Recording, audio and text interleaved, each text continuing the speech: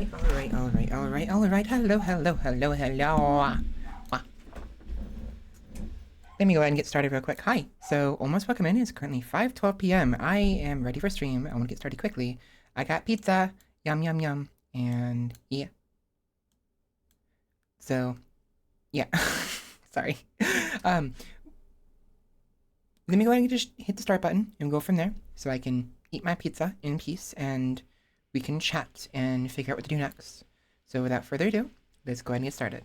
Sorry these pre-stream rambling today is short, but I just... Anyways. See you soon.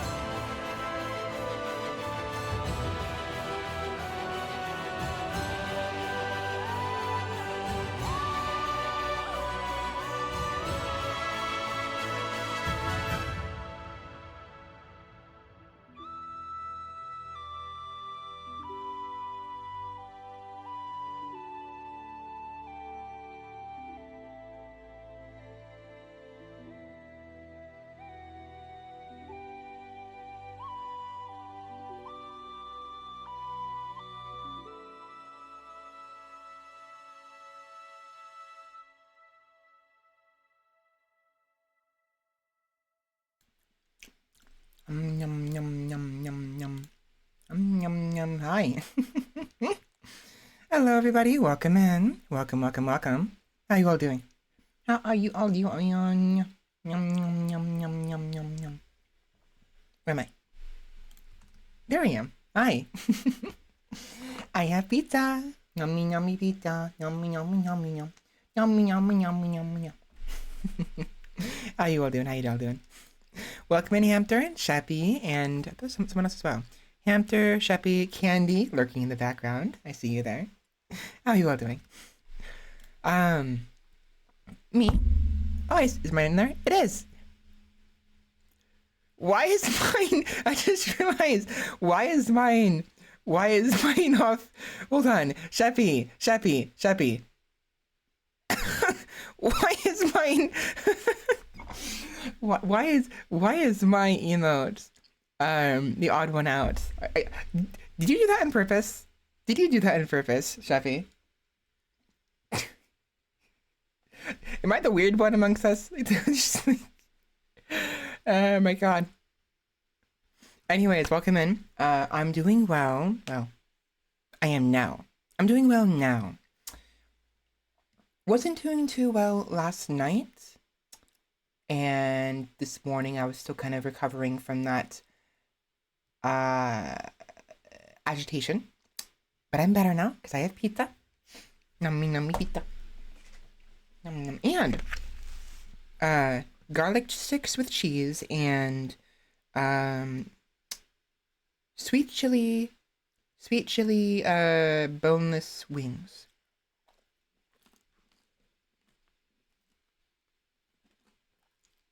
A glitch if it's posted before it goes out or sync with other. Wait, what? What if I do this? What? I fucked up. Oh, I don't own those, that's why. A glitch if it's posted before it goes out of sync with other emotes. I don't get it. Okay. Anyways, I'm feeling better. I'm better. Last night, I attempted to do what I was trying to do and fix the VOD from last Saturday. I mentioned it in the Discord, but long story short, I don't think too hard about it. Okay, I won't. I was trying to render the video, right? The VOD I was fixing. Well, Windows decided to update my computer in the middle of that. And I wasted 5 fucking hours. So that was fun. And I was very angry. Went to bed angry. And woke up angry. And was angry until literally like 20 minutes ago when I got pizza. I'm better. I'm better.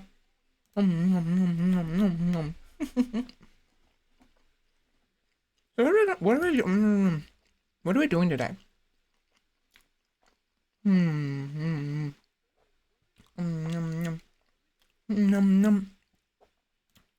What we doing?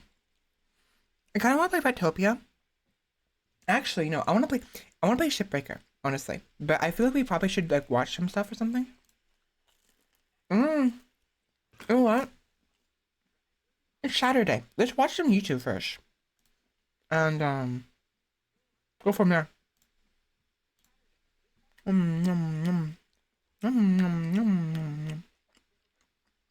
Oh, by the way, I looked it up and it should be fine. I was a little worried about sharing where I got the pizza from, but the location, they have many locations. I'm perfectly safe doing that. Mountain Mike's. It's a really good pizza place. I mean, it's expensive and a lot of people hate it. I love it. I like it. They make some really good sweet chili boneless wings.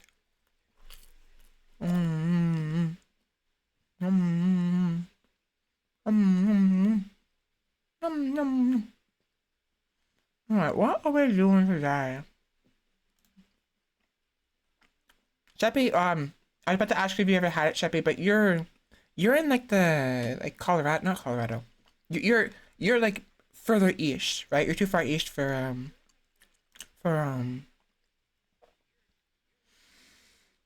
mountain mics, I think. It's only like in Nevada and California and Oregon, like the West, you know?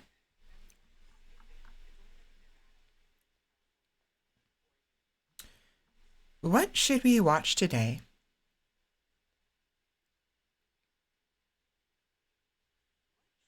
You know what? You know what? So I was watching. Oh, what? I was browsing Twitter and hold on, but I need to position this properly. And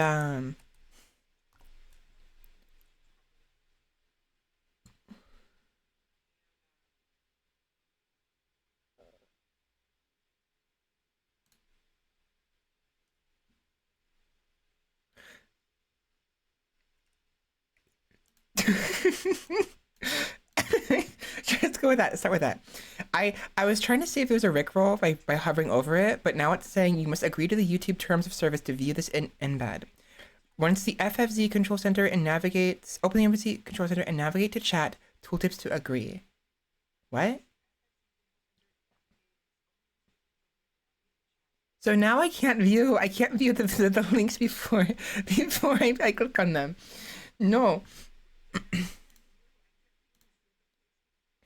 To Chrome, Chrome, Chrome, Chrome, Chrome, Chrome, Chrome, Chrome, Chrome. So let me test out the volume first.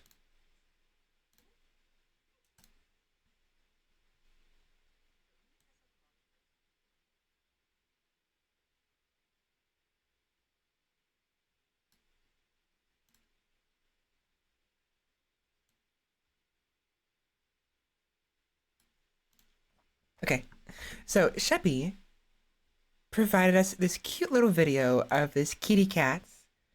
Um, I don't know if it's like I don't know if I should be making commentary before I show videos or what have you. I mean, sometimes I do. But like I have nothing to say here, so let's just watch. Big day today, Freeman. Ah! Oh no! Whoa! Oh dear! Ah! Oh! Oh! Oh my goodness! Hello, Freeman. Hello. I'm up here. You did it right there. Oh my God! Ah! Oh no! Oh! Please! Ah! No! Oh, can't hold on much longer. Ah! Oh my god, cats are so freaking silly and cute. I love them. Half five cats. Hold on, go back. Go back. That was cute.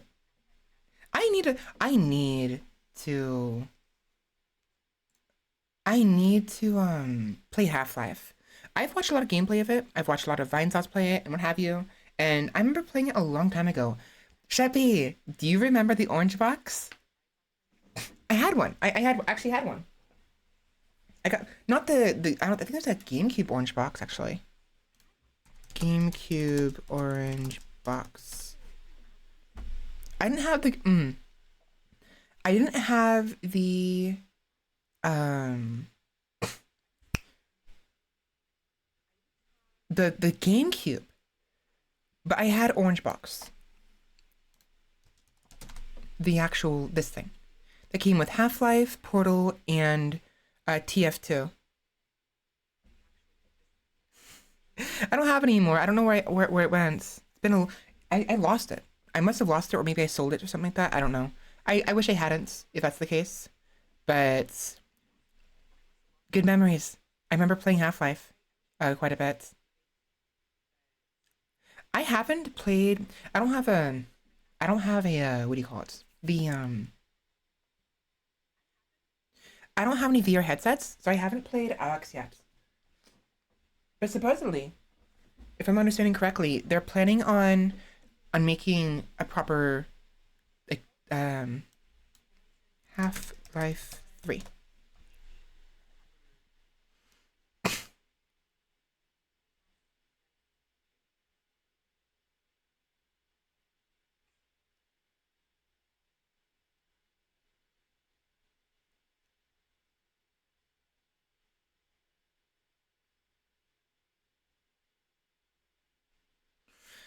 I think I remember reading somewhere that apparently there is going to be Half-Life 3, but I don't know for sure. With this.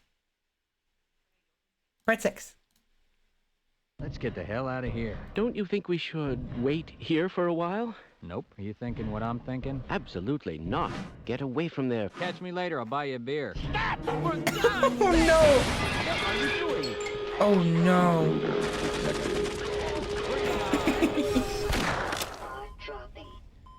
Yeah. I mean, cats are cute, but like if you don't like secure if you don't secure your belongings, you're just asking for a problem. That's cute. More. More. Ah, hello. Hello. It's good to see you. They're waiting for you, Gordon. Oh, I thought it might be another of In the test chamber. Right. I can open the portal now. The process is complicated, and once it's begun, I must not be interrupted, or I... Oh, my. Warning, extreme radiation detected. Get him out of there. Shut down. Get back! Ah! What the heck is going on? These are cute.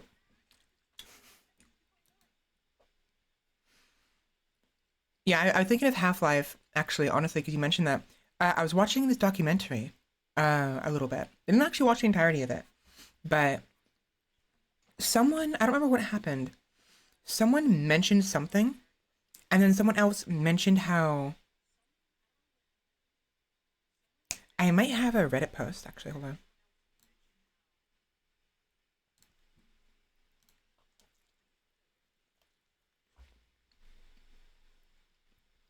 Hmm.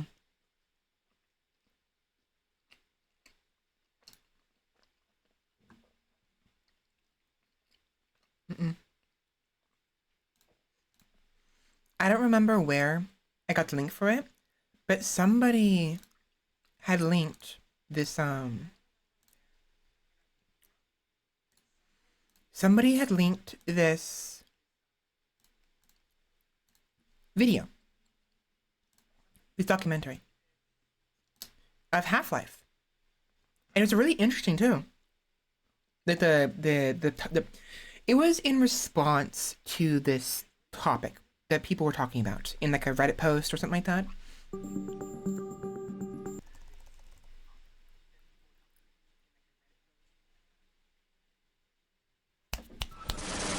That's loud. Schedules were, right? At that point in time, that was a useful way of making design decisions.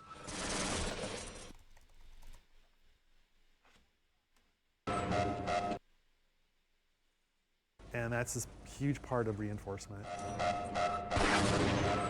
So freaking loud. You'd have these conversations where you'd be sitting in a design review and somebody'd say, that's not realistic. And you're like, okay, what does that have to, like, explain to me why that's interesting, because in the real world, I have to write up lists of stuff I have to go to the grocery store to buy.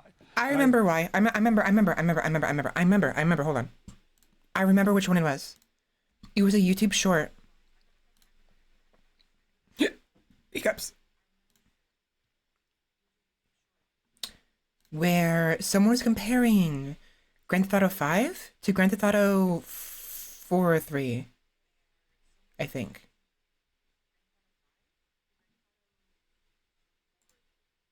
I don't remember. Give me a minute to go find it.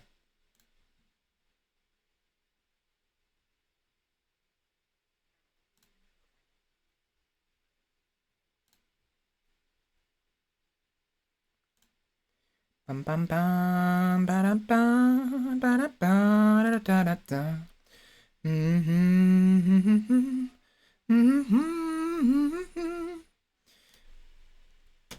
GTA 5 versus GTA 4.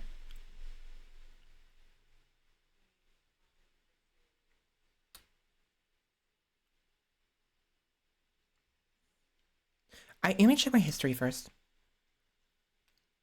I don't want you seeing my history. This is why I didn't want you seeing it. But yeah, so someone was comparing the game mechanics, basically. The games, GTA 5 with another version of GTA. I think it was 4. I don't remember. I don't remember. I don't remember. I don't. In other news, while you guys wait for me to try to find this, I have been trying to do my best. I'm always trying. My voice is a constant issue. We've always talked about this. Well, um,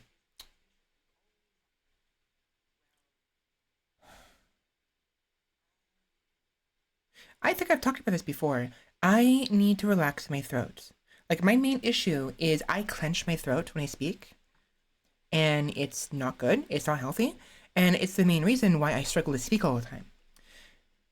The reason why I clench it is probably because I speak too fast and what have you, and I don't enunciate. Because I swear I am.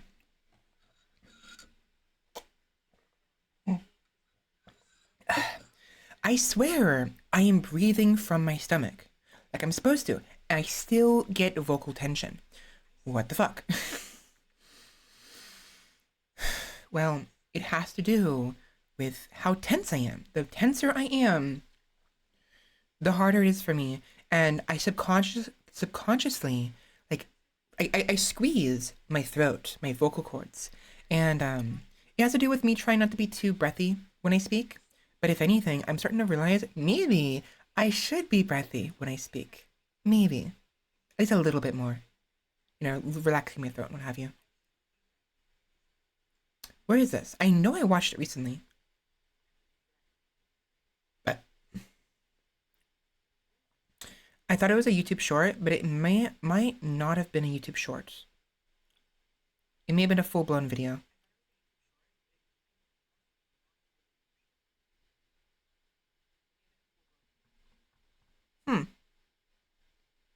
Where is this?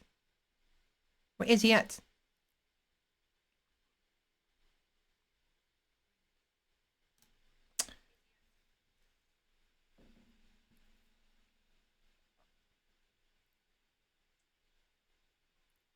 Ba da da da da da da da da da da da da da da da da da da.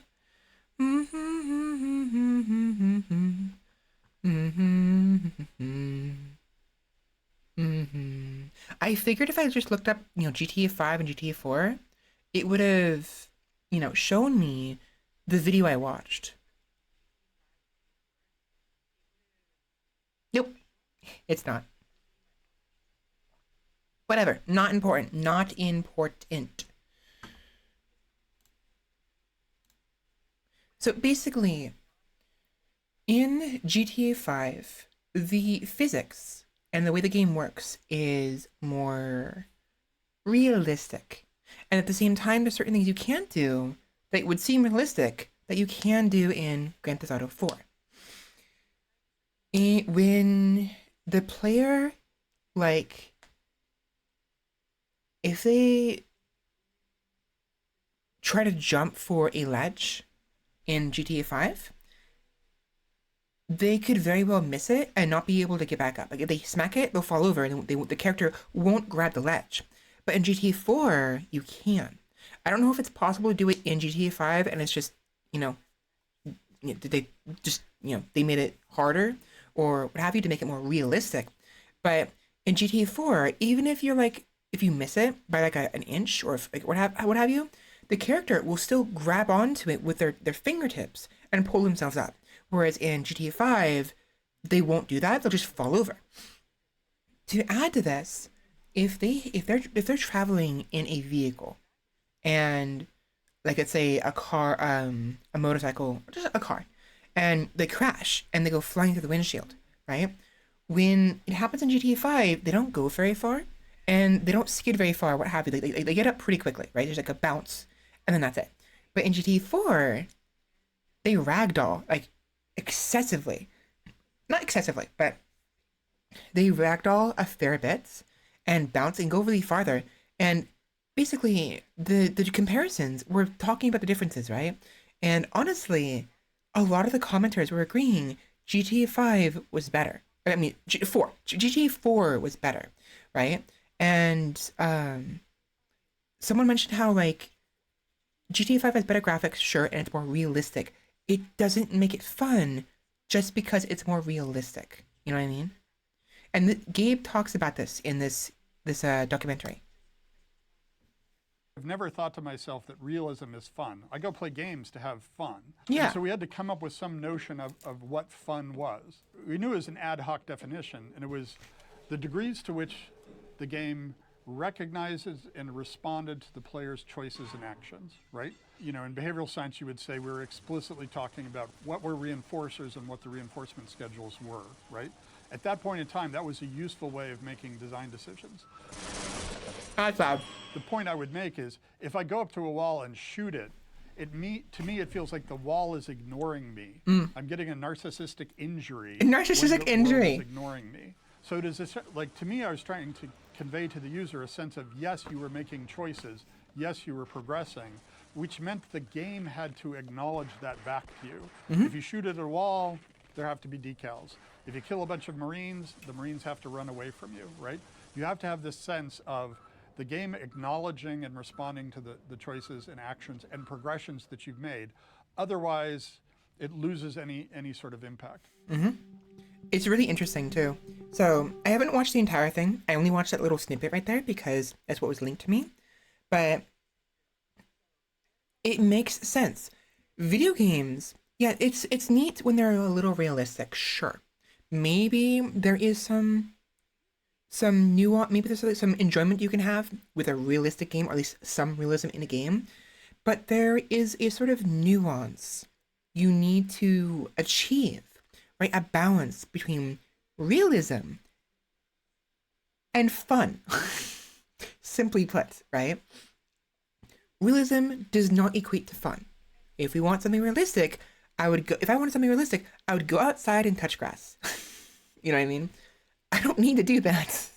I'm not here to touch grass, you know? So it's a lot of people. I think one of the comments in the previous video mentioned how like a lot of developers think what we want is realism, like realistic, as realistic as possible, but we don't. We just want fun. Maybe some realism, right, to make things interesting, or like closer to more immersive because it's you know, closer to real life. But we don't want to play real life. We're already living it. We don't want to do it again. Real life sucks as is. We don't want to keep playing it. That's why we go to video games. So, but there is potential for realism. But only when done right, and only when it does not overwhelm and overshadow what makes the game fun. But it's a really interesting topic. I highly recommend you guys watch this. I haven't watched it myself yet entirely, but like it's a documentary about Half-Life. Seems really interesting, and I think I have it in my watch later playlist. I have it in my video game stuff. Okay. What I'll do is throw it into my watch later as well. I'm gonna look at that later. I never actually use that playlist. I should, but I never do. And why is my computer being so slow? I mean, I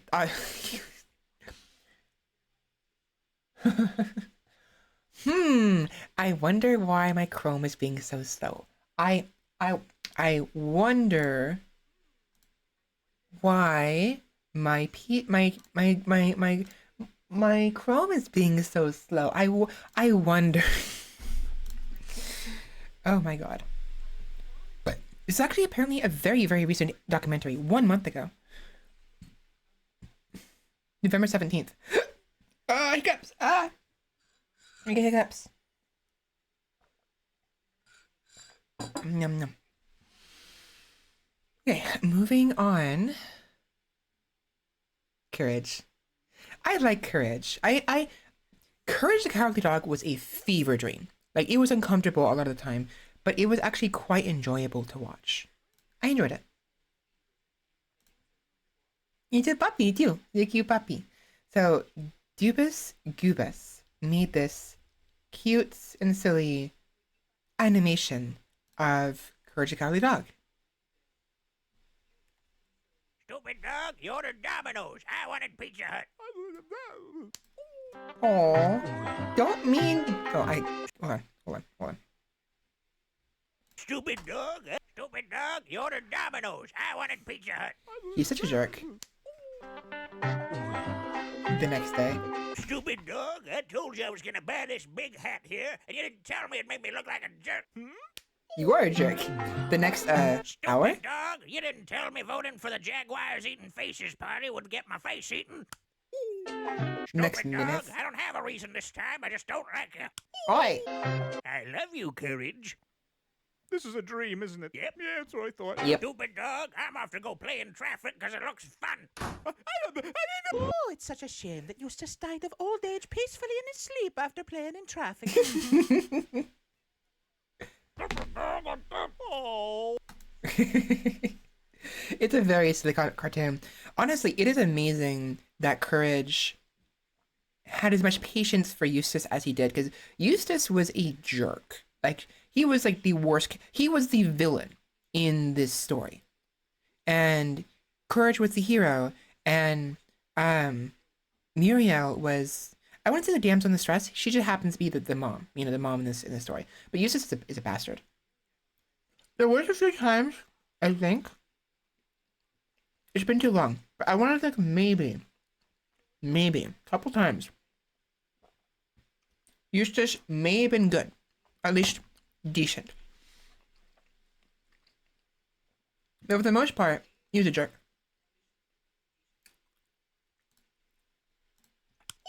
I love you, Courage. This is a dream, isn't it? Yep. Yeah, that's what I thought. Can you stop cutting off my transition card so quickly, please? Stupid dog, I'm off to go play in traffic because it looks fun.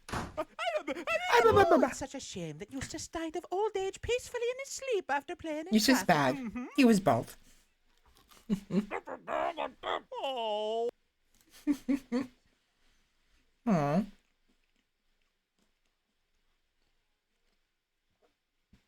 This cartoon is dedicated to my grandmother, who died 2 days before Christmas.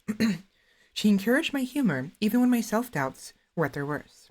I will always love and miss her. Aww. Aww. Well, it's nice that, that he can keep, they can keep doing this, encouraged by their grandma. Probably so encouraged by her from beyond.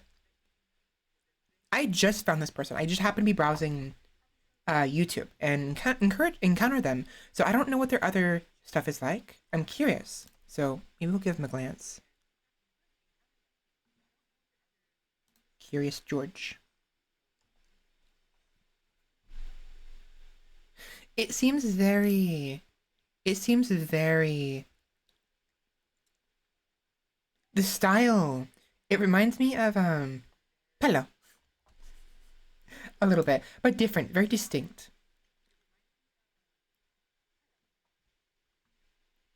Crazy, it's that crazy sort of like crazy, like, not messy. I can't describe it.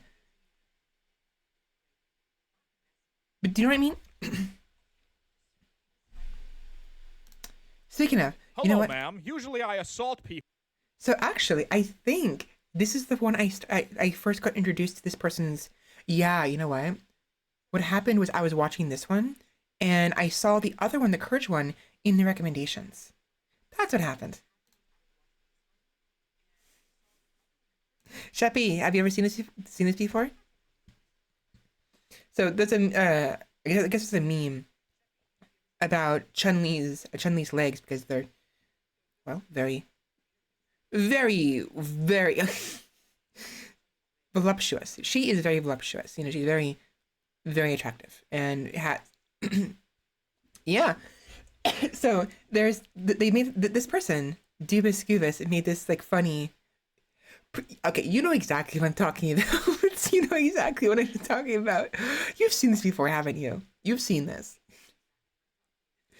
Hello, ma'am. Usually I assault people who even kind of look at me weird, but your legs make my brain go awooga. Would you like to I am asexual, but god damn. Are you by any chance in need of a me-shaped chair? Yoga is the yoga. Between America and them thighs, I commit a second Pearl Harbor. Know what I'm saying, babe? Oh! I really wish I could be in the game again. It was a lovely time. Good heavens. I like yelling! Oh. You Ow. don't scare me. I am a lesbian. Are you? No. Uh-oh. Uh-oh. Your legs do not work on me, for I am homosexual. The language could not seduce me, husband. I have won. I am so proud of you, Zangief. 1, thank you, Zangief. Alt skin 9. Shall we celebrate with the Battle of Tongue? Dot.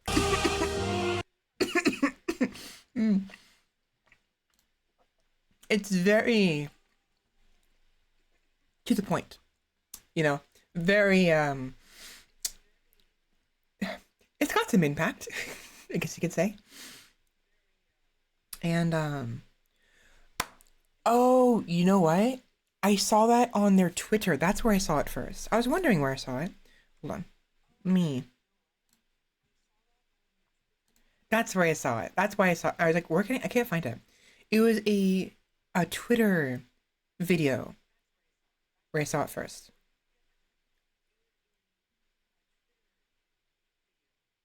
Go watch episode 3 of Monkey Wrench tomorrow. Where's it? Where is it?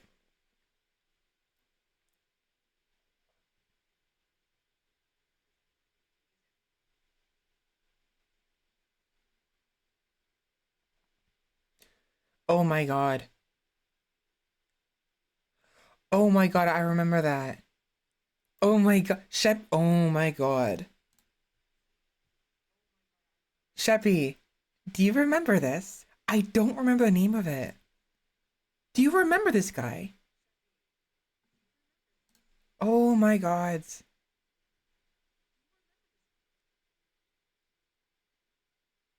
Sheppy, I can't be. Where is this from? I don't remember.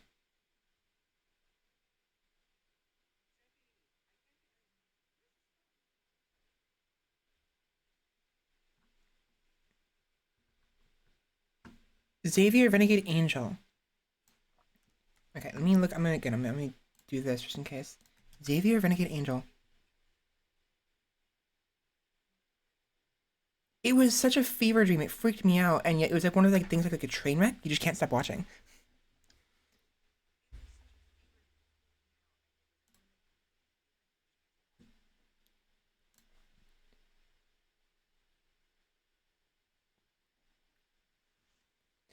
Xavier Renegade Angel is an American adult computer animated television series created by Venom, Chapman, and John Lee, who are also the creators of Wonder Chosen. I don't think I watched the entire series. There's 2 seasons of it apparently. Yeah, it was very uncomfortable. I remember watching like a couple episodes. It was very uncomfortable. But it's also like nostalgic in a way. You know what I mean? Like nostalgic. Like similar to like Courage. Xavier is a well-meaning yet naive and oblivious, fawn-like shaman wanderer with delusions of grandeur who speaks in a surfer accent. Yo, my dude. Xavier is the eponymous main character of the program, often shown to be a deeply insecure, self-righteous, and childlike individual who can quickly turn against others if interactions with them lead to negative feelings about himself. Xavier often brings total destruction to his environment and those around him in his attempts to right what he sees as wrong or help others with their problems, in many instances going as far as breaking reality itself. His physical appearance is equally absurd. He wears the shell of an isopod-like creature as an armband on his right arm. His left hand is a snake from the elbow downwards. It usually acts like an ordinary hand, but in the episodes, the six... Yeah, it's a very, very, like, fever dream situation. And was very uncomfortable, but nostalgic.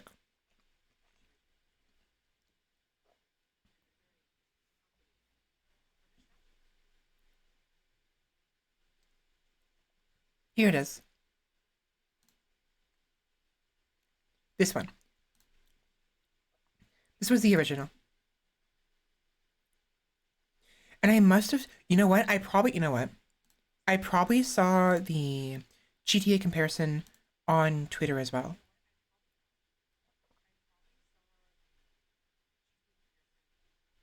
Oh yeah, this one.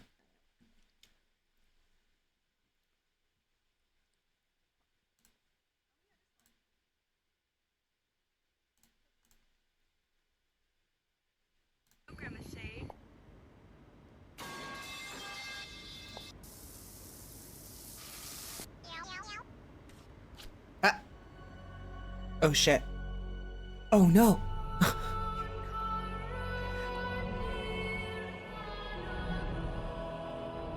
The cat's singing the song. I like how the phone is higher than where her hand was originally.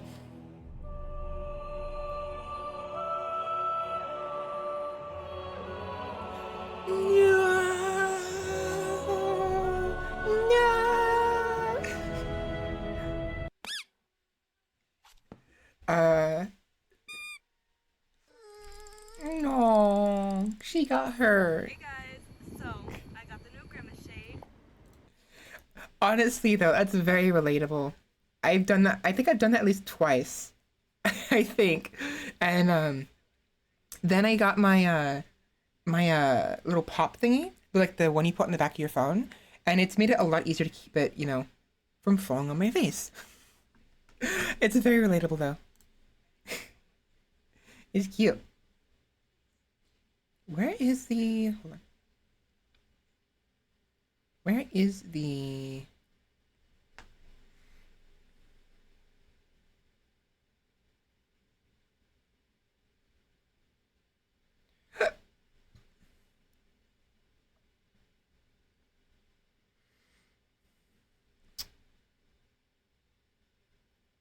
Excuse me. I don't want you guys looking at my likes. I mean, I guess you could just see them yourself, like on my Twitter, but like, please don't. Please don't. Okay, this is cool.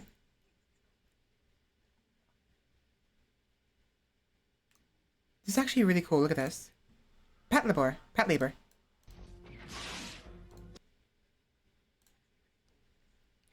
So I was never one. I never got into the mech, you know, anime and series, what have you. They're neat. I didn't dislike them. You know, I like them. They're neat. I just never got into them. This is really cool. Apparently, it's an old anime. Pat Labor. I pronounce it Pat Labor. Pat Labor, but it's actually labor because in this series, in this universe, they call the mechs labors. They're not mechs. They're labors. That's what they're meant for. Is they were used for like construction and other like developmental and stuff, and then used for police force enforcement and, you know, rescues, what have you. And eventually, you work their way into the military, which honestly is that is the realistic and most likely scenario as to why we would develop mechs. Like properly, like mass produce. Aside from like fan works. I know there's like those mechs people have actually made in Japan, which are fucking insane. The actual reason, the likelihood of why we would encounter this would happen to us, mech society, is because we wanted them as laborers, right? We would use them as tools, as better vehicles for rough terrain and what have you, because the dexterity it can provide, like, you don't need a crane anymore. I mean, you might need a crane for larger things, but for smaller things, you don't need a crane anymore. Simply get into your labor and pick the objects up. Simple as that. Very reasonable. It makes a lot of sense.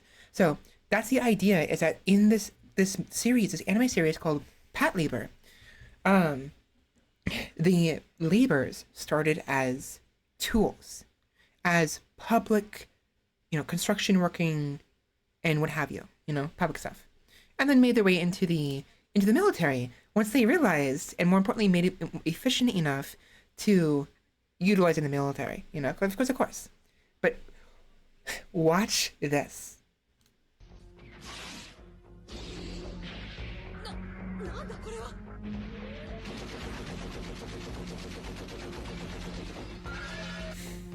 She tried.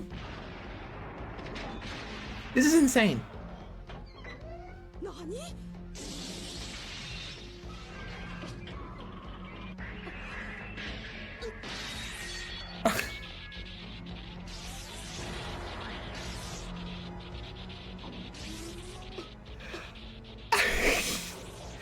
Motherfucker.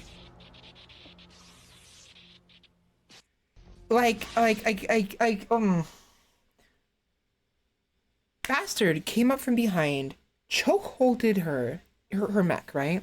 Opened her cockpit, stuck their mechanical hand in there, not to crush her and kill her, like Titanfall, but to disable her controls, pat her on the head and said, "Laters." Oh my god, that's like the end of my career. I'm like, okay, Commander, I would like to retire. Why? No reason. That is insane.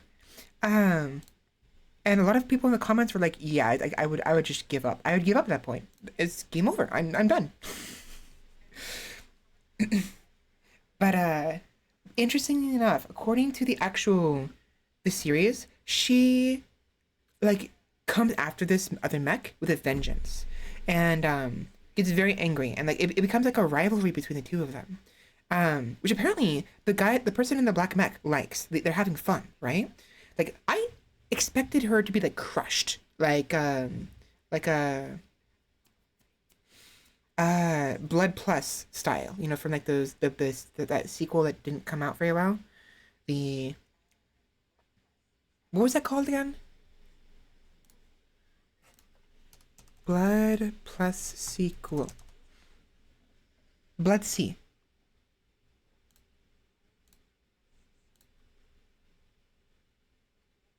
Yeah, Blood Sea wasn't as great as Blood Plus, honestly. In my opinion. But in that, there's scenarios where these like giant monsters like tear people apart and like rip them like string cheese and rip them in half, or like blend them and stuff. It's really insane. It's really crazy. And I have expected her to be turned into into strawberry jam. Apparently, though, this is spoilers for Pat Labor. Apparently, the person who's in the black mech is a 12-year-old child. Whoever developed this mech had pulled this kid off of the streets in India, an orphan, right? Who had enjoyed playing video games. And they took him off. And they threw him in there to test run the mech, the labor, right? It's a prototype. It's not complete yet. And so every encounter he has, he sees it as nothing but a game. Supposedly, he never actually kills anybody. These are obviously war machines, and you're supposed to, kill your opponent because that's war for you. But he doesn't see it as war or as life-threatening. He sees it all as a video game. And that's why he enjoys doing the way he does. Is he's BMing them, right? He's BMing them in what he does. Every encounter has some form of like he's being caught. He's shit talking them basically. He's messing with them. He never takes any of it seriously. But because of his ability, his skill in video games and everything, he loves this. It's really enjoyable to him. It's like the best video game ever to him, and he's having a blast.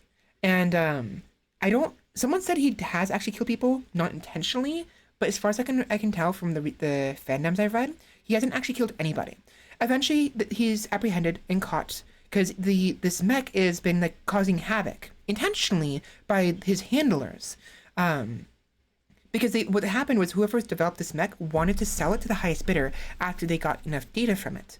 But that fell through because they got caught and what have you. But this labor, this mech, has the most dexterity of any robot, of any mech. Its dexterity is insane. And apparently they use chemicals in the robot's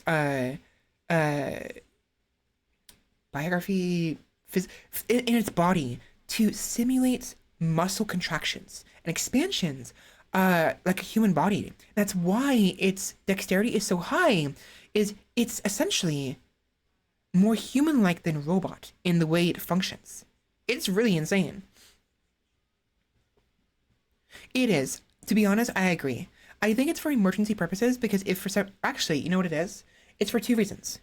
Emergency purposes if the mech goes down and they need to extract the pilot, but also how else is the pilot supposed to get inside? You know? But I do agree. It's very exploitable. Again, these things weren't meant for war. They were meant for construction and for, public infrastructure manufacturing, basically. And so when you're in such a situation, you don't have to worry about your opponent, opening your latch because no one's going to use it but your coworkers. You and your coworkers are just going to work. You're turning on the forklift or like getting in the wrecking ball machine or the crane. You don't have you have keys maybe, but you have to open it somehow, So why not just why bother? It's probably just like an old an old design choice they didn't bother to remove when ad hoc, turning it into like a military vessel, Yeah, remote control would be better, definitely better. So, or like having a keyhole even, having it smaller and having it use a key if even. That's very easy to do. But to be fair, if they had done something like that, we would not have had the gem that is this clip. I mean, come on. I love this. It's the best form of BM. It's hilarious. It is cold. It's very cold. I totally dominated you. I could have killed you, but I'm just gonna pat you on the head with my middle finger and let you stew in anger.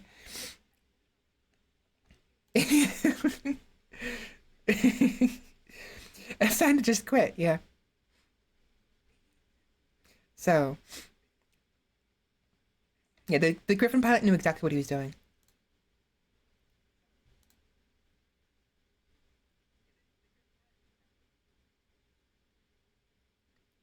This is basically the mech equivalent of that story where an F-22 Raptor pilot snuck up on two F-4 Phantoms, took a look at their equipment, and told the pilots of said F-4s, "You should go home now." Yeah, I actually looked this up. Apparently this is true. Supposedly, I don't know what year it was. Like, maybe within the past decade or so, right? There was these situations where America had these drones off the coast of Israel, I think. And doing reconnaissance, and they kept getting bought. Not Israel. Iran. I'm gonna look it up again.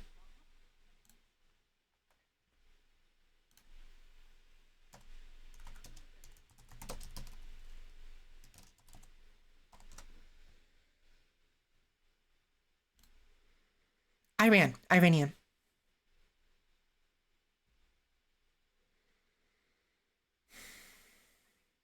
2013.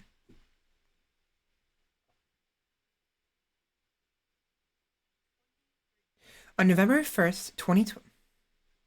Making sure I'm not gonna dock myself. On November 1st, 2012, two Iranian Islamic Revolutionary Guard Corps, Su-25 Frogfoot, attack aircraft spotted a U.S.-flagged MQ-1 Predator drone flying over international waters approximately 16 miles off the coast of Iran. So the gist of it here is the Revolutionary Guard, they kept shooting down drones, and eventually they attempted to have people, certain planes, like, guard them, and I guess it wasn't effective enough. I guess that they were being straight up attacked. It was like they weren't like a match. They're a match or even with the Frogfoots. So basically, what America did, was they sent their best freaking jet, right? The F-22 at the time, anyways, or one of the best, to guard the drone for distance, sneakily, right, stealthily. The two Frogfoots approached again at some point, and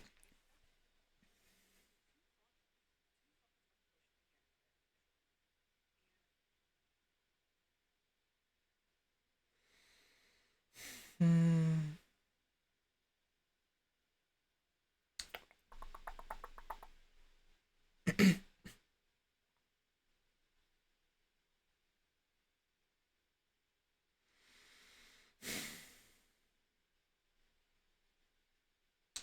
Oh.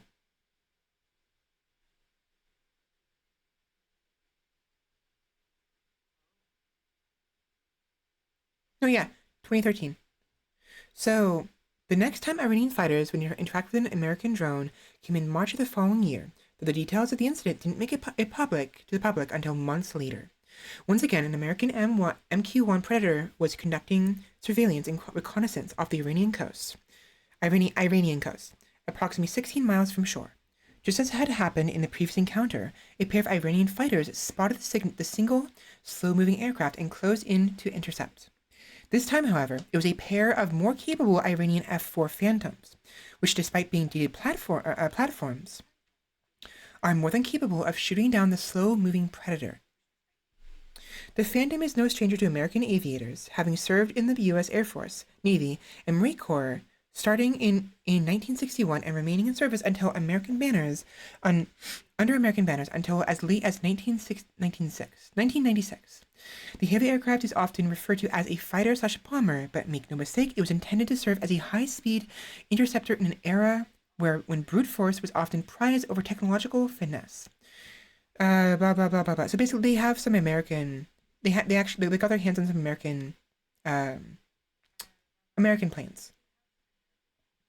With one F-4 hanging back, the other began closing with the MQ-1, closing with the MQ-1, maintaining its course some 4 miles outside of Iran's territorial waters.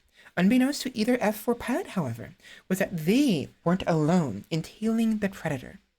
A U.S. Air Force F-22 Raptor, piloted by Lieutenant Colonel Kevin Showtime Sutterfield, was also flying undetected nearby, eyeing the oblivious Iranian fighter pilot as he began to make his move. Showtime closed with the encroaching F-4 Phantom in Hollywood style worthy of his call sign, taking the sleek Raptor under the Iranian fighter to inspect the weapons it was carrying without being seen. While reports haven't indicated what munitions the Phantom was equipped with, it seems clear that Showtime wasn't impressed. Technically speaking, the F-22 Raptor's top speed of Mach 2.2 is slightly lower than the Phantom's 2.23, which the Iranian fighters had, but in practical applications, those figures really don't much matter. What did matter, however, was the F-22's advanced stealth, allowing Showtime to operate in the same airspace as the Iranian fighters without them even noticing. If a fight were to break out, the F-22's thrust vectoring acrobatics and advanced avionics would have supplemented that stealthy design to make for what would have likely been a very one-sided fight. Showtime knew this, and it was time that he let the Iranians in on it too. From beneath the F-4 Phantom, now only miles from its MQ-1 Predator target, Showtime banked left and picked up altitude. He brought his Raptor up and in line with the Phantom just in time to see what must have been one very shocked Iranian fighter pilot, as he quite possibly made a mess in his pants. Possibly. Just to make his point clear, Showtime hopped on the radio. "You really ought to go home." And just like that, the Iranian F-4 and his wingman, miles away, both promptly dead. After watching this video of the F-22 chasing down an aggressor A-4 Skyhawk in war games, you probably won't blame them. There's a video of it. So basically, that happened. And it's actually kind of interesting to read about that. And it's actually really neat too. So this person was able to properly disengage, to de-escalate the situation without death, and also without wasting ammo, and probably also without wasting fuel. So he saved lives and also saved the military a pretty penny in a number of ways. My God, can you not? Can you not? Can I please stop? What is going on?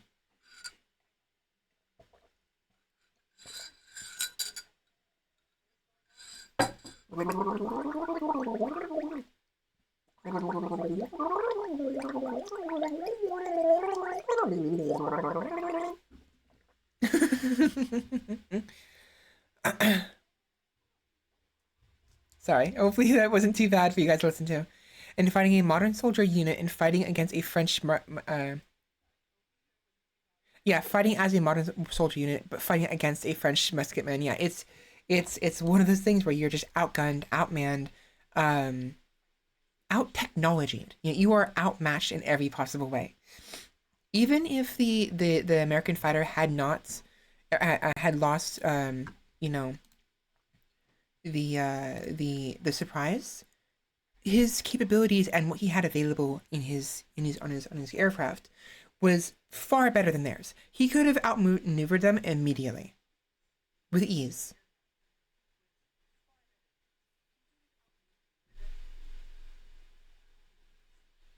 I'm still looking for that GTA 5. Bug Enthusiast has very okay. Even though I don't want you guys seeing what my likes, I will at least show you this real quick. So, do you guys know of the person named Bug Enthusiast on Twitter? They make some very beautiful comics, very pretty character designs, really good designs in general, and I highly recommend you give them a shot. Bug Enthusiast at Idle Mantises is their call sign. That's their. But I recommend giving them a shot. They have a lot of LGBTQ, and they play with things like like angels, for instance, because angels don't really have a gender or sex or anything like that. But one of their main stories is this demon who's in a relationship with an angel, and not like the angels we're used to, like the ones that look human. Those are the lowest angels. We're talking about like an angel that is closer to a true like angel, like a top tier angel. It's interesting how they go about that. What is grok? What is it? What? What the fuck is this? Twitter grok. What is grok?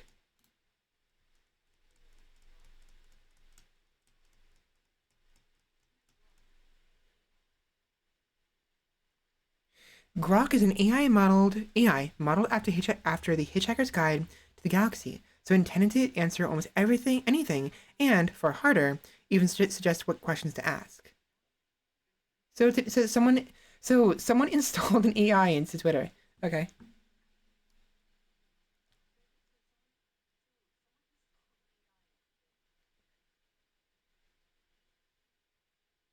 Where is it? Where is it?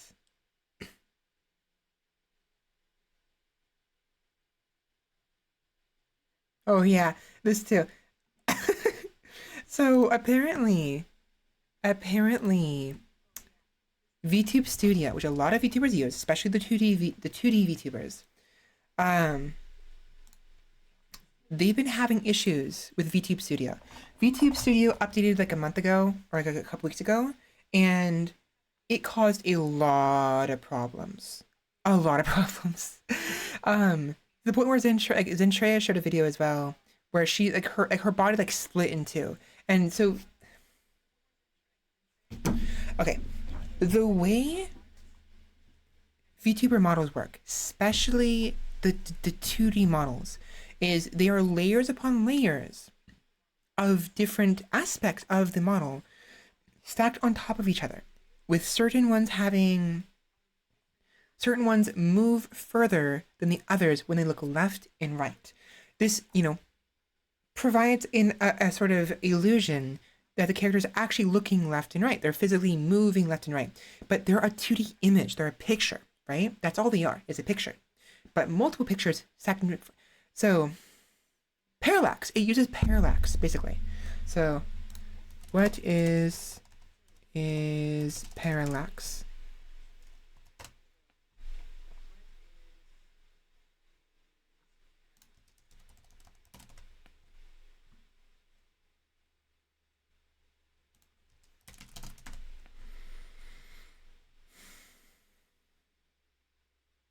Parallax scrolling is a technique in computer graphics where background images move past the camera more slowly than foreground images, creating an illusion of depth in a 2D scene of distance. So I don't know if it's exactly what's happening, but that's my... Well, pardon me. Sorry for pretend, for lying to you that we're fake. Clearly we're real. Clearly I'm an actual Valkyrie.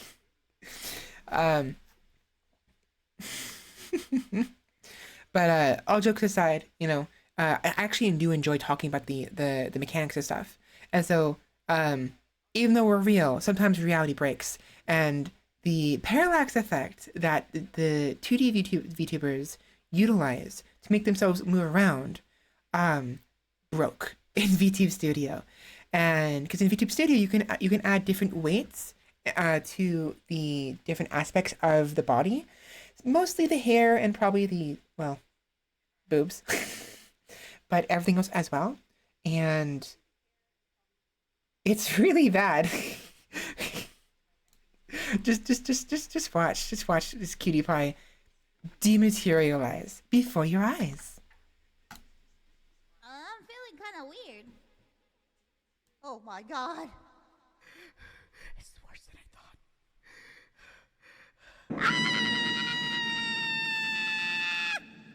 Oh god! It's so cute and funny. It makes me want to go to VTube Studio and get a 2D model just to be able to do that. It seems like so much fun. But yeah, she dematerialized. It's very great content. As a 3D VTuber, unfortunately, we don't have that capability. We can't dematerialize on command, but what we can do is change our colors very, very easily. If I can find light effects or effect, I think it was effects. Whoa!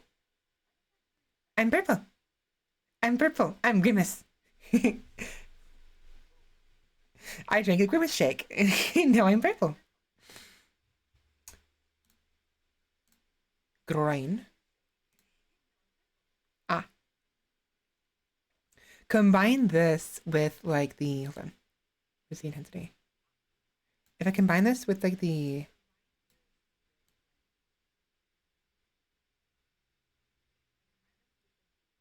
where's the hold on. Filters. Which one was it that made the radio sound? I think it was the high one. Testing, 1, 2, 3.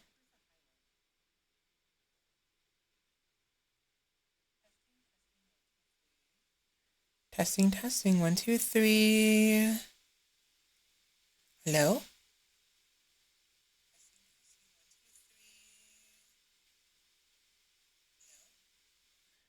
That wasn't the right one. Middle. How about now?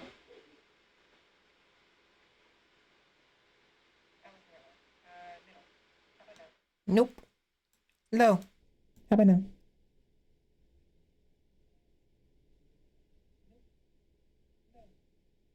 Are my equalizers not working? Hello? What's going on here?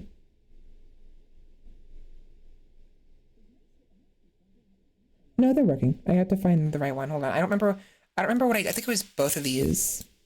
I think it was both the high and the low. There we go. Hi. Oh, I wonder if I did this.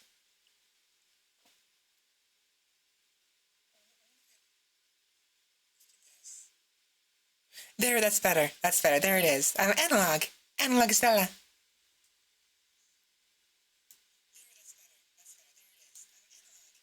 So I have to do, what I have to do is low to the maximum negative integer and high to the maximum positive integer. And that can sound like analog. There's a better one though. There's one where you sounded like I was actually like in a radio. I don't remember how it was. How about this?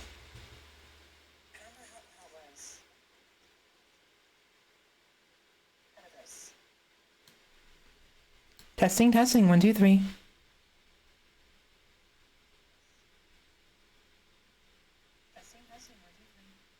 I don't remember. I know it was a combination of these ones.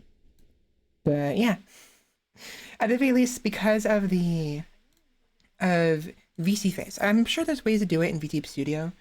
I'm actually considering playing around with VTube Studio with my 3D models in the hopes that maybe it'll be able to do things that VC Face can't, or what have you. Maybe it'll be less intensive. Who knows? But VC Face has done me good. I really, it is very, very useful.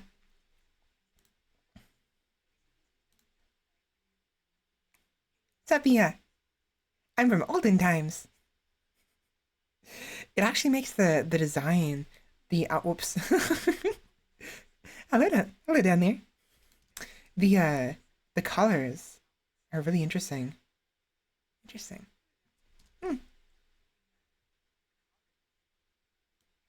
Wah. Wah. Sepia.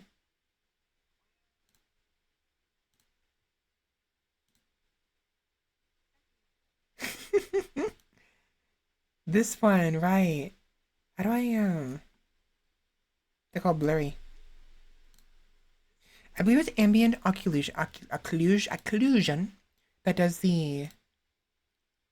There we go. There we go. There we go. Hi. How's it going?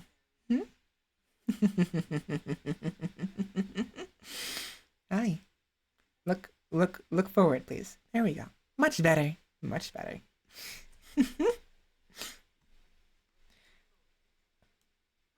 Wah. Oh, you know what? I should do this with the colors. Like with a green, green and... Whoa, that's interesting. I got a green tongue. I had too many green pixie sticks. I'm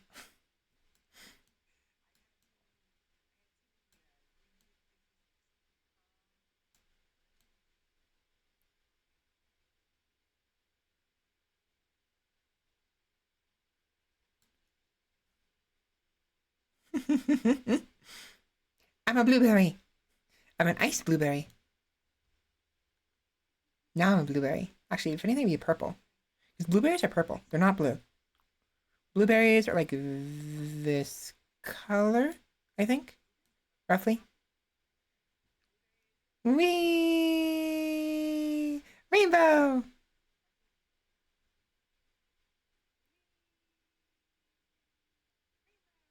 Ow, wow, wow, wow. Ow, wow, wow, wow.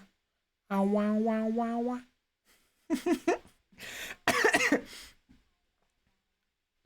So, going black.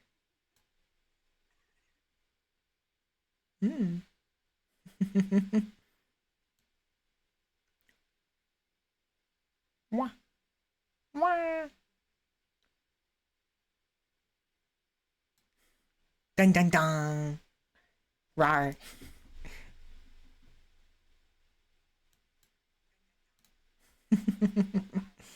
This is fun. This is fun to play with. Bloom. I'm shiny. I'm shiny. Oh god, I'm radioactive. Oh my god, help me guys. I'm dying. I'm gonna get cancer. Oh my god, no. Help.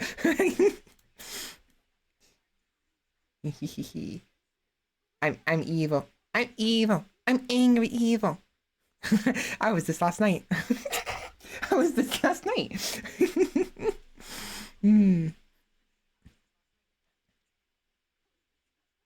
Interesting how these colors don't shine nearly as much, whereas these ones are like intense. I have become the sun.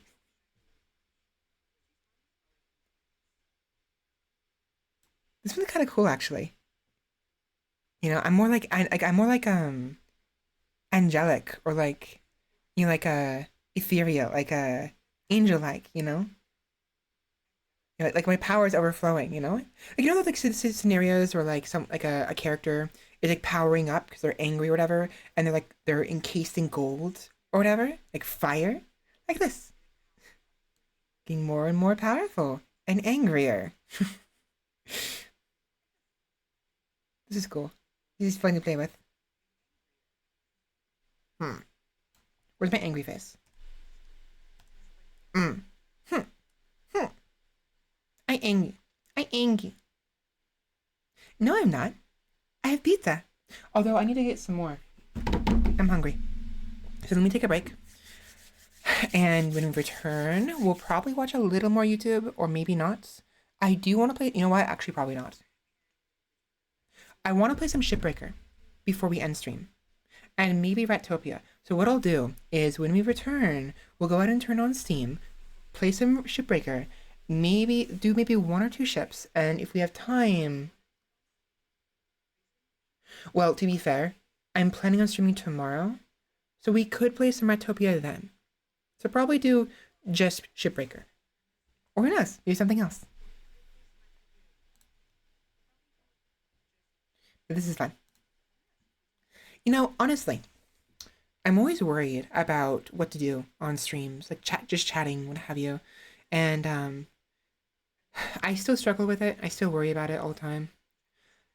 But I would like to think I'm doing well, all things considered, like coming up with things to do that isn't a video game, just chilling and just hanging out, like messing around and talking about stuff, you know? It's always gonna be a bother for me. Not like it's always gonna bother me. Like I'm worried I'm not gonna be funny, and I don't see myself as very funny. But you guys, you do seem to enjoy what I do, clearly. So thank you. But that, you know, the little voices in my head always get to me. They nibble at my brain. You nibble, and they smack me around sometimes. But I just gotta relax.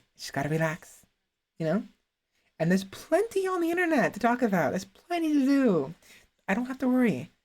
I always will, but I don't have to.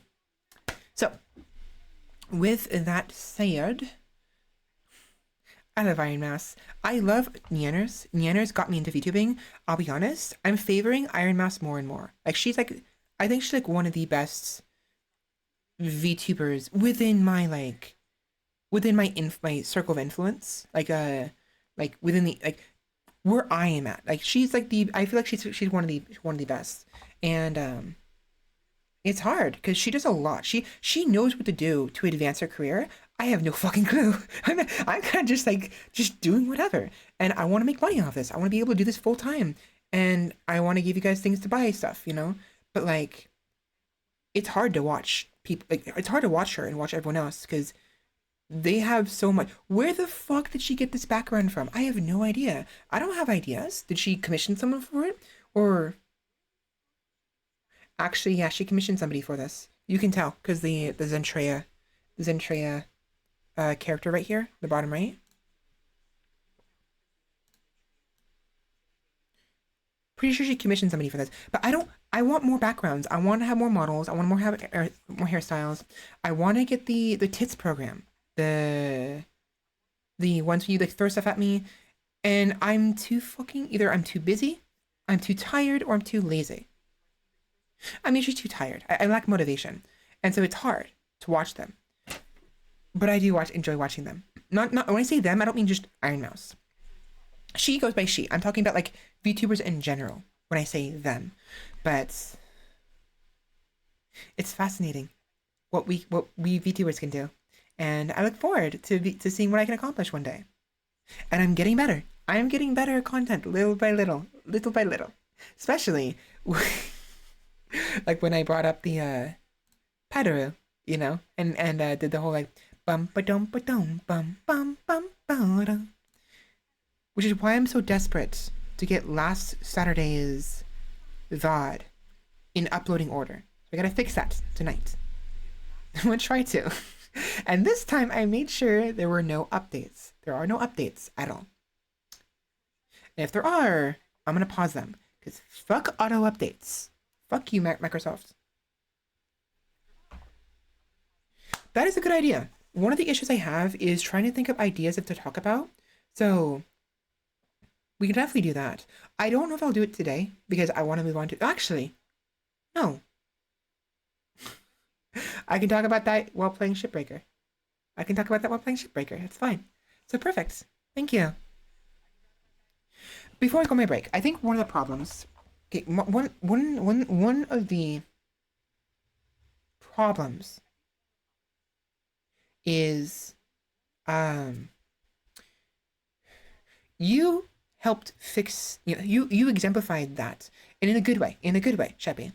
You provided me with a topic, something to talk about. You engaged with me, and I don't want to force anyone to engage with me. If you guys are chill and you just enjoy listening to me in the background, that's great. And one day I will do ASMR streams, since apparently, according to you, Chevy, I'm actually have a good voice for it.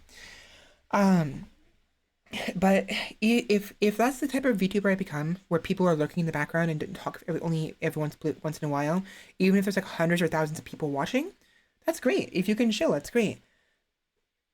But it makes it difficult to make to be entertaining, because if I'm just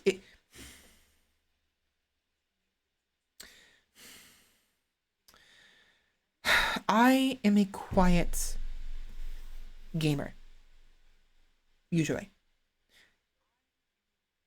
When I play games, I don't move. I am usually very still, and I focus on the game, like straight up, and I won't talk. I mean, obviously, who's there to talk to? There's no one here. I'm alone in my room, but it's hard to break that habit while on stream and to have things to talk about. And the problem is I'm good at focusing on a topic, I'm focusing on what I'm doing, but as a result, I get distracted and can't think of anything else.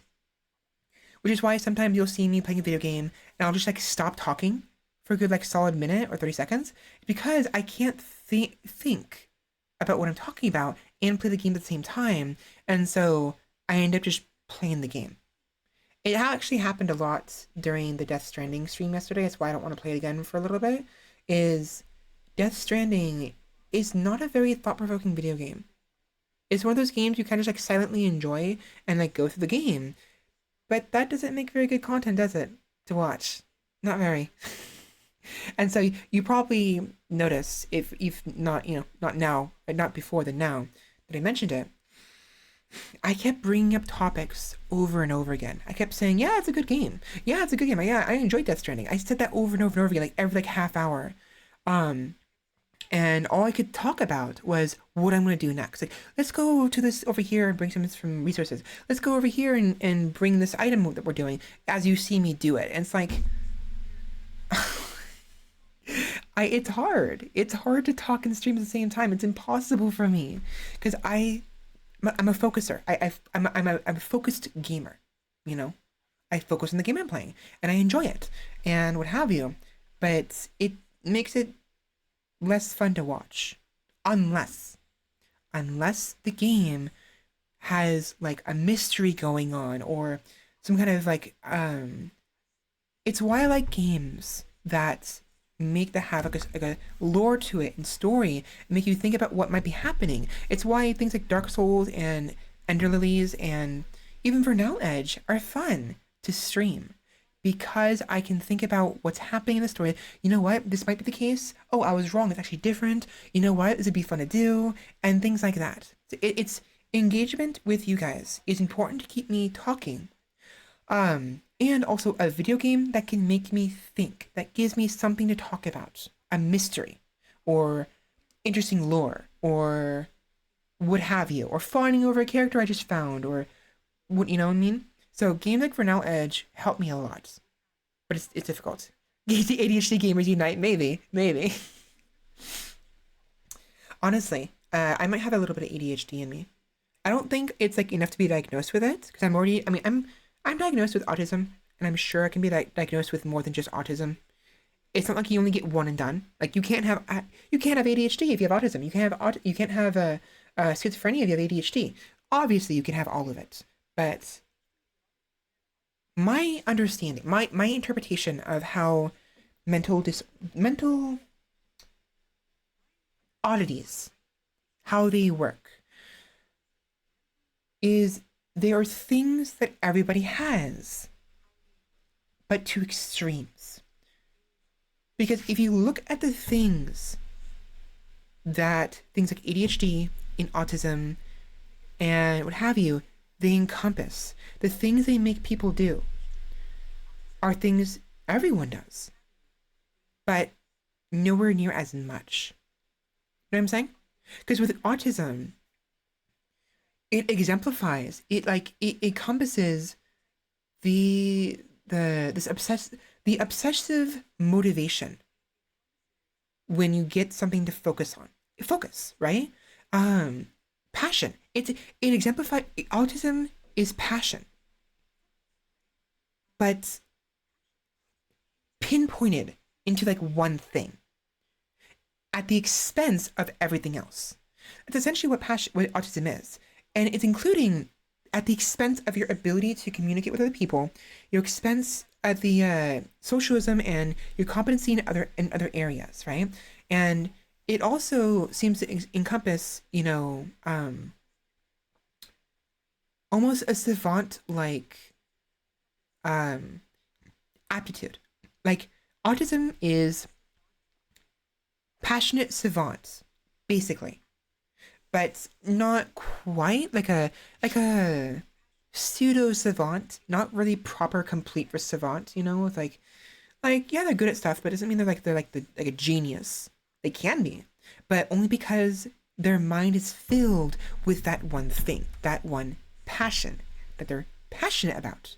So autism is passion, and ADHD is kind of like the opposite. You know what? Hold on. What is ADHD? I don't want to say it wrong.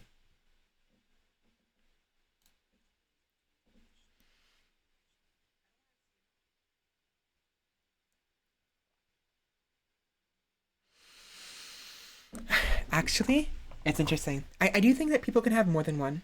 Someone can have both ADHD and autism.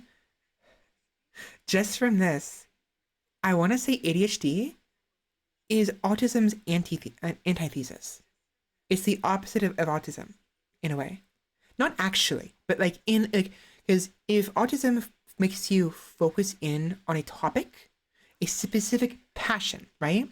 And only that one, then you're focused, right? You're focusing in on that. Whereas ADHD does the opposite and makes you think of everything at once. You are focused, you can't focus because your mind is everywhere and thinking of everything at once. You have too much energy and you act impulsively because your brain is in like a spider web encompassing a whole bunch of different things that happening all at once. Everything in your environment, everything you're listening to and doing, you cannot focus because your mind's wandering.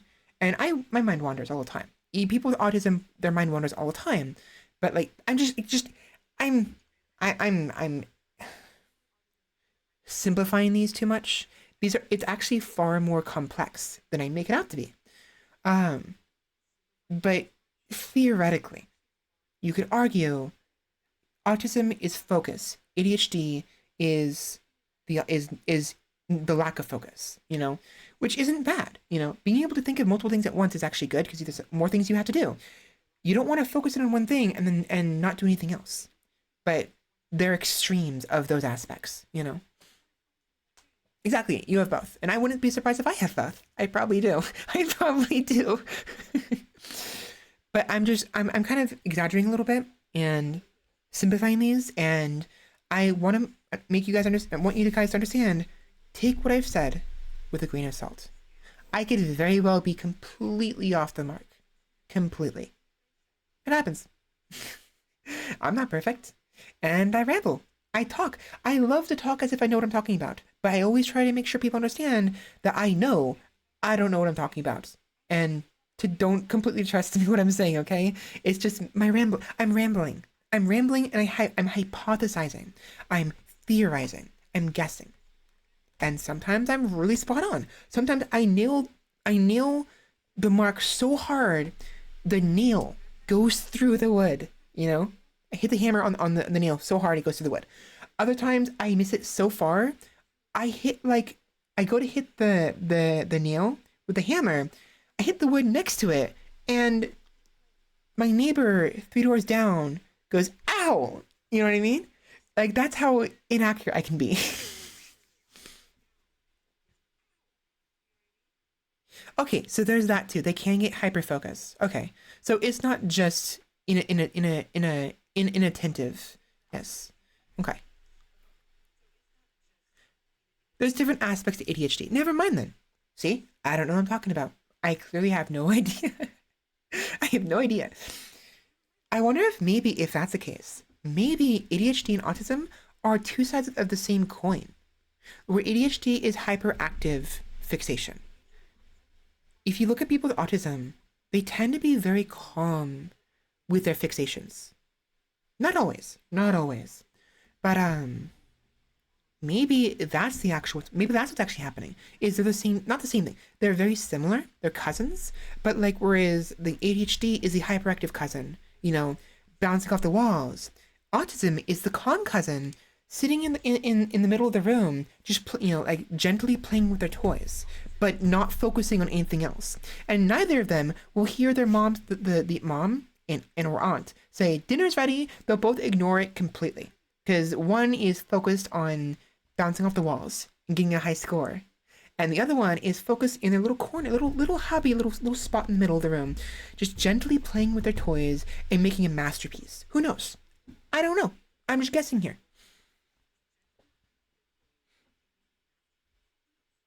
Oh, really?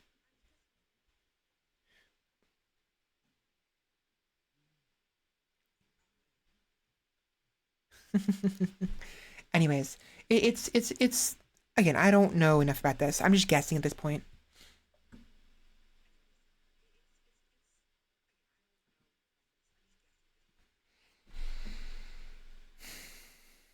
Hmm. ADHD inattentive, distractibility, overlooks details, forgetfulness, loses up to objects, difficulty regulating attention focus. Mm-hmm. Hyperactive, impulsivity, fidgety, restless, often completes people's sentences, difficulty waiting turn, often on the go, often diagnosing early, childhood, often. Okay, I'm feeling called out here. Often talks excessively. Sheppy, are you calling me out here? I might have a little bit of ADHD. Sleep issues, I have that. Sensory processing problems, I have that. Self-esteem impacted, fuck yes. Executive functioning impacted, I don't know. High rate of co-occurring mood disorders, I'm usually fine. Working memory impacted, sometimes but not always. I think I have both ADHD and autism. Like straight up. Congrats, you have ADHD. But yeah, I can find a lot of these. So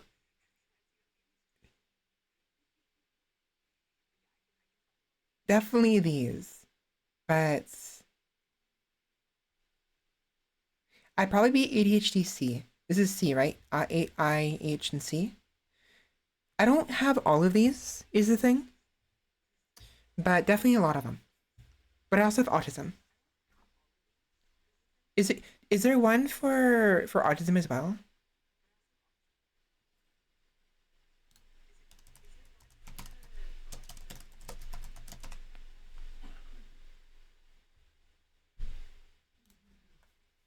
I wonder.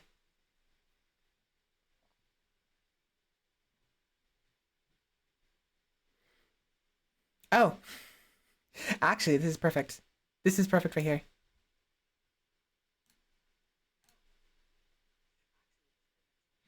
ADHD, BPD, and autism.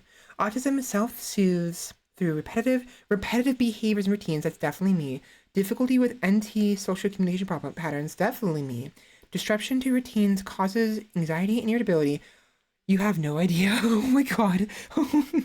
um, ADHD and autism, hyperconnected thinking, stimming and fidgeting, special interests and passions, passionate focus in areas of interest. I have all of that. I have all of that. Um, what is Wait, what is BPD? I see.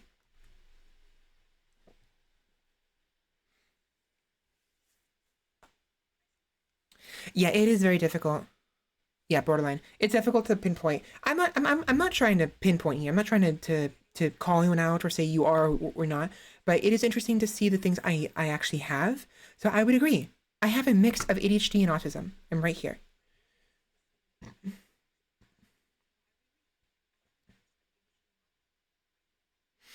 Marked by a pervasive pattern of instability in relationships, self-image, and mood. I don't have that. I don't have the intense relationships either. In pervasive fear abandonment, I don't have that either. There's probably more to this, you know? But this is the like yeah, this is the yeah, I don't think I have BPD.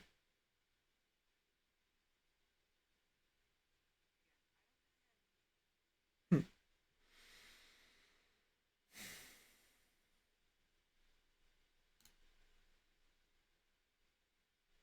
How about this?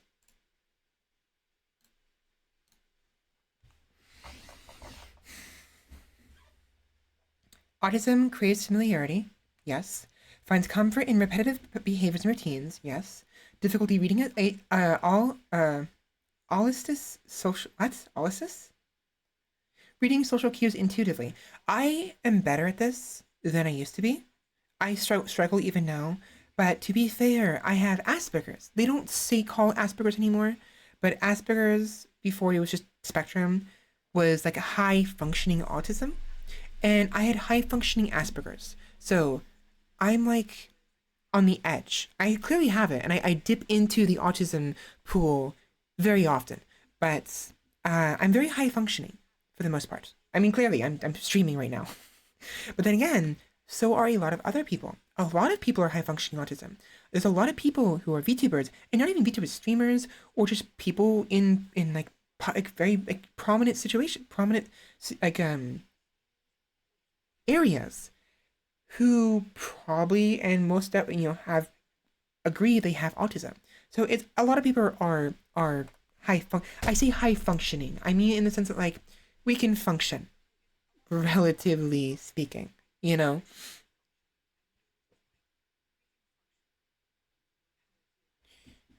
Oh, so difficulty reading non-autism social cues. I see. What the Hamster, are you okay? Are you okay, Hamster? Do you need a reboot?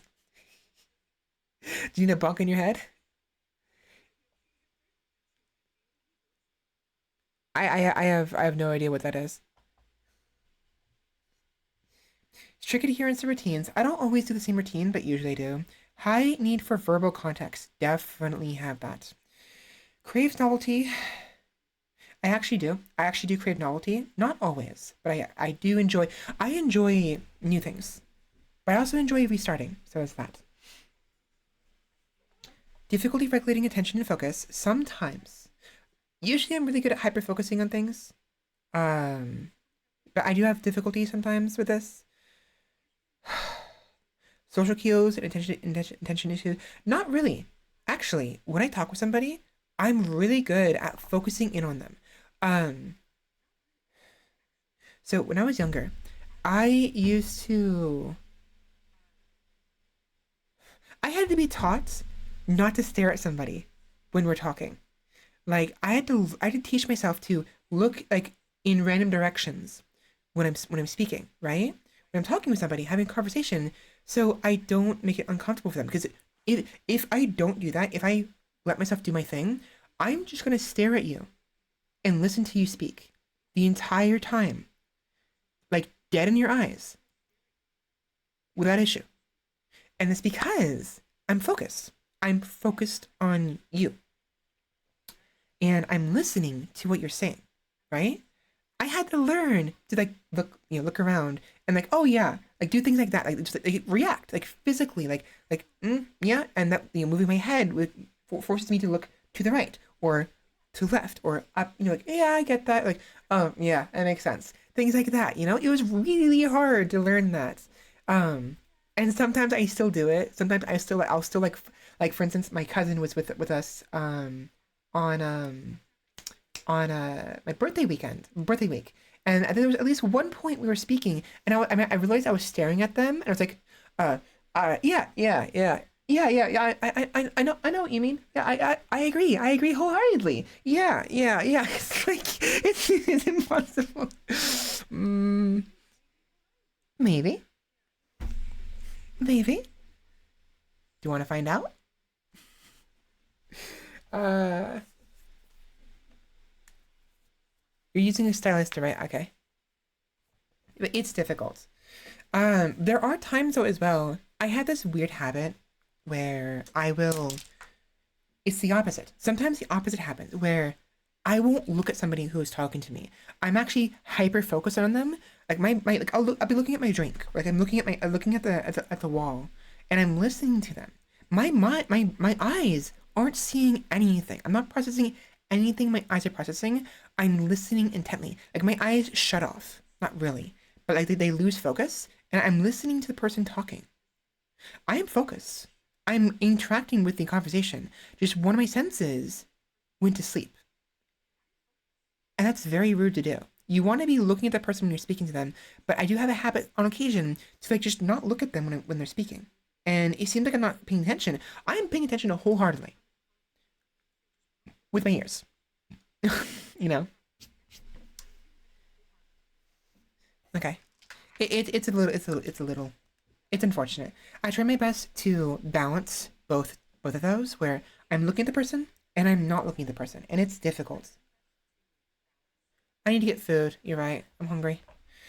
Real quick, let me finish this. So, hyperactivity, impulsivity, sometimes inhibition, difficulties. Sometimes. Sometimes. You know, on my own. I don't know what is stimming. Stimming. Yep. Yep. Yep. Yep. Yep. Yep. Yep. That's me. Sensory differences. That's me. Introception issues. Introception. Introception. Introception.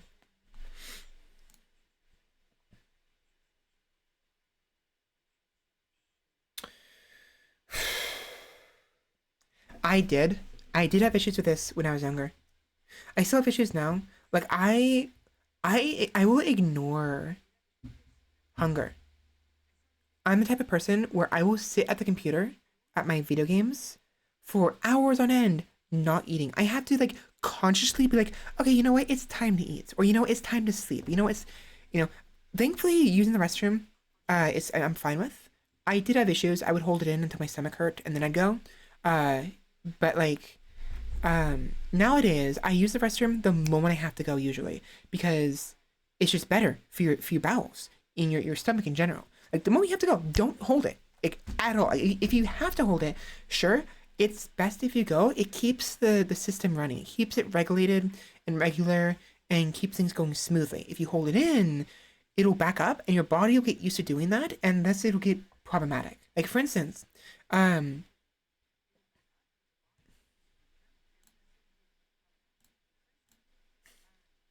Um, Aaron Hansen from Game Grumps. Apparently, he does not go to the bathroom every day. He will eat and eat and eat, and he'll go to the bathroom like every 4 to 5 days and have a huge, insane, process. That's not healthy. I don't know if he's holding it in. I think maybe in the past he probably did hold it in, and his body got used to that. So now it's become normal for his body to do that. That's not safe to do. Oh yeah, most definitely. He's definitely ADHD with no cap, no fucking cap. But it's he apparently he is proud of this aspect. He talks about it constantly of how he does not go to the bathroom for like 4 days in a row, and then will go and like a huge. He likes pooping. He likes it. He enjoys it. It's fun to him. I don't know why. I don't think he finds pleasure in it. I think he just finds like a fun thing to do. Then again, he's a typical boy. He's a typical like I like bugs kind of boy, And although does he like bugs? I don't remember. I don't remember. But he is the typical boyish boy. And I think one of them I think Dan agreed with him one day. He's like, yeah, I agree with you. I like pooping as well. It's like I like making things. You know what I mean? So it might be a bit, but I wouldn't put it past him, honestly. I honestly would not put it past Aaron to hold in his shit for like 4 days. Because apparently people can do that. Like how long can you hold in, well,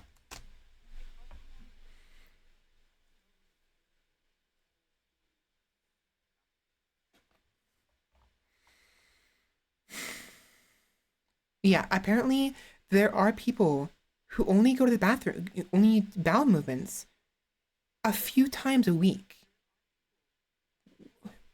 What? I go like 3 times a day. Are you kidding me? 3 times a week? Are you okay? Are you people okay? Do you need a laxative? Do you need a doctor? But apparently, it's normal for some people to only go like 3 times a week. That is insane. Or 2 times a week, apparently. I'm trying to find like proof of what I was talking about with Aaron. I'm not trying to say that Sheppy was in the wrong. I just wasn't sure. I was like, I think it's possible. And so I wanted to make sure I was actually knew what I was talking about. And there we go.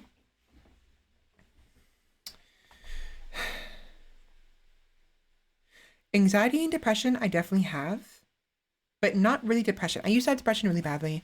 Ever since I became a VTuber, my depression has become far more regulated, a lot easier to deal with. But anxiety has gone up.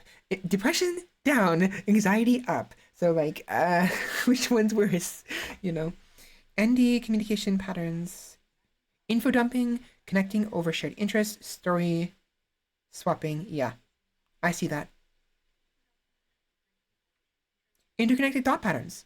You'll notice I constantly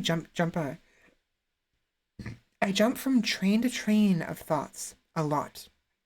And that's what that comes from. Interconnected thought patterns. I will constantly I will switch topics like at the drop of a hat. And it'll be as if it's one giant topic. And that's the interconnected thought patterns. Executive function difficulties. Special interests and passions, task switching difficulties, neurodivergent masking, eye contact differences, definitely, we just got to talk about that, social differences, and passionate focus. Yeah, I definitely have both of them.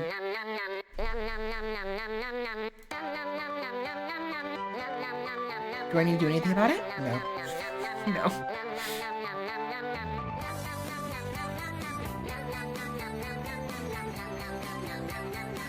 Interesting.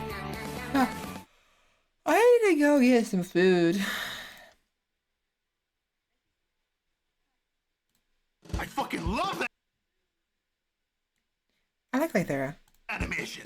What about you? Do you love animation as well? Yes. All right then, prove it, pussies. Go watch episode 3 of Monkey Wrench tomorrow. And if that video gets 1 million views, I'll do a Smash video on my fucking channel next year. That's right, a Smash Ultimate video. I fucking love Do it. Okay, fine.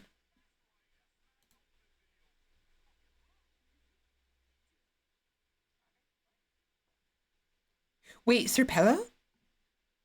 Really? Oh, Gooserex. Oh, wow, they got a bunch of people. They got a bunch of people joining in this. Joel? Oh, wait, okay, I gotta watch this. I gotta watch this. Hold on. What the fuck? Interesting. Señor Pelo. Don't touch the child. I don't know if I should be watching. It's 30 minutes long. No, I'm gonna watch this on my own time. I highly recommend you guys go. I'm gonna link the Pelo. Go watch this. I'm gonna link the Twitter message and the video in question. You probably want to start with the first episode. This is episode 3, and then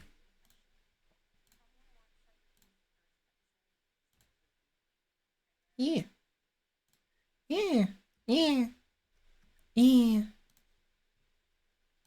Actually, go back to that.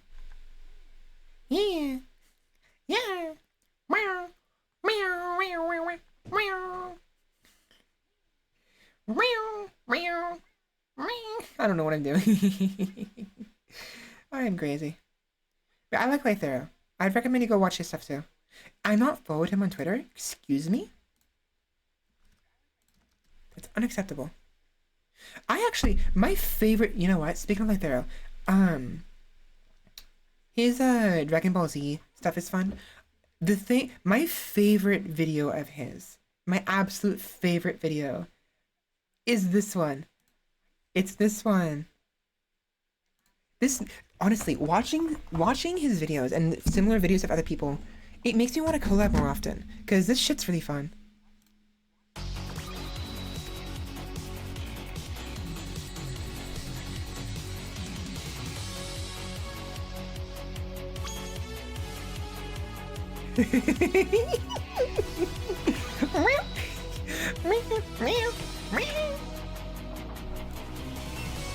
Here's a link to the video.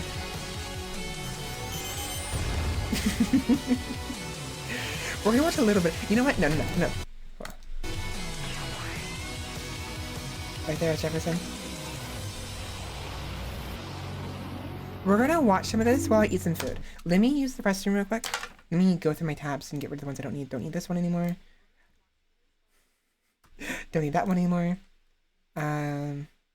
I was gonna find that video. I want to do one more glance. One more. I'm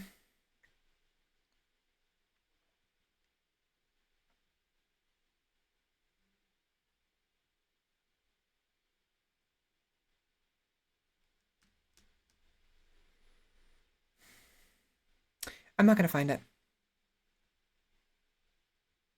Nope. I don't see me finding it.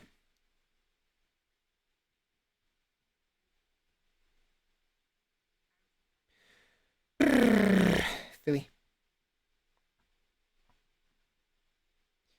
Man, I like women. They're pretty. I'm sorry, a lot of my likes are like there's pretty women I've liked. Like pretty animation video women. And it's hard. It's hard. Everyone's so pretty.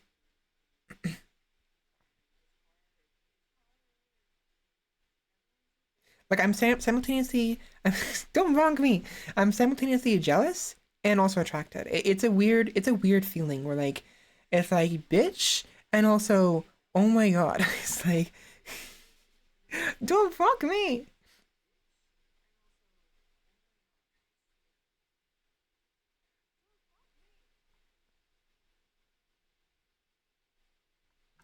Let me show you what I'm talking about. Also, I just recently learned about Wapeach or Apricot. She's cute. I would love to see her more often. They're her antics and stuff like that. Apricot. She's cute. She's like the Wario version of Peach apparently. Although someone made a comic of that idea. Actually, hold on. Where's it?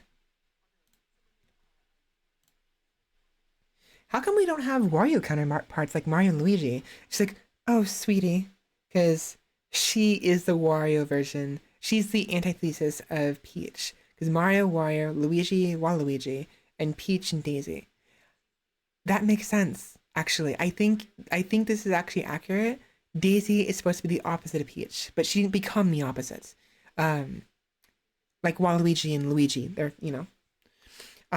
but it makes sense, honestly, because Peach, she is a princess, right? And she's very, very, like, damsel in distress. Meanwhile, Daisy is a queen. No joke. She's not only a queen, she is a warden to prisoners, to like these supernatural prisoners. It's really fascinating to think about. Terminal Montage played with it. I think technically it's supposed to be like a meme, but I think it does make sense. Whereas Princess Peach is only a peach and will only ever be a princess. Daisy, her antithesis, is a queen. You know what I mean?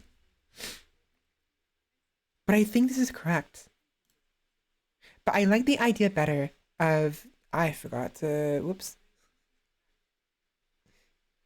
You know what? Sage is cute. Look at Sage. Look how cute she is. Born to Die. Cyberspace is a fuck. Corrupt them all. 2022. I am trash AI. 410,757,864. No, that's billion. 410,757,864,530 dead agents. Sage is cute. But Wat Peach is cute too. Look at this. That's neat. That's this is a Mimi from Paper Mario. Yeah, look at her. Look at Apricot. She's cute. I like the feisty, like, troublemaking ones, honestly. She's so much more fun.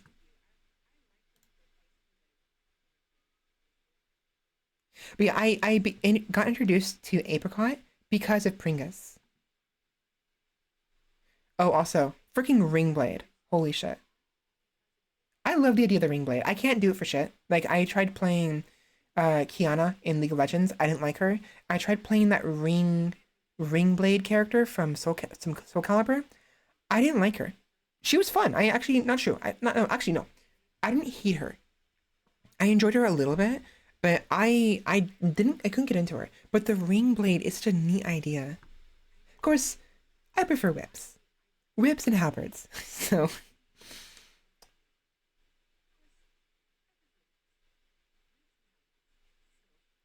it's Numi.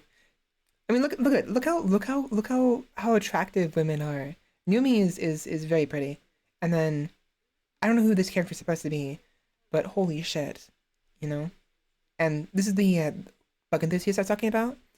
So women are pretty. I'm jealous of them and attracted to them, and it sucks. Also, wafer scotch is so fun. I love wafer scotch. The great. I love them. I forget their name. Some of the names of the character. Mist. Her name is Mist. Go gadget. Fuck it all. Go view Wafer Scotch their contents. I like that. I like their stuff a lot. She's based on Doranjo, a trio of gangster villains from the series Yatterman, where Wario and Waluigi also take their inspiration. Oh, really? Doranjo.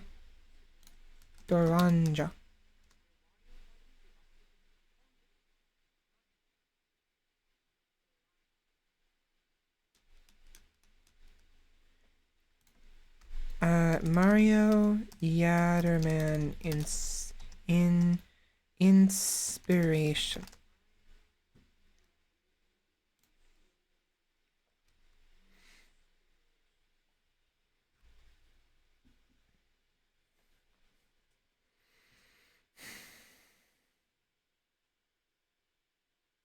Oh. So that's why. So you're saying that Wa Peach Apricot is based off of Duranjo? Oh. I mean, it makes sense they would take the inspiration from there, considering they took Wario and Waluigi from there as well. Yeah. So there's a lot of misinformation out there on why Wa Peach did not get added, although it is universally accepted that Miyamoto shot the idea down. That's the only reason. Supposedly, according to this source gaming, the real reason, according to Camelot VP Shugo Takahashi, is because Nintendo wanted to avoid similarities with Doranjo from Waterman. Yeah, Waterman. Yatterman. Yatterman.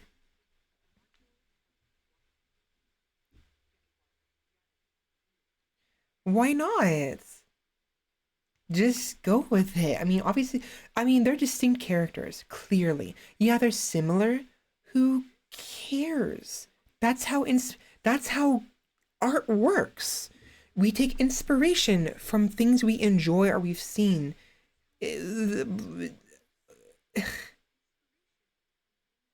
Nintendo, get out of your little cave and experience the world. Come on. Stop being little pansies. I swear. Nintendo is like the Nintendo is such a brat when it comes to like like their property. Yes, I understand intellectual property is important to maintain, and copyright and what have you. Everyone knows it's your stuff. You know, we bought a GameCube to play Smash at contests. No one's making money off. No one's pirating your stuff. We bought money from you. We not money, bought money. We bought items from you with our money. The competitions have, are separate from you. Are you doing sorry, this whole concept brought me back to the freaking fiasco with Nintendo and closing down the groups doing the Smash tournaments. They didn't even do it because they wanted money. Like, if Nintendo said, yeah, we want our cut, that would make sense. They didn't even do it because of that. They didn't want it to exist. And they hate modders. Nintendo hates people who mod their games and what have you. Stop being a fucking baby. I have discussed this at length multiple times. When you make a piece of art like a video game or a movie, what have you, you are exposing it and giving it out to the public. It is no longer yours. It belongs to you. It is your property. It is your intellectual property. It's you are the one who authored it. Sure, it's no longer yours. It's not yours anymore. The moment you sell it, it's out there. And when someone buys it, they can do whatever they want with it. Unfortunately, sometimes it doesn't go well. Sometimes they do it nefariously. Sometimes they pirate it and put it up on online for people to download it that way. That I don't appreciate. But modding it to make it interesting, to change it and have more fun for their own personal use, that is perfectly okay. And Nintendo are whiny little babies when it comes to that. Little brats. Bit right? Nintendo's hacking my stream. Am I okay now? I see that the bits are 5,000. Did they drop earlier? Whatever. This will be good quality on the VOD, and I'll post it tomorrow. But do you know what I'm saying though?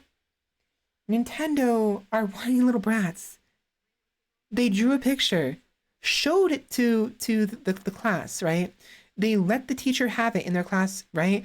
They come back like 10 years later, and they see someone made a copy of the picture, but they drew it differently with extra stuff on top of it, and it looks more interesting.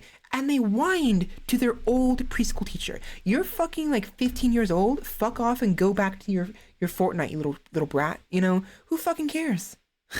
If you didn't want them to see your picture, your art, and to change it and be different, you should have kept it with you and took it home and never showed it to anybody. You brat. It's so stupid. I mean, I don't understand why Nintendo closed down the servers. I mean, it was one thing when they allowed it when it was in person, and when COVID hit and the lockdowns happened, they had to do it online tournaments. That's apparently when Nintendo got pissy. What I think is the only reason Nintendo got pissy and actually did that is because they knew they can get away with it. They couldn't get away with it in person. They couldn't do anything but the physical copies of the merch, of the GameCubes, what have you. And more importantly, there is this fear I think they are overwhelmed by of pirating and what have you. Are you fucking kidding me? Smash is like a 10-year-old game. The GameCube even older. Who the fuck cares? Why do you fucking care? You're not making money off any of it anyways. You don't make any money off the GameCube. You don't make any money off the Smash purchases. You're not making new GameCubes, and you're not making new Smash CDs. So you're not making money off of it. You've made your money. That's long gone. Why are you being such a brat? If someone pirates it, you don't lose anything. You already had your time. You already made your money. If someone pirates it, you don't lose anything at all. If anything, I don't condone pirating, even though I'm guilty of it myself. Pirating is one of the best ways, depending on how things go, no, actually, no. It's one of the worst ways. Sorry. It's one of the worst ways to spread the game around, to expose it to a larger audience, and to promote it. It's still a way to promote it. It's the worst way, but it is a great but bad way of promoting it. Because if someone pirates it, you'd be surprised how many people will pirate a game, and after playing it, will buy the actual game because they like it, right? A lot of the reasons why people will pirate games, there's two main reasons. There's many other reasons. Two main reasons why people will pirate games. One, they don't have the money for it. They are poor. We're all poor. We barely have enough money to live off of. I mean, I'm fortunate I live with family, so I can afford these things. But it's because I live with family. I don't have my own house. I want my own house. I am 30 years old. I'm still living at my parents' house. That is bad. Not for you guys, for me, because I want my own place. I don't have the money for it. I can't survive on my own because the cost of living is so high. So one reason is because people don't have the money for it. Two, it's because they want to try the game without actually buying it. Because usually, if you buy a game, like for Steam, for instance, you have 1 hour to play a game and 1 week. If you play past the hour or have the game for more than a week, you cannot return it. With physical copy games, it's a little bit different. I don't know how it works. It depends on the person who sells the game. But this is why people torrent it and pirate it, is they want to try like more than an hour of gameplay. They want to try 3 hours. You don't really know how good of a game is except until 3 hours in. 1 hour is nowhere near enough time for most games. Some games it's perfect. It's the exact proper time. 3 to 4 hours, depending on how long the actual game itself is the proper time to get a feel for the game at the maximum. 2 hours, maybe 2.5 hours is probably the average, the ideal. Like 3 hours is ideal, but 1 hour is nowhere near enough time. If you're taking your time with it, Nintendo Japan is led by gray-haired boomers who do not understand the modding community.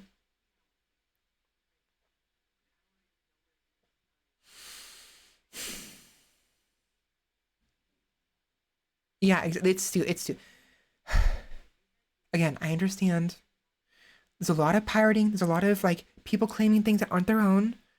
I see a lot happen with VTubers all the time, and I'm terrified of what happens if someone one day pretends to be me. Like if someone posts my videos on TikTok and claims it's theirs, I'm gonna be upset. I'm actually going to try to take them down. If they credit me, I don't care. Like if they say, yeah, this is this person, go watch them. Oh, that's perfectly fine. I don't care. I don't need to make money off of it. I don't need to make money off whatever they're doing on TikTok. I don't give a shit. I just want credit where it's due. I prefer giving. I am the type of person. I don't like taking credit for someone else's work. I don't like someone else taking credit for my work. So like for instance, when I watched Fenrir's Smash or Pass stream last Thursday, or was it the Thursday before that? I don't remember. Last 2 weeks, there was a Smash or Pass event he was doing with a few other of his friends, and I joined in on them. I was watching. I wasn't joining verbally, but I was like a chatter, and I got it right when they were talking about it. And one of them mentioned how Fenris mentioned how I did it myself. This outfit, I did it myself, and I was nice. I liked how he mentioned that. And the person he was talking to was like, "Oh, really? I love how she did that. I love it when they people like that artistic whatever. Like, oh no, please, you don't understand. I didn't make this art myself. I didn't make this model myself.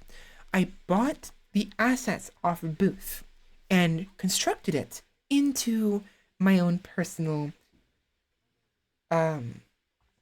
avatar. So I didn't make this stuff. The only thing I actually made was the headband and the feathers. I didn't make the design. The design I pasted on there from Shutterstock that I bought. But no, I hate taking credit for someone else, and I hate it when someone else takes credit for what I do. Give credit where it's due. That I exemplify. I tend to focus on a lot. So it's hard sometimes because people want me to take credit for stuff. I'm like, I don't wanna, but they'll want me to. It's like, fine, I just won't say anything. and I'll just, or whatever. Sometimes I will take credit, but only when the person is insistent on it. You know, give credit where it's due, and we're all Gucci. Perfectly fine. I need food. I need food. I went on a giant tirade. Oh my god, my throat hurts. I need to get food. I we Let me go get some food. Baby. Paru paru.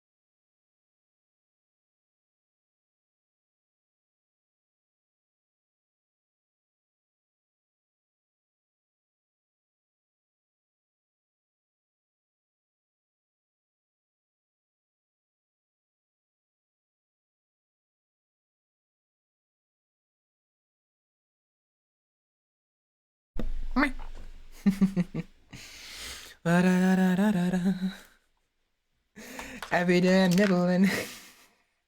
I had that thought just now for some reason.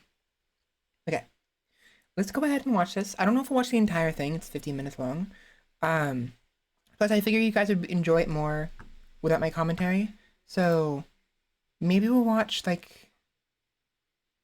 Hold on, I don't. Well, before we watch this, let me talk about. Yeah, go read Wafferscotch, the great stuff. They're nice. And then, I forgot, I was gonna show this animation. This is the one that introduced me to Wall Peach, Apricot. So real quick, let's go ahead and watch this first. And then we'll watch the other one.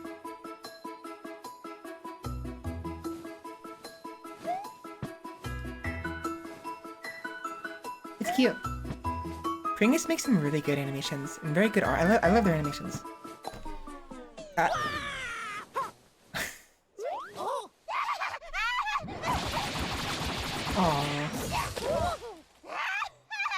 She's cute. Oh.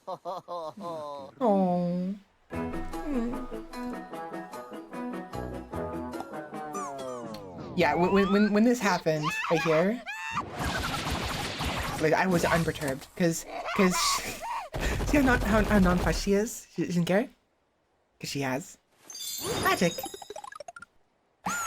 So it really means nothing to her. But then comes Peach. Again, the idea of Wall Peach is that she's supposed to be the opposite of Peach, supposedly, in some manner.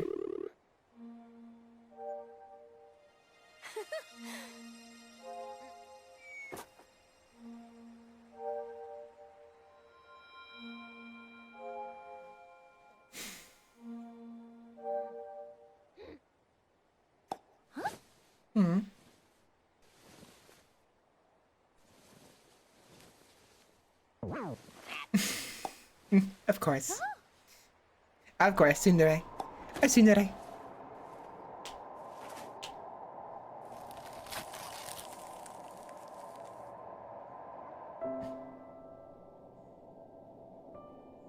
Aww.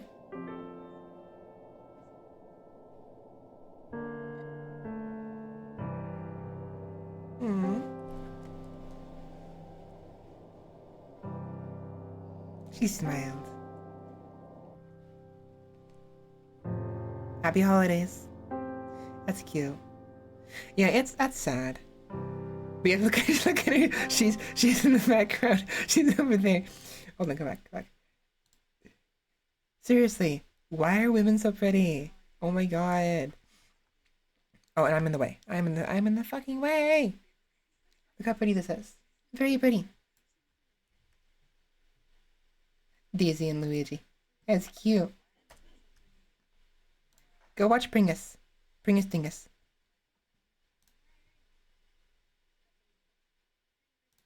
Oh yeah, this one. We already watched this one. Courage and the Big Meanie. There was more stuff I wanted to show you guys. We'll do it later.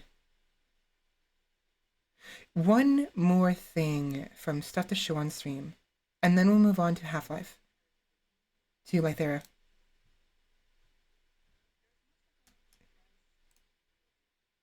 I'm gonna loop it so it doesn't automatically for the next one. Yo, the gloop is closing in, Brandon.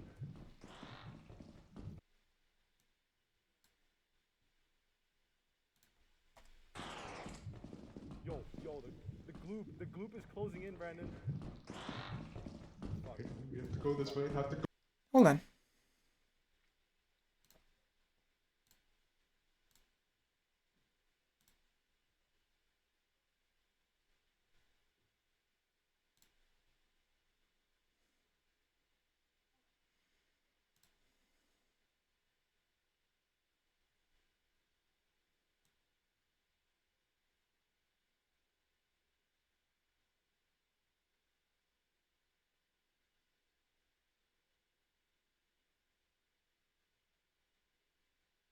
I want to make sure it's not too loud.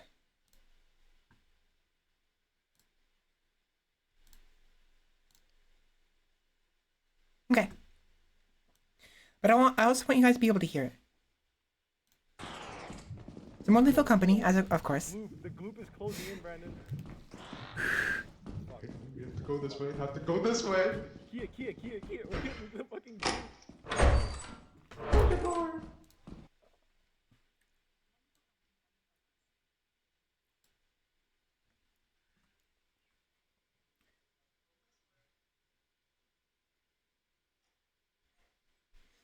That's too loud.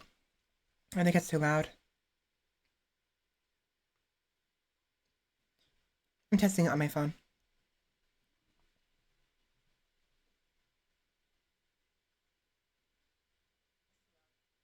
It's not that too loud, but it was a little too loud. I turned it down a little bit. Kia. We're hitting the fucking gloop. That should be better. Dead end. Oh my god. Okay, we have to run past it. We can jump it. You can jump this thing. Ready? I'm gonna go first. Alright, you go. Go. There you go.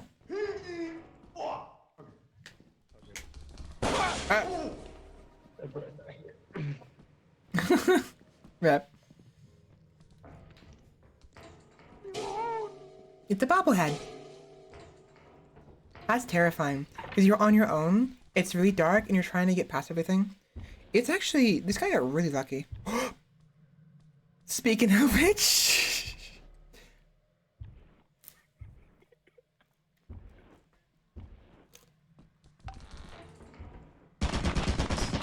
I'm surprised you didn't see him.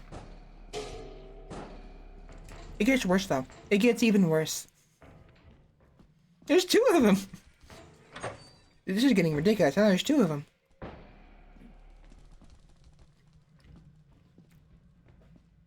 I was terrified one would go around a different corner and go around the door.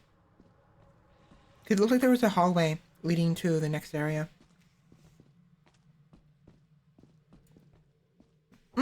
There's a door. Go.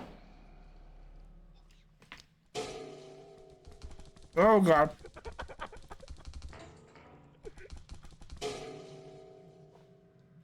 That is terrifying.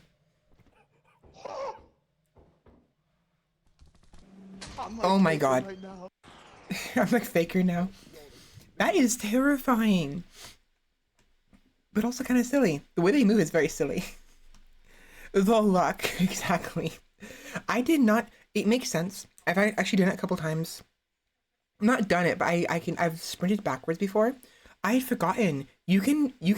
The sprint button doesn't only work moving forward. You can sprint backwards and run quick and jump backwards while sprinting, which saved his life. If this was more realistic and more like a lot of other games, they would have made it where you could only run going forward, which would have sucked.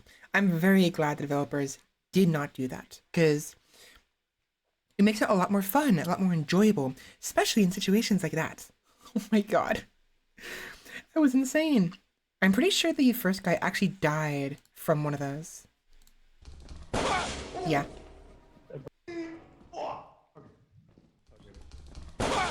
Yeah, so what happened was, see how this guy is facing behind him, and the person of point of view we're looking at is facing forward? When this person turned to the right, and this guy subsequently either turned around or looked away, there's a bobblehead behind him, and it was focusing on the current point of view, and so it charged him. Because they both of them turned. Both of them turned. If you look. See? He turned towards the hallway. Bam!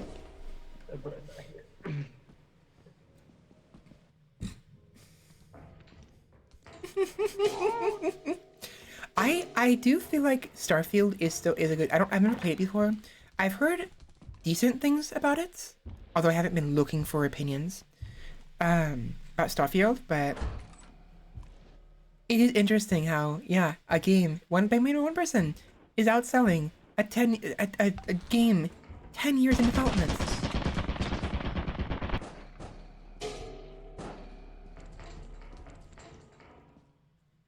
But yeah, it's very interesting and really funny. I wanted to share it with you guys before I forget.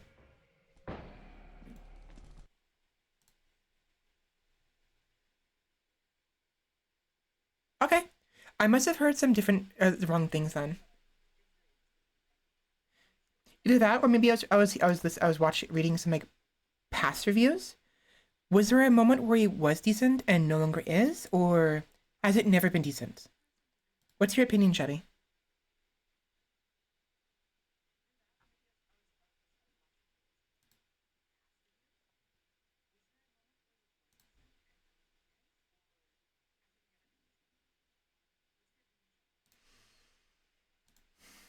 Sir Pello!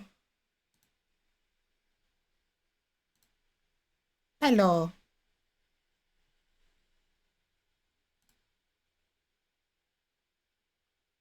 Oh. Okay, then I guess at first, when you first start the game and you first played it, it's probably really fun, and then you realize how shallow it is. I'm assuming that's what happened. That's probably what happened, because it was the first reviews, I think. It was like when it first came out, I read some reviews, and they said it was really good. That sucks, though. That really sucks. In fact, that's funny you mentioned that, because that has to do with the GTA video I was watching. Someone made a comment in one of the comments about how this other person mentioned how Gabe mentioned in the documentary. We never actually watched it, but it makes sense. Where Gabe mentioned, or I think Gabe, maybe someone else mentioned this, how they would rather have a deep lake rather than a shallow ocean. And I agree. I agree. A very deep and well made game that isn't as large as it could be is better than a huge game that you could walk through, like you're in Hawaii. Hawaii is very pretty, by the way. But yeah, there's the reefs in Hawaii where if you're an adult, can literally walk on the reefs out like miles and you won't have to swim. Dangerous to do. You want to have like, proper like water shoes. So you don't like cut your feet off. Your feet, open with the reefs. But my mom did that. She took me and my sister. I was in like a floaty. We were in floaties, and she pushed the floaties with her as we went out into like pretty far. We were like a good like I think a 5-minute walk, like 5 minutes out to sea, or 3 minutes, and my mom was still touching the reefs. Pretty interesting.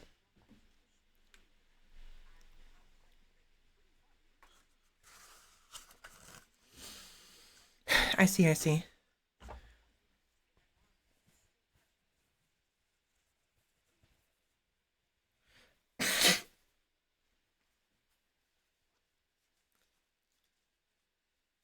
That sucks. That does really suck.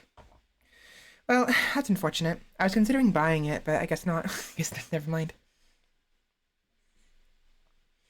Hello. It's Spooky Month.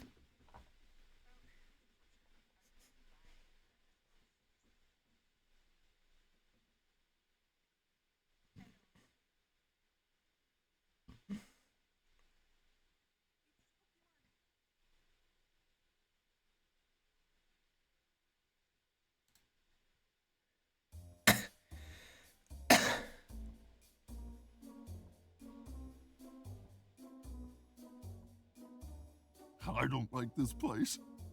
Yeah, we can get out after we get the stuff.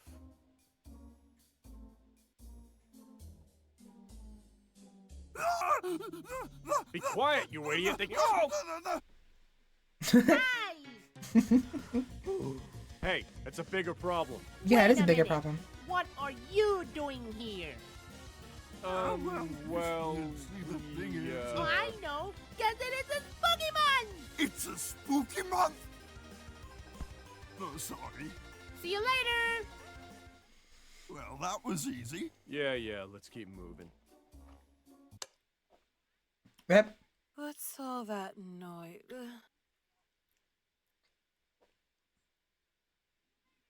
It's spooky month! Hey, kid. Get me out of here. I guess it's Pokemon, bye! You said that last time. It's Spooky Month. She's very cute. Let's go for ice cream. What? Hey, kids, you want some ice cream? We want spooky ice cream. Well, I got something for you. Here you go, kids. Yeah, ice cream. Let's go for a laugh. Excuse me, Mr. Shark. Can I get an ice cream? Of course, kid. Here you go. Hi, Mr. Clown. How you doing, kids? Well, Mr. Clown, it is a spooky month. How about you tell us a spooky joke? What's the ghost favorite dessert? Ice cream. That was hilarious. Let's go to the internet. Hey, can I get a joke too? What is it with clowns and kidnapping children all the time? What are you doing in my room? Let's get the hell out of here. Wait! Leave my homework alone! Why? Why do they even... I still understand why they stole her homework. Hey! It's a spooky month. It's a spooky month. I like how finding out a spooky month saved him from a heart attack. Ew. And what are you doing? He's got the jokes. Cause it's a spooky month. Oh, really? Cause I heard there's a spooky party in the house on the hill. A spooky party on spooky month. Yeah, definitely. I would love you. I love you to do that. At least practice with it, obviously. You know, have fun with it. But if you You just got tricked. And now it's time to get my treats. if you're happy with the results and you're willing to commission people, have people commission you for it, I might want to do it as well. Spooky month.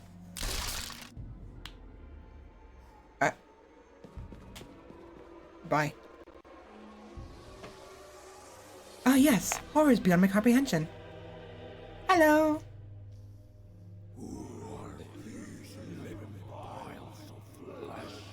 I am scared. This is. I like how his skin is not actually affected, but Pump is. Look how he's being his mind's being destroyed. You mean spooky month? Spooky month. What do you mean it's wrong? Look, they're having fun. Keep looking at the stars.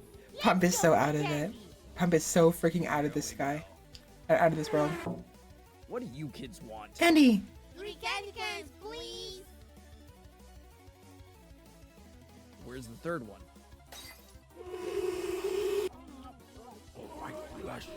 I can't. Okay, I can't tell. Where's the third one? I can't tell if the Candyman knew there's supposed to be a third individual, the monster, or if he just knew that there's usually 3 people who come with him. Because every time they arrive at the candy shop, there's always some third individual who's usually some kind of monster or whatever, maybe. Or he's just that in tune with reality and knew there was a third entity with them. Where's the third one? Where's the third one? Because normally, in a normal situation, it's just the 2 of them. It's only ever been the 2 of them. If they always have a third wheel with them, that is usually a monster chasing them or a doll or what have you. So that's interesting. How do you know?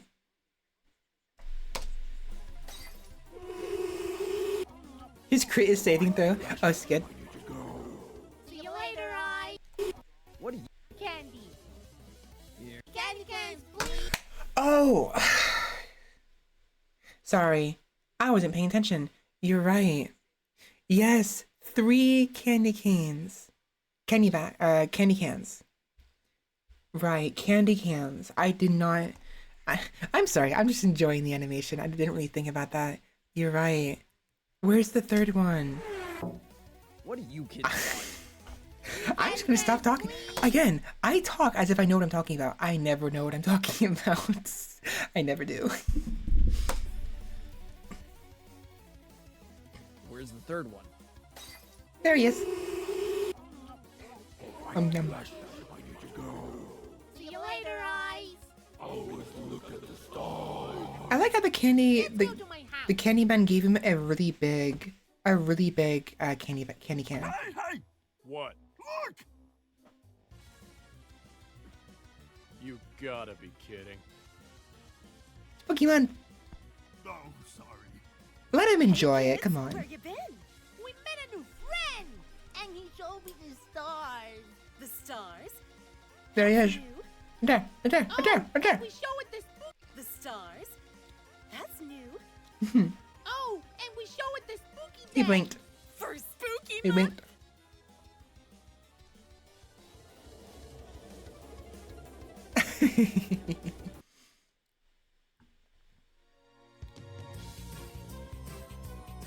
Sir Palos, Senor Palos stuff, some of it is a bit much for me. Like his other stuff is a bit too much for me. But I love his spooky month stuff. Every year, I always watch his stuff whenever spooky month comes out.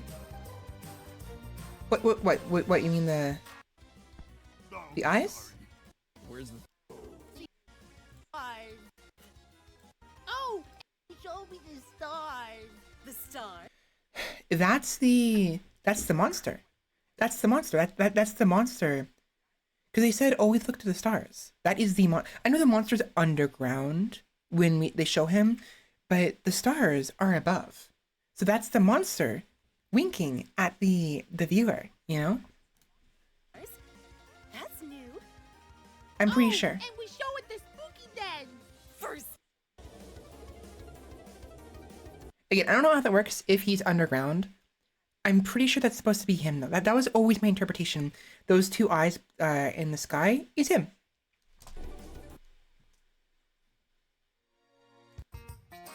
Then again, he is an algae horror, and logic doesn't mean anything to him, so. Same thing with this. I think this is supposed to be also him.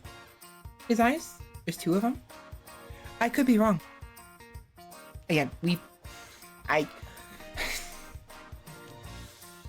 don't trust a damn thing that ever comes out of my mouth.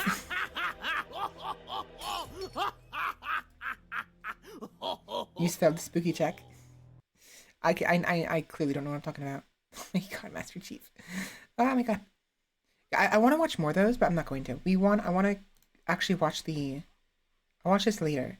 But I want to watch Half-Life. Let me adjust the volume though.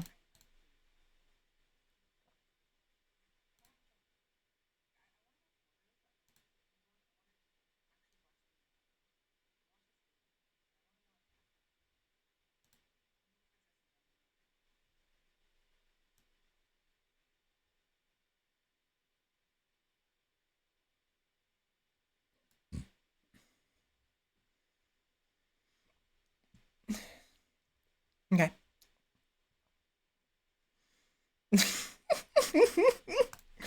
I love this one. So this is my favorite. Of Lythero's videos, this is my favorite. He does most of what Lythero does is, hold on.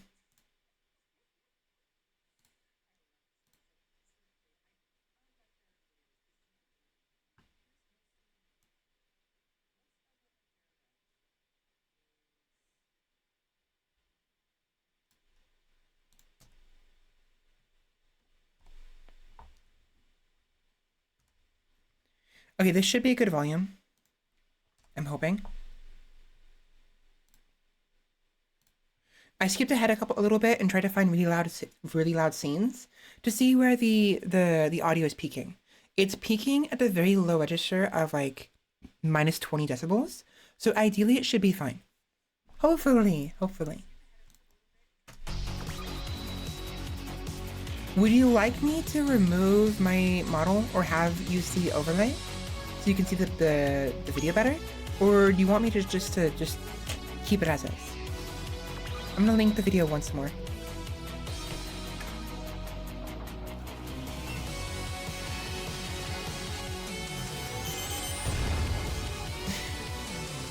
David Hodan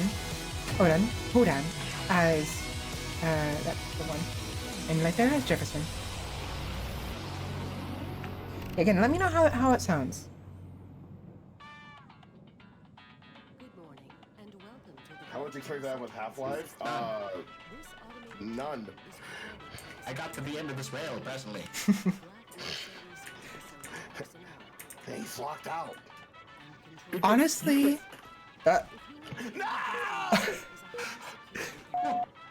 It's okay, I'm back. Watch as I get comfortable. I want to do this with some other people. Like with you, Sheppy, let's play a game and like hang out like this. My name from this point forth is now Jefferson. It's just what would we do? My RP mate. And would I even be able to manage it? Because I'm the focusing type, you know. Forget it. You hypocrites from the Steins. It'd have to be a game we've already played, you know. So we can go inside to mess around. G-Man, kill! Hello? Hello? Wait for me! No. So what's happening is, there's 3 people, real life people, playing Half-Life together. They modded it where they can play it together. All they're doing is going through the same motions as the main character, Gordon, but they each have a different character model. One of them is playing as the character model of Gordon. The other 2 are playing as one of 2 scientists. That's why at the very beginning, 145, it said,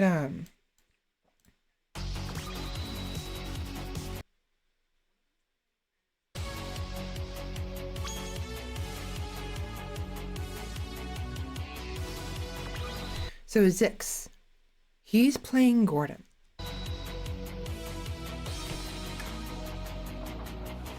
He's one of Lythero's friends. Duvad is playing as Davidson. And of course Lythero himself is playing as Jefferson. And it's on Lythero's channel. He's an animator. So he animates a lot of the stuff he is in the videos. That's his shtick. That's how his content is. He has fun with his friends and then he edits them. I got to the end of this So I believe what's happening here is Lythero and Duvad have played this game before. At the very least, Lythero has. But Zix has not. And so that's why they're joining him. They're here to mess around and have fun and let him experience the game, even though it's with friends. Oh my god, he's having the disable scare. Zach being disabled. This is why he died. That's what happens, Jack. They disable your life. My name from this point forth is now Jefferson. That's my RP mate. Not Jameson. Jefferson! Don't you forget it. You hypocrites from the Steins. I have not known. This is like I think one of my favorite moments. Hello? Wait for me! Jefferson, I'm here. Get up, Jefferson. Wait for it. Wake up. This is perfect. You did this. It was you. You son of a bitch. I'll kill you. I love this moment so much. I know who you are. You son of a bitch. I'll kill you. Ah! Yeah. Go step on the Lego. Watch. These people are funny. Nice dance moves. I want to be as funny as these people are while being myself and relaxed. But I remember that I did it. I just don't remember how I set it up. It's involuntary. I can't stop dancing. I can't stop dancing. God, Gordon, help me. My booty, it'd be shaking. Okay, you know what? No, I'm gonna bring up the overlay because I can't. My face is in the way, and you can't see some of the content. I'm not gonna watch the entire video. I just want to enjoy my food while we watch this.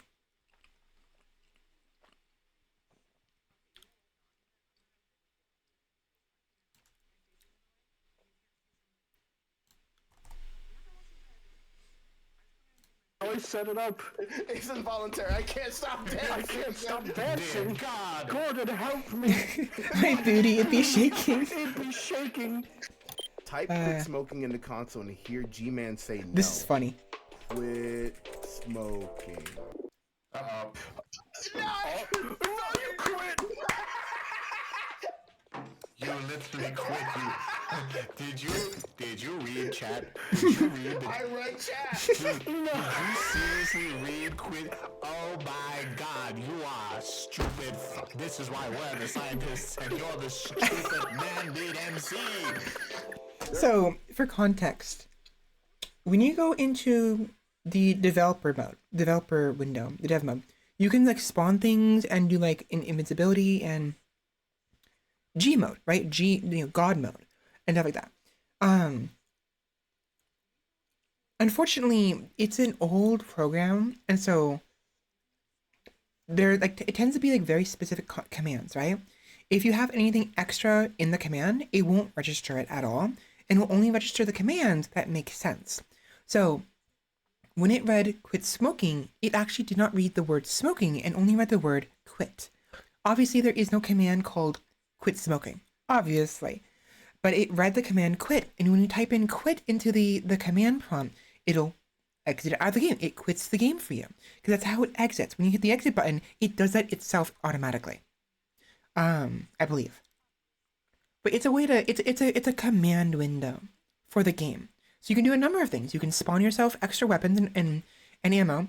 You can give yourself infinite health, or at least spawn more health. You can spawn yourself into a different level, you know, either forward in the game or backwards or whatever, you know, backtrack, what have you.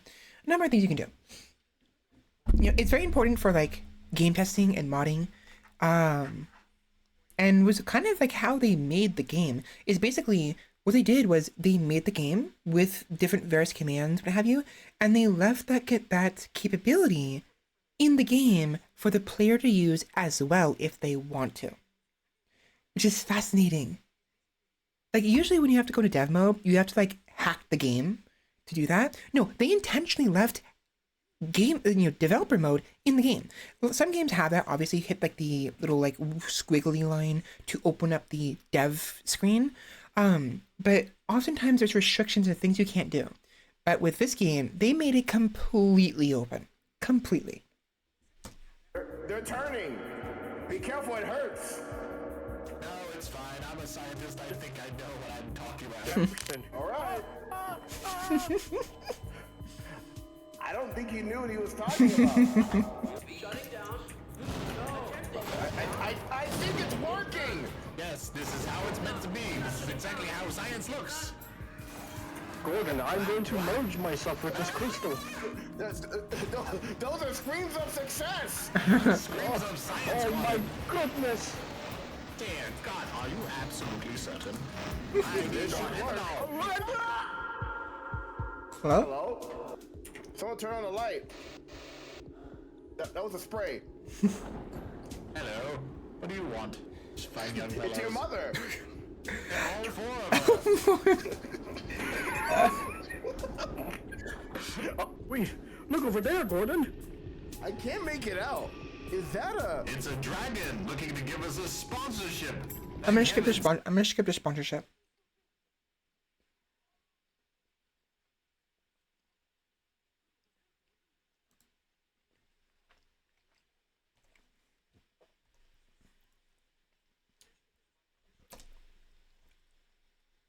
Wait. Of dragons. Back to the video. It worked. Huge success. Good job. To the video. That's Lythero. That's Zix, and that's Duvat, I believe. And made by Lythero. Huge success.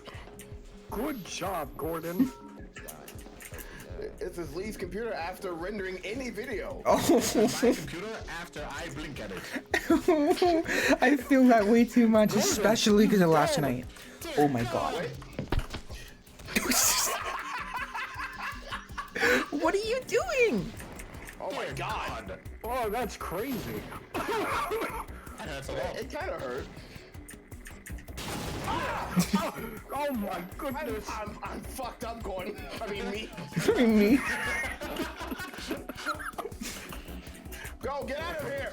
What an idiot. He missed. Hey, what's this? You might. I told you he was thick. Are you okay? Now quick, draw a cool S on the wall. You probably appreciate this more without my commentary. Jesus Christ, not you. Oh my God. We won't be watching the entire video, just like another couple minutes. That way you can enjoy the rest of it yourself. Fix it though. There I go. Yeah, fix it.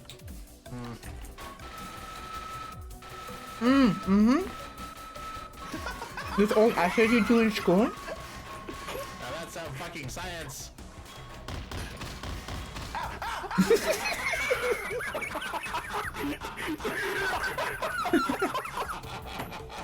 I need heals. Uh-oh. Oh, same here. Get him. You just need to respawn. More. Gordon, that don't feel so good. Imagine being scared of these bitches. We're so fast. Fine. Nope. Oh, hell yeah. Oh, goodness. Let's go. So much soda. Yeah, vandalism. Man, I want soda now. Fuck. This gave nothing, Gordon. What a waste. Hello, anyone in here? I look dashing. Oh, man. That's cool. Look at that, look at that, look at that, look at that. He managed to put the this takes a lot of editing skill. Like, oh my gosh, like they was really good at this. I mean, maybe it doesn't take that much, but like considering movement is difficult to edit in videos. Like trying to move the dialogue, the text with the character. If they're in place, like if it's like a 5 out of 10. Oh, man. 5 out of 10. See how it moved? Look, dashing. Oh, man. It starts here, and then his camera pans left.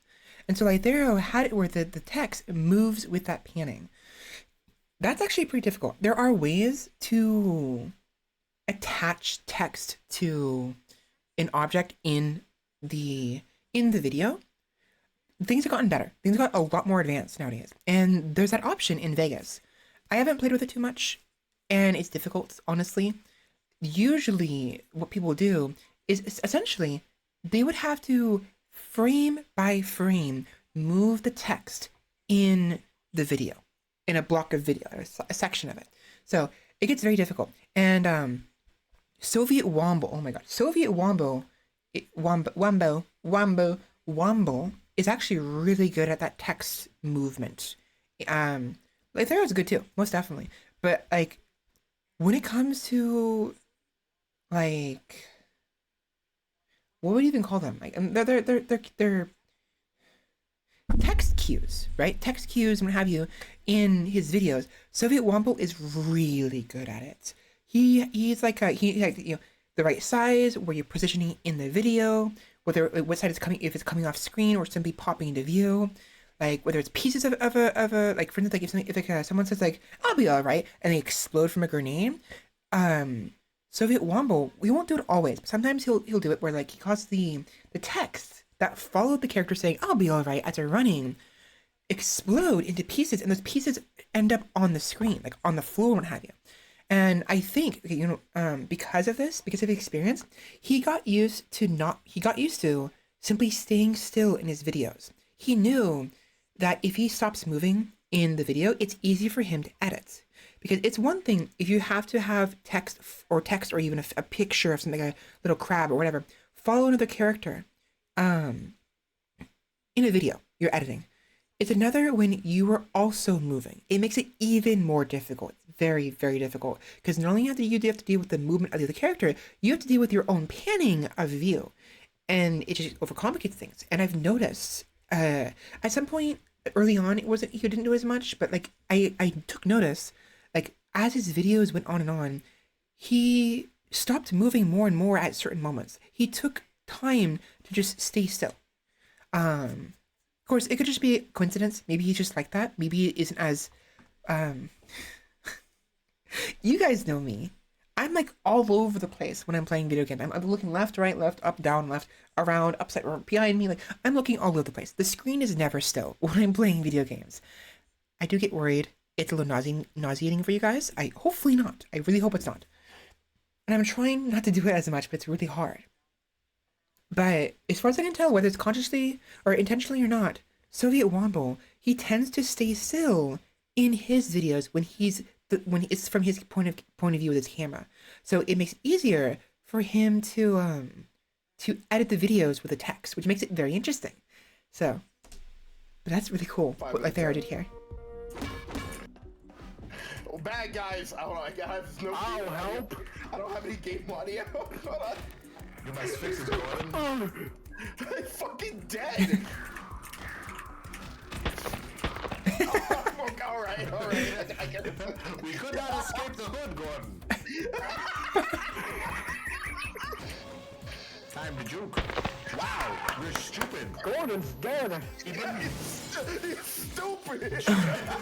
Jukeless bastard. We don't need that shit. Come in here. Dear God, Gordon, in here. Oh my God. Jesus. Are you okay? What is happening?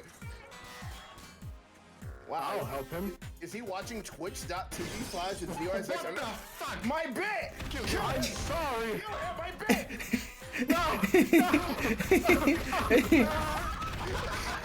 You hit my bits. I'm one tap! I'm coming back. I'm running back. I'm right behind you, Gordon. Are you? Yes. I want to get that sound effect so bad now. Ever since watching this, I want to take a lot of inspiration from Lythera's videos, because especially this one, it seems like a lot of fun. Let's fucking go. Of course. I'm busted with the sauce. Oh, hello, fellow scientist. Don't do it. I just fucking died. Man, like scientists. Gordon.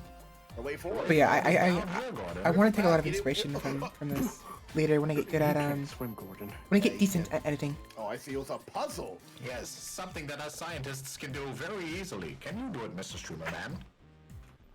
Doofenson, whenever he gets up, blast his ass. Take him out. I mean, hello, Gordon. How are you doing? Jefferson, he came from a different hole. It was a goof. It was a goof. It was a gag, Gordon. Yeah, sure. Oh no! What? What if I stopped myself, Gordon? I'm so good at this. Where are you? Oh, dear Yeah, well, God. how do you do that? Ah! I'm leaving.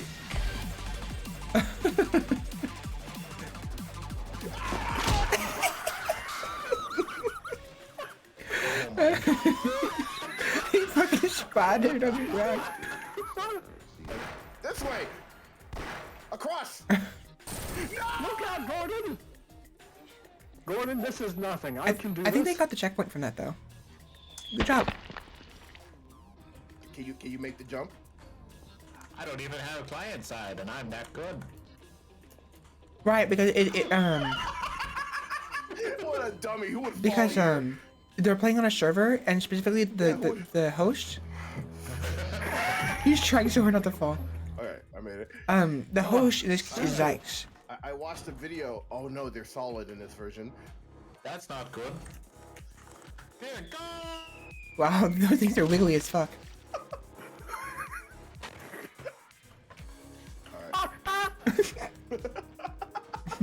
All right, your turn.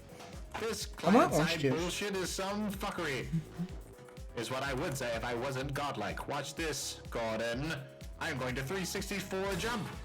720. 1080. Right there. Watch out. You might learn something. We wouldn't want that, would we? Man, fuck you. All right, your turn. I'll do it again. Watch this shit. It's funny because Zykes doesn't mean to. He ends up falling Do down. it twice over before Duvad does it. You wouldn't. That would be fucked up.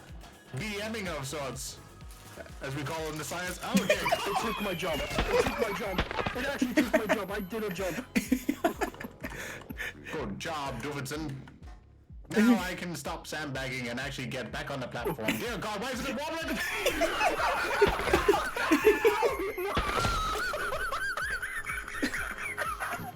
Oh, I'm so good at my job.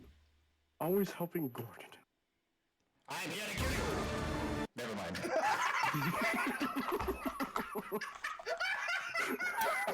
That prowler sound effect is really funny, especially when you do it like that.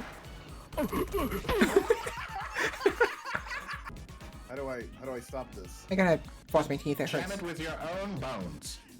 I don't think that's how this works. I'll do it. Watch. Go for it. Oh, that's an idea. It can't kill us all. But it did. I don't think he likes us. Bro, he is. Damn. No one impersonates Jefferson. Yeah, because they're modeled after Gordon, come here and jump specific up with your NPCs in the flashlight game. and look in there.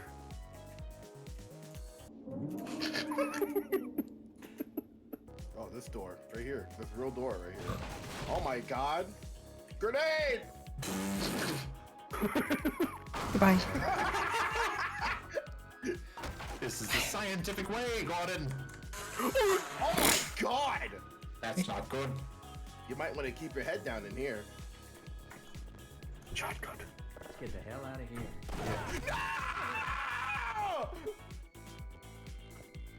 Hey, I helped him get out of here. Oh dear God. no. Okay, I'm gonna stop here. I want to keep watching, It's but just a I gotta video stop game, here. Gordon. Just walk past it. How are you getting bullied, Gordon? Just turn off the half-life, Gordon. Just get good. Explosives, don't mind if I do. He is the dumbest scientist I've ever met in my whole life. Give me one. Yeah. So I'm gonna go ahead and stop it there. I highly recommend you guys give it a shot. I already linked it. It's in the chat up there. I need some orange juice. I really need some juice. I'm craving the juice. I think it's because of the meats. The pizza. Yeah. We got we got pepperoni, Italian sausage, and chicken with pesto drizzle and red sauce and cheese, the usual stuff, but a large pizza. And so a lot of meats. And whenever I eat a lot of meat, I tend to crave juice, fruits. And so I'm gonna go get some orange juice. And also wash my hands because they're getting sticky for some reason. So when I come back, video games. BRB.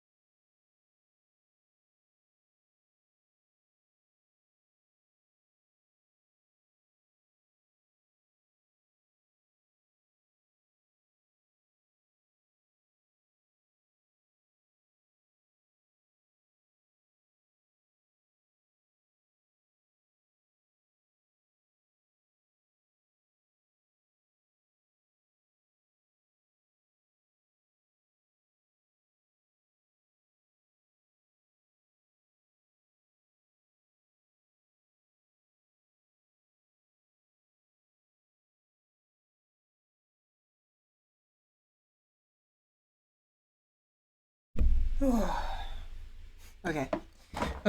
Okay.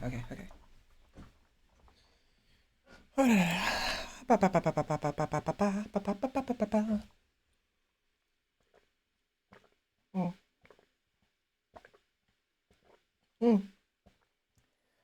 Brain freeze. Oh, it's cold. Okay. There we go. Better. I'm gonna watch more of this later.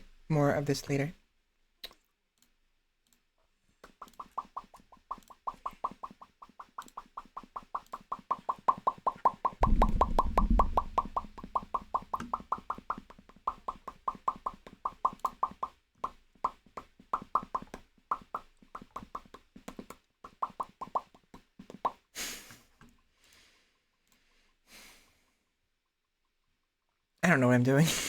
Don't ask me what I'm doing. I don't know what I'm doing. Let me go ahead and turn on Steam. I'm gonna have to get rid of my model, of course, because we're playing a Steam game and I can't play Steam games. I can play some of them, but it's usually better just to turn the model off. So, with that said, bye-bye.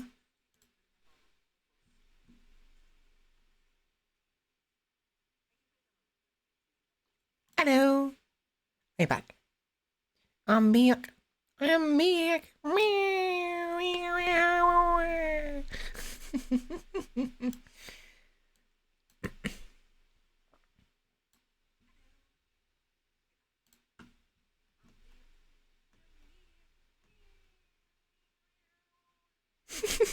I just saw it on my fucking phone.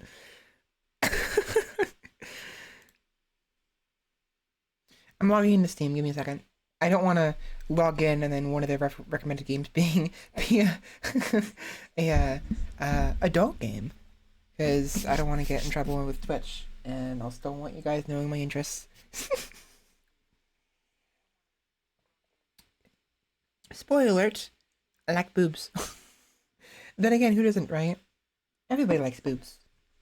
Boobs. Bappers. Baps. Okay. So, I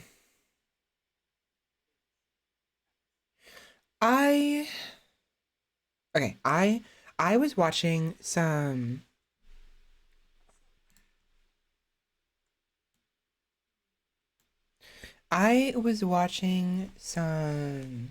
Scurry.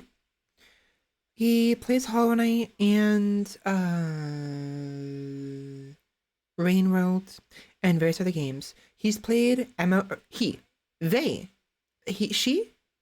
I think it's they. Fuck. I'm sorry. My brain. I tend to default to he whenever I refer to someone. Because like I say guys, you know, and like you guys, so it's out of habit. They play a variety of games. They're a very, very lax person. The way they talk is very, very chill and slow, and I kind of like I look up to them a little bit when it comes to like talking slower. But because of them, I was introduced to, excuse me, to both Mo Astray and Caverns of Dreams. Cavern of Dreams. Cavern of Dreams is a game that is reminiscent of like old like 2000 like early 2000s like late like or like 1990s video game Spyro era of games, where you play as a little dragon who's trying to find, it's basically Spyro. You're in search of the eggs of your siblings, but it's different. It's more cutesy and what have you. I never actually finished the video of Scurry. He made like a 30-minute long video of him playing it. He cut it at certain points, obviously, to condense the like 2-hour long stream into like 30 minutes or 40 minutes. But I refrained from finishing it because I wanted to actually play the game myself before I watched the video, which sucks. So it's waiting for me. I figured I might as well buy it, and someday soon, maybe tomorrow, we'll play it. I don't want to do it tonight, but it's very cute. Very adorable. And apparently the controls are really smooth. Not smooth. They're really good controls. And when I say that, you'll know what I'm talking about. If you happen to have watched him play this or what have you, you'll know what I'm talking about. Where like these really good controls and like good mechanics. Because, well, I might as well just say it. So, when you have an ability where if you're rolling, you can smack the ground as you're rolling with your tail, and it'll give you momentum. Well, he did it. He couldn't quite figure it out, but he did it on an occasion where it launched him like 20 feet in the air. It was really good. Really good source of like momentum, but also hype. You have to do it just right, and you have to kind of do it on like on a slope, on an incline. So it's really cute.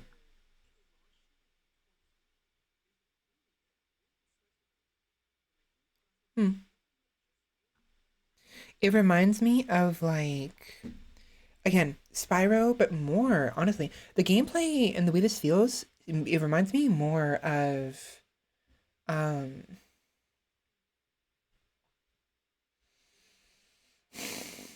Banjo Kazooie. It reminds me more of Banjo Kazooie, if anything. It's really cute. Oopsies.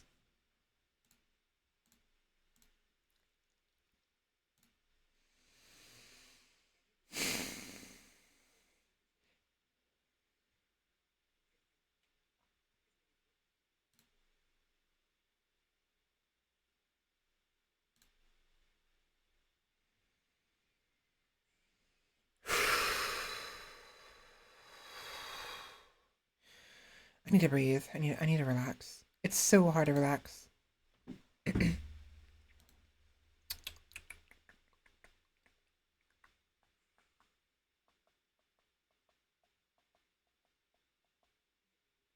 I want to keep playing Ratopia. I like it.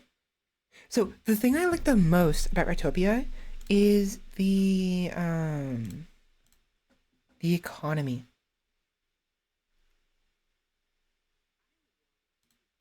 The citizens of Ratopia each have their own wealth and unique characteristics. There is no such thing as a free lunch.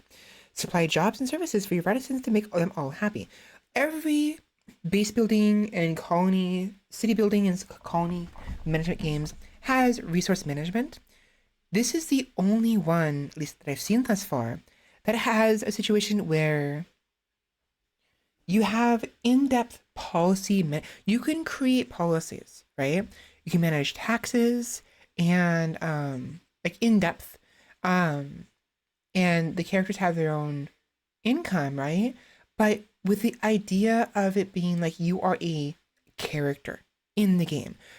Usually in games that has those things like city skylines or what have you, you are this like separated entity. You're not in the environment, in the situation, right? You're not there. You're just some benign, benevolent or malevolent, depending on how you want to go about, entity who's going around like dictating policies and what have you. But with Ratopia, they make it far more involved because you have a player character. And you have to manually go to like the code thing, like the office to change the laws and what have you. And I like this idea. And the reason why I prefer Crusader Kings over Europa Universalis and Victoria and all the other Paradox games is for this very reason. Because in CK3, you are not the nation of England or the Republic of America. You are the Lord, and you have to manage your political standing, sort of, with the people around you, the characters around you. You are not just some kind of like it makes it more personal. I love having my own character in a video game. I want more games like Stellaris and what have you, but you are a given character. You are a captain. You are an emperor, empress, whatever. In it that you have to like manually do like having some macro-managing is nice. It makes things easier, but I want more involved, in-depth, immersive micromanaging with my own personal character. And Ratopia does a really good job with that. But this game is a lot more fleshing out, honestly. It's lacking a lot of things. Now, the one time when it's okay is in Stardeus. In Stardeus, you are the computer, right? You are a human who's uploaded to a computer due to an emergency situation, right? You are the one deemed the most likely, like, that has the best chance of being the computer, what have you, and you're controlling the robots and what have you. It's very similar to the thing I actually don't like, lack of immersion, but it's actually a lot of fun. I like controlling the robots and the idea that I'm actually a person, but in the computer. If that computer dies, I'm dead. It's game over. That is me. I like that. And if they have an ability to allow you to create a robot in your own image, like customize it, that'd be pretty cool as well, you know? But this and Ratopia, I enjoy a lot because the management is a lot more involved. You are actually there. You're not just some benign corporation. You are the CEO of the corporation making decisions, you know? I like that a lot. And that's why I prefer I like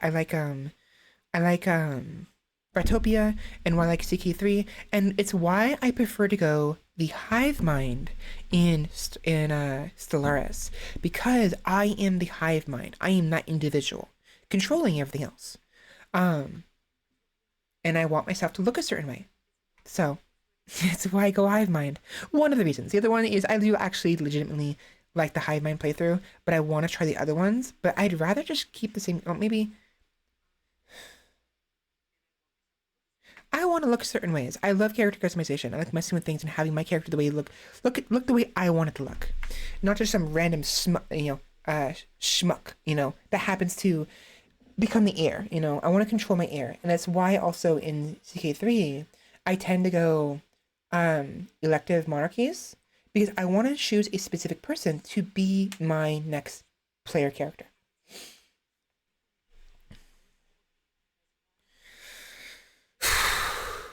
Anyways, moving on.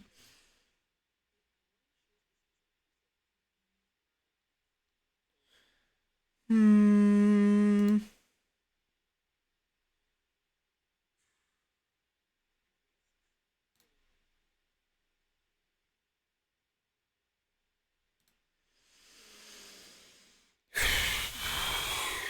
I'm tired.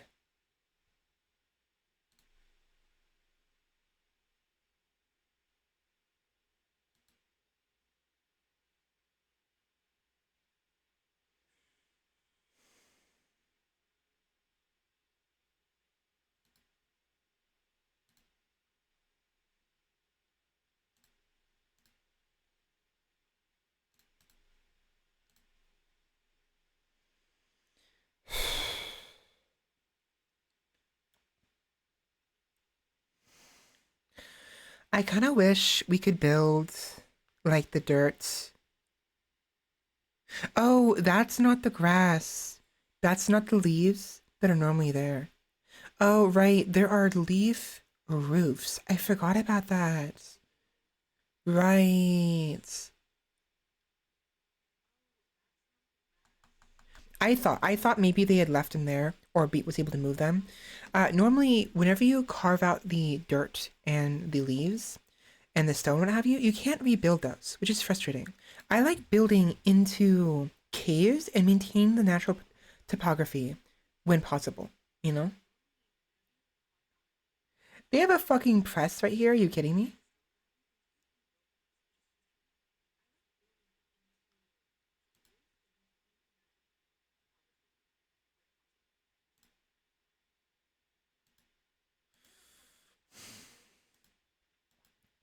I honestly haven't gone very far. I don't know why, but I end up losing interest in this after a few days in game time. I think it's because I'm in a rush to try to get defenses up, and less so developing the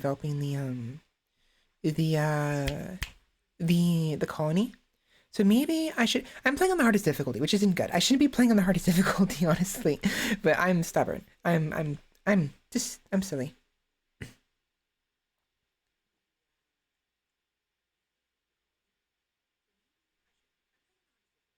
Fuck it. Ratopia it is.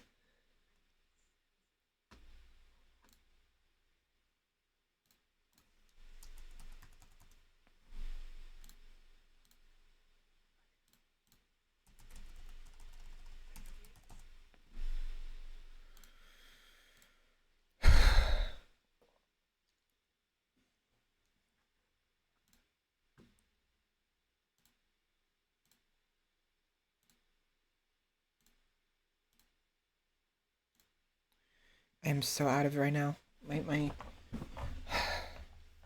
My throat is giving out.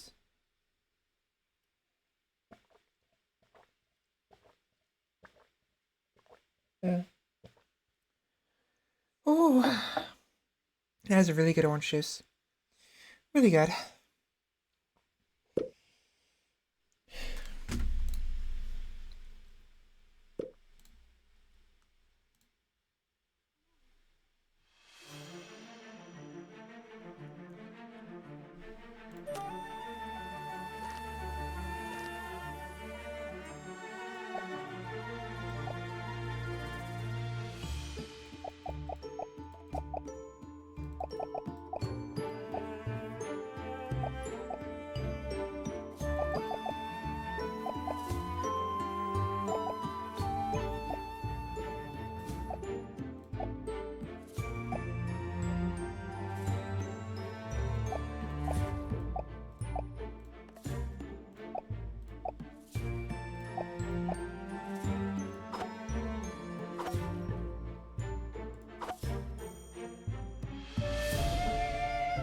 Also, the music is really nice.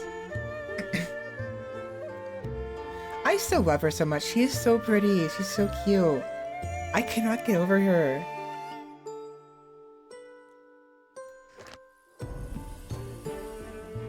So let's go ahead and move on. I'm going to show you the playthrough I've been doing recently. I keep restarting, unfortunately. I need to stop doing that. But, so the full game, they give you more options for clothing and hairstyle. Not much. Again, this is early access. We still have a way to go. We still have a ways to go before... Sorry, I'm burping here. We still have a... Excuse me. Can we not right now? We still have a ways to go before this game is really fleshed out. But there's actually a lot here, you know? At the moment, though, I'm playing on the hardest difficulty, which is not really a good idea. I shouldn't be playing on the hardest difficulty.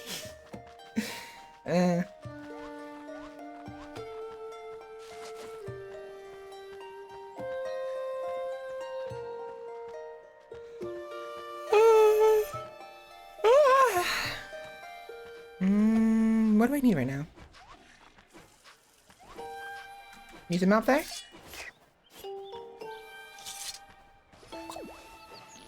Where's the... It's over here.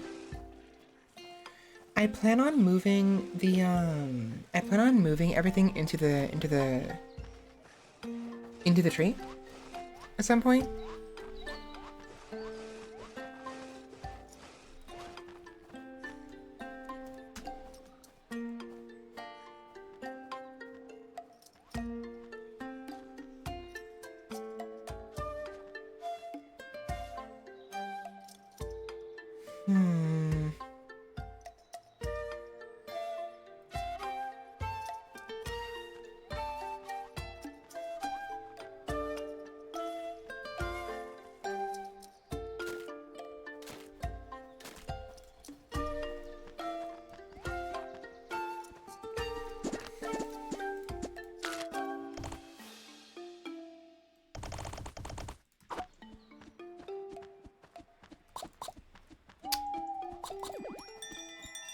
It's surprisingly difficult to manage their...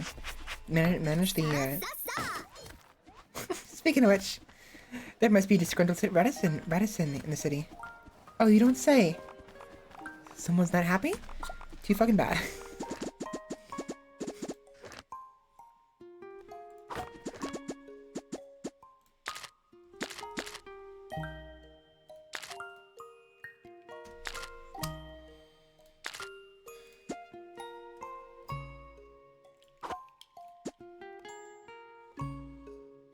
So their happiness is below 20. They're getting 5 happiness from food, -5 happiness from their lack of joy, What? Do you... Guys, do you need... Do you need me to make you more fucking, like, hygiene? Fine. Let's get you another toilet then. We need dirt. I need dirt.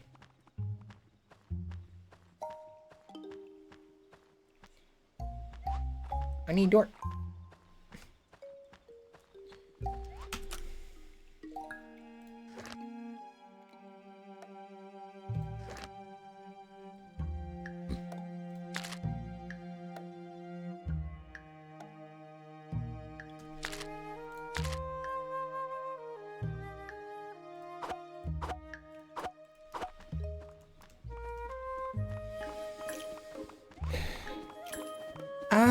I don't think you can.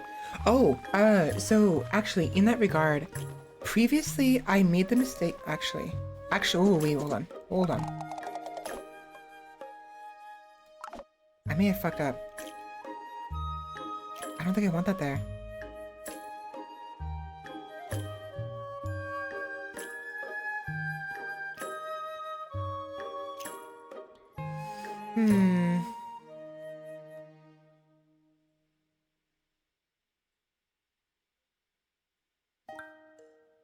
Fuck. So, you can't date anybody. At least, not yet. I don't know if you can or not. Maybe later. But originally, I thought... Yeah, I don't like that. I hate that. I don't like that. I don't like that at all.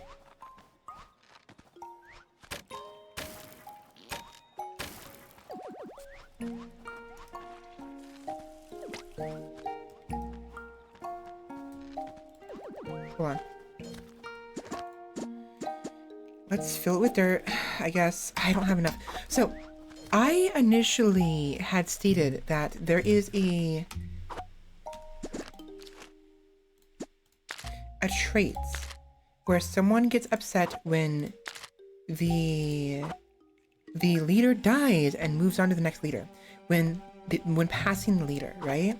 I assumed that was broken English. No, they meant that literally. So there is this anarchist trait. Where is it? An anarchist trait that states -5 happiness when passing the leader. What this means is whenever they pass me, they get upset for like 24 hours. -5 happiness. So, can you kiss Charles the juggling clown rat? Unfortunately not. Maybe one day. So I was wrong. When you die, you just die. You don't restart. There's no heirs. It's not that in depth. Maybe one day. That'd be really interesting. Where if you die, you play as your player character, your player's heir, after like some turmoil. Like if they can get like really in depth with the political machinations of this game, that could be interesting. But there is some trepidation with that. You don't want to go too deep in making this game complex, you know? But the fact that you can like adjust the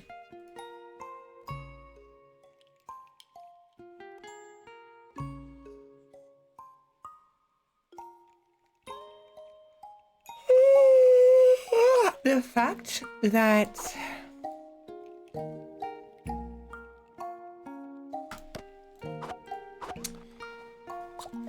you can adjust things like their policies and stuff is pretty neat. Again, you can do that in other games, but something about this game is just better. Severely wounded Vetisons.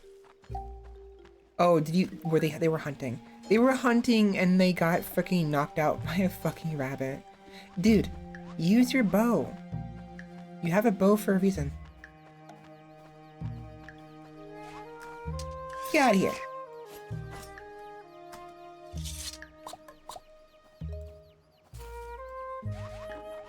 We need a medic. We need somebody to go around picking people up who get knocked out.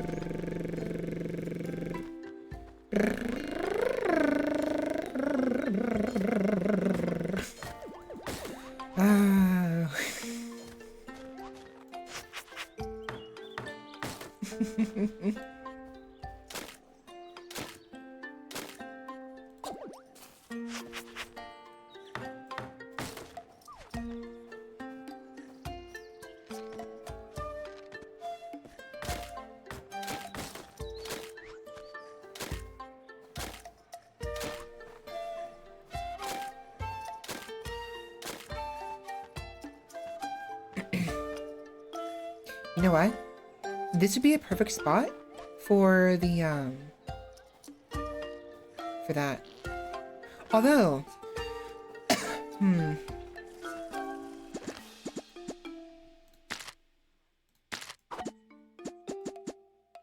3x3. We could put it there, or we can put, military personnel right here. Or both. We can put military over here.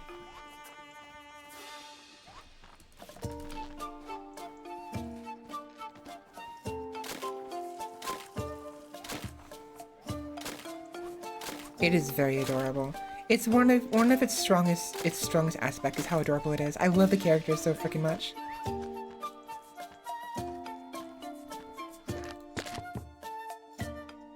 Ooh, protection efficiency. But it dies when happiness falls below 20.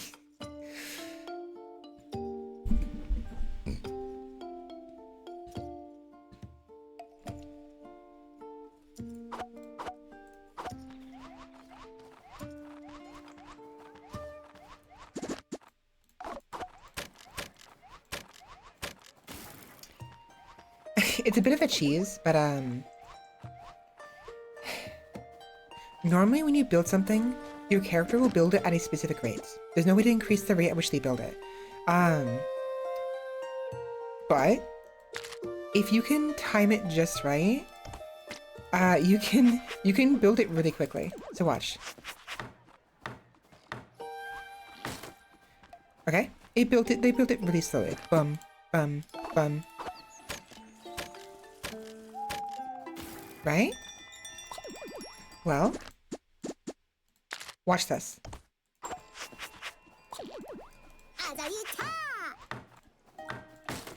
Okay, I didn't do it very well, but the gist of it here is if you time it right, you can actually like build objects really quickly.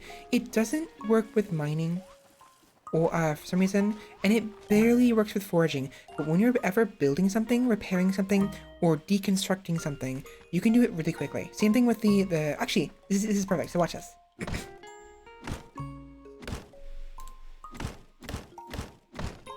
See how much faster I can mine the tree? Or, I mean, cut the tree down?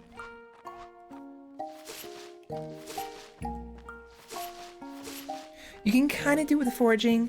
It's most effective on lumbering and the construction. Like for instance, you can't really do it with mining. I tried it just there and it doesn't work. The mining speed is way too slow and the recovery is too long. I really hope they never remove that. I don't think that wasn't intentional on their part. I don't think.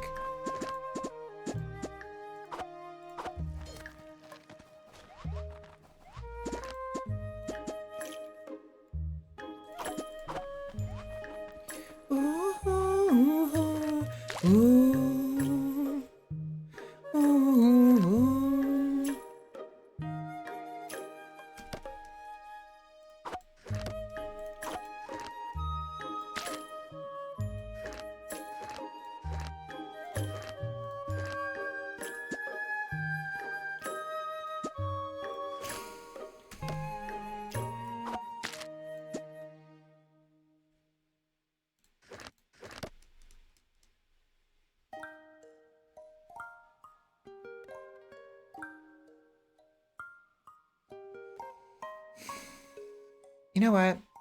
I never bother with a school. But I probably should.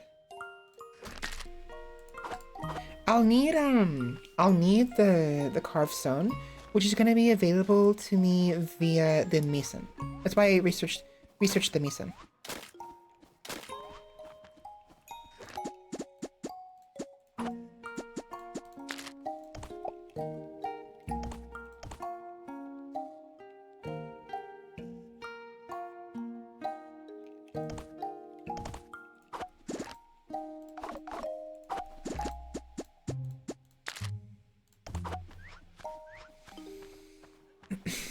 You're seeing a pattern with me.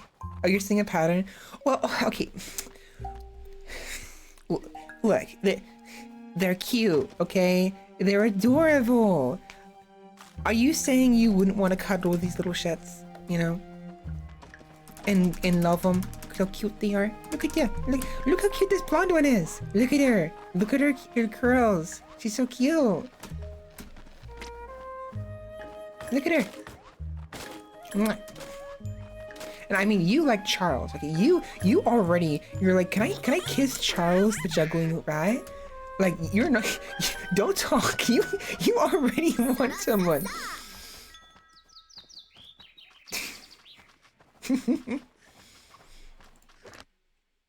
Oh no, I'm in the wrong spot.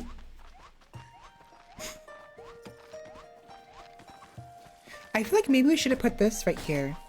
I think that would have been better. What is this?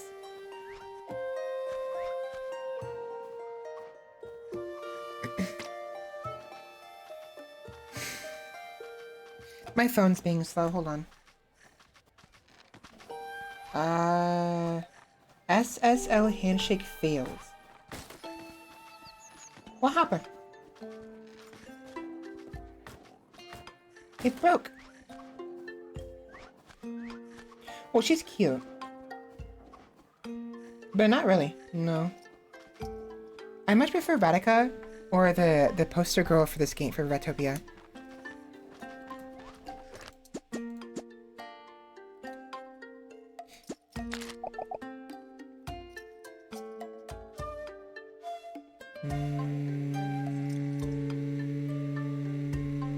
You know what? We could use. I don't like how they're getting stuck on the ladders. What's annoying is the ladders aren't really optimized. They're pathfinding. So if you notice, what they do is they'll go like down and then go up, and it's really frustrating. Watch.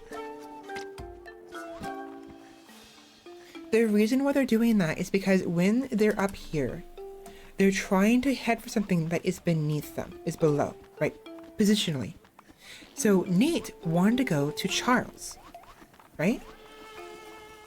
And just now he's up here and he's heading for the storage over here. So his pathfinding tells him move right and move down. And so he'll move down at the first opportunity to move down, right? But he still has to go right. And so his pathfinding, he wants him to go over here. He won't reach this position over here by going all the way down here. He can't. So it tells him, okay, keep going right and then go up and down until you reach your destination. He wants to go down first and then you go right. But because of the block here, he has to go up instead of down to reach his destination, he'll then go up. So what the developer needs to do is they need to prioritize going left and right instead of going up and down. So actually, if anything, it depends on the pathfinding. But typically, it seems like the issue is they're prioritizing going down and up before they go left and right. And it should be the opposite. They should prioritize going left and right before they go down or up. Well, okay, Purse is a unique situation because she's just adorable as is, like her character design and the art style of. Okay, actually no, she's not unique. Never mind. Fuck that. No, yeah, she's just cute. Look, rat girls are cute. Okay, mouse. Okay, Shappy. Moushly. What about Moushly? Moushly is fucking adorable. She's so adorable. I want to squeeze her. She's so adorable.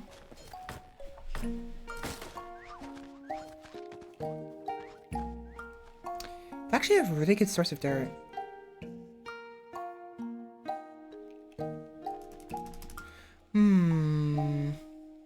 We can make buildings. We can put like little rooms right here.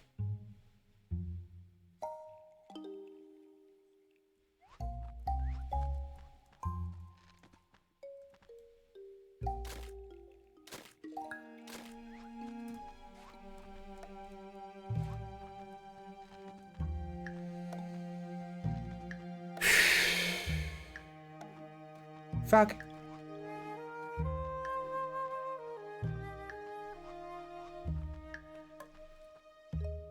Ooh.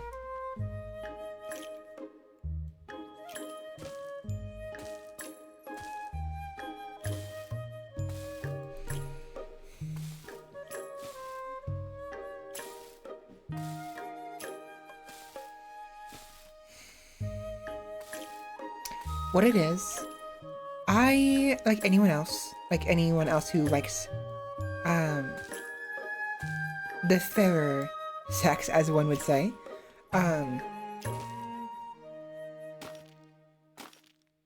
where's this topic going? My brain's not working.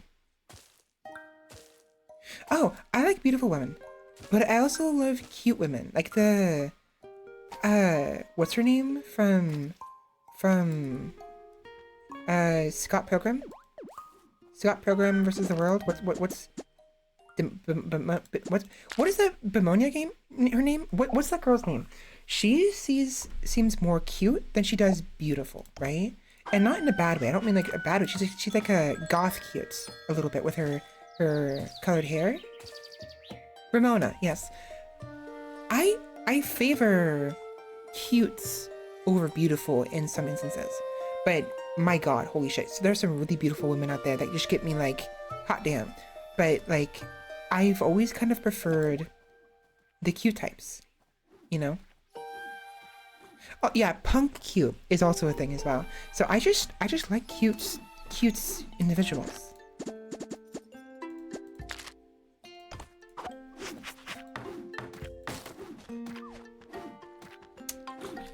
We're gonna need more than that.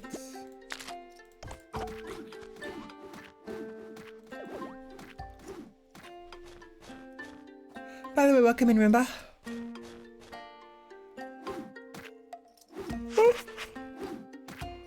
Oh, my old art teacher in high school rocked that style, looked cool as fuck. Wait, you're teasing me into admitting my luck? What are you talking about? I've already admitted it. Are you kidding? You can't.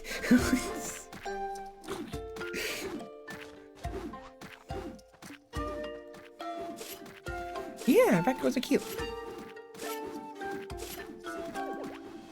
They bring me joy. Just like this joy flower.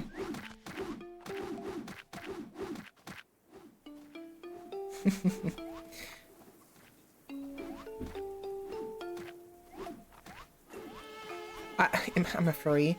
I'm a Valkyrie. Hello? We're birds. We're not actual birds, but like, you know, Valkyries have wings, what have you. Where am I gonna put this storage unit?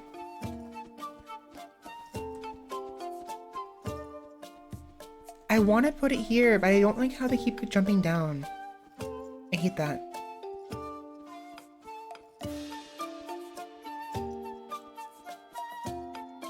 Ooh, I think I know how to fix this. At least for this instance. If we don't have this little lip right here, they won't go down first. Because they're already going straight.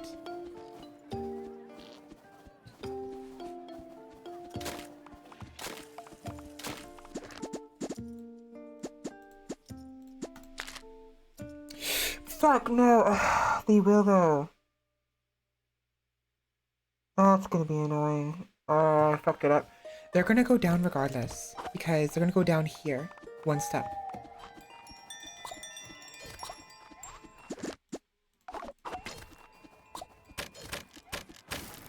Fun.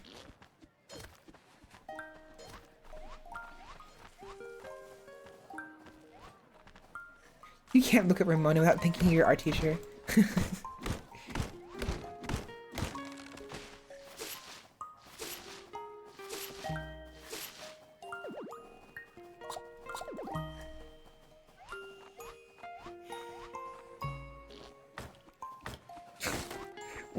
We really need to put that toilet in a better spot. Oh my god, that's a really bad spot for the toilet, honestly.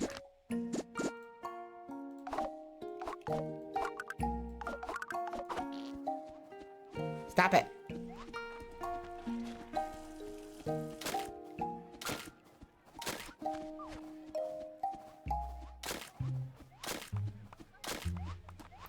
I'm stuck. Get me out. I got myself stuck. Please, guys, can you help me? I'm stuck. Help me! Help me! I'm stuck. Get me up. Get me up. Get me up. I'm stuck. Get me up. Guys, my venison are bullying me. They won't let me out. I'm stuck in rat baby jail. No, gay baby jail. There we go.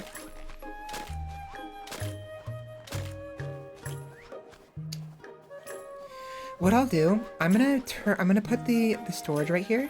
I'm gonna move this down here, and I might move this somewhere else. I want this to be central. Somewhere central.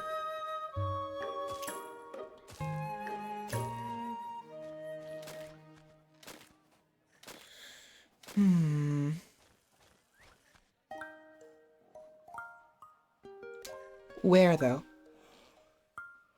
Alternatively, maybe I'll put it up here or something.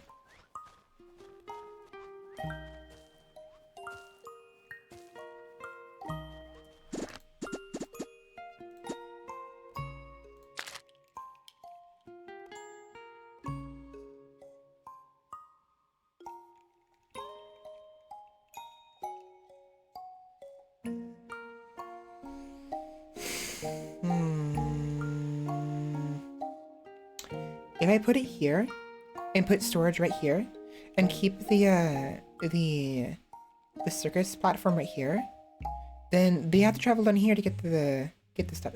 That's probably fine. Or I put this, no, this definitely has to be here in like a central like area. I could then put storage right here. Well,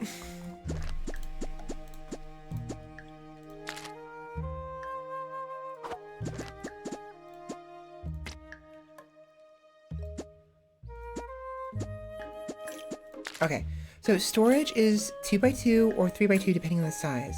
The large one, this one, will fit right here. We could put the storage right here. Maybe we'll start with a mini storage to begin with, and later on when we get the masonry and get some stone blocks, we'll put a larger storage right here to replace it. And then we'll move the butchery up here.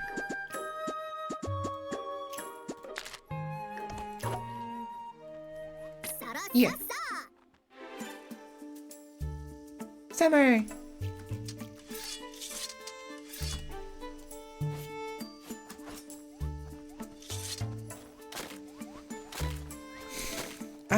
Not yet. Not yet.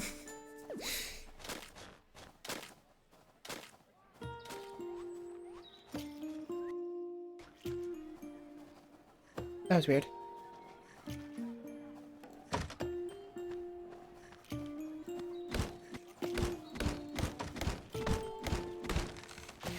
Oh my god, look how much faster that is. It's so much faster versus this.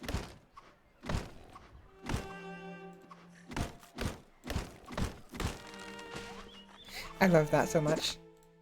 Again, I don't think it's intentional. I think it's completely accidental by the developers.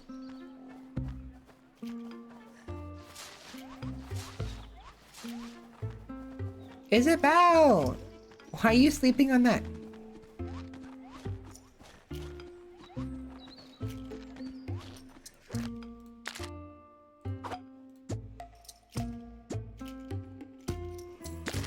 Ah!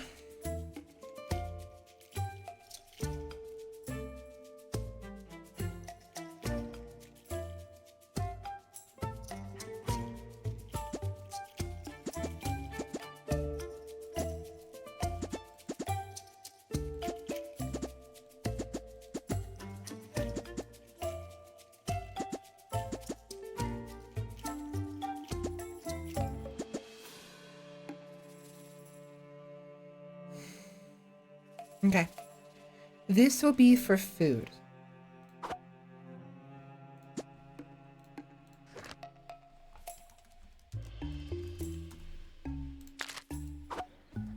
Yeah.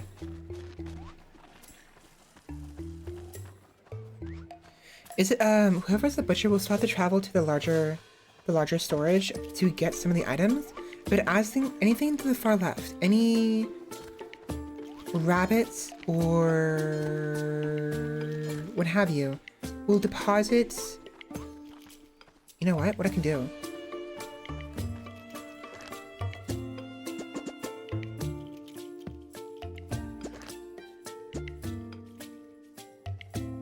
Yeah. Cool. I should probably rename it to mini food storage.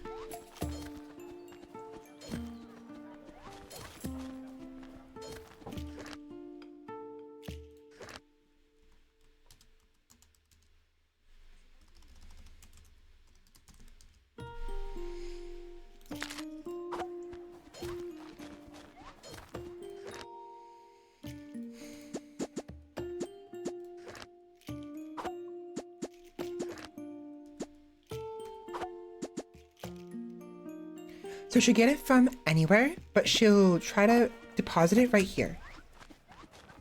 Perfect. But now we have to move it up here, so we need sticks. Go, Dolly, go. Go, Dolly, go. Good job. Good job. Good job.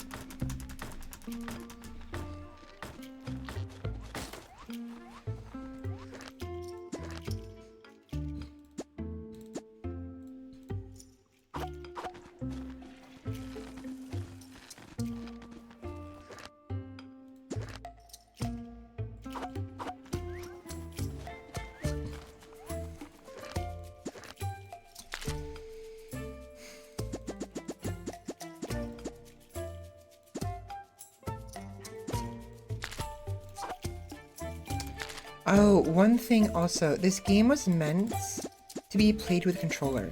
If you notice, like if I click this, I had to double click it. So the reason for this is because they're expecting you to hit the E button for confirmation.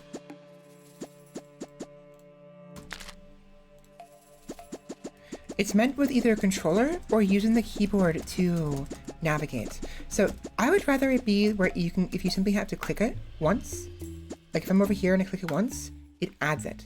But even a simple click will not work. A single click. See, I'm clicking right now. I had to double click, and then it'll work. A little frustrating, honestly.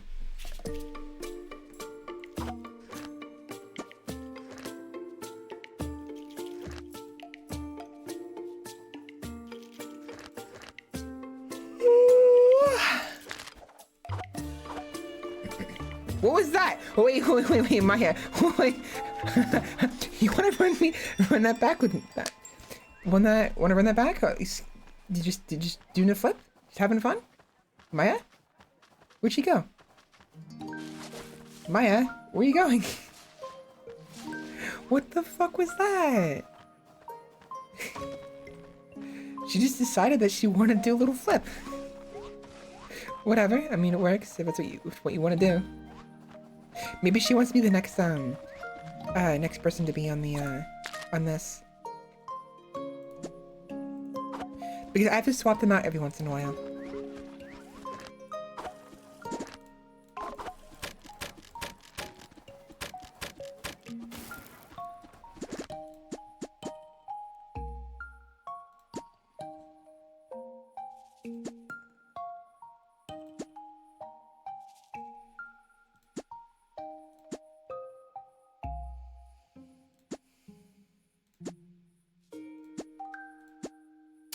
Oh, I don't have tables yet. I thought I did.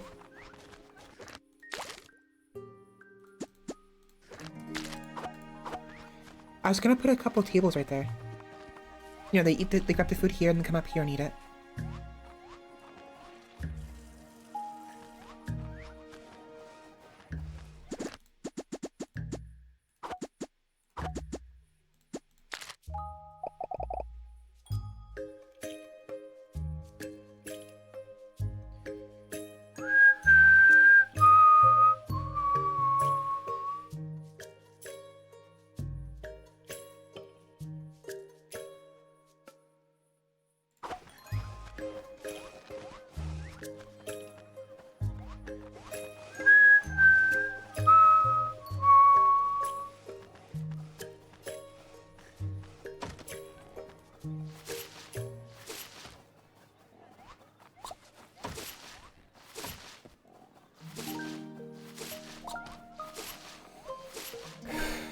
For now, I'll put it here. I would rather put it somewhere else though.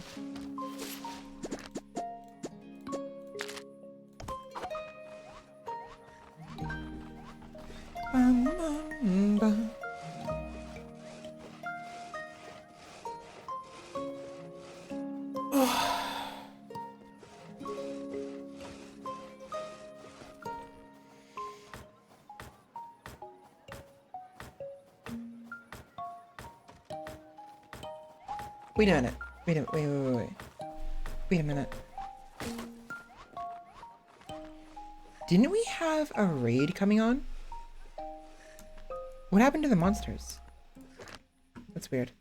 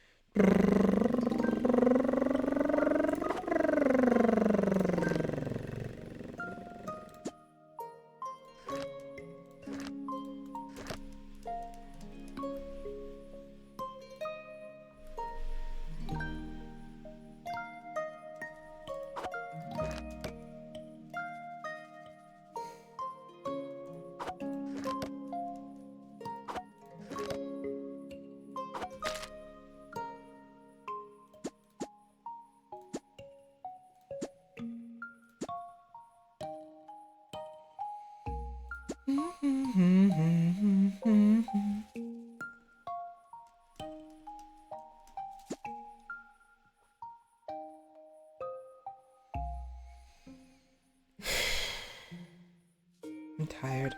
I wish there was a way to... I wish there was like a gathering, well, I guess I can adjust, I can simply adjust the behavior of the gathering in the code stone.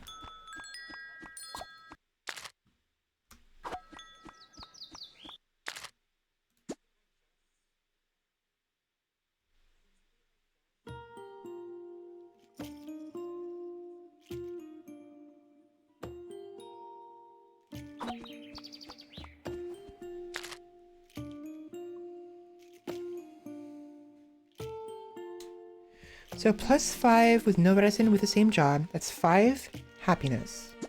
10 from food, that's 15. And then hygiene, that's 20. How did he get 40? He was at 35 before.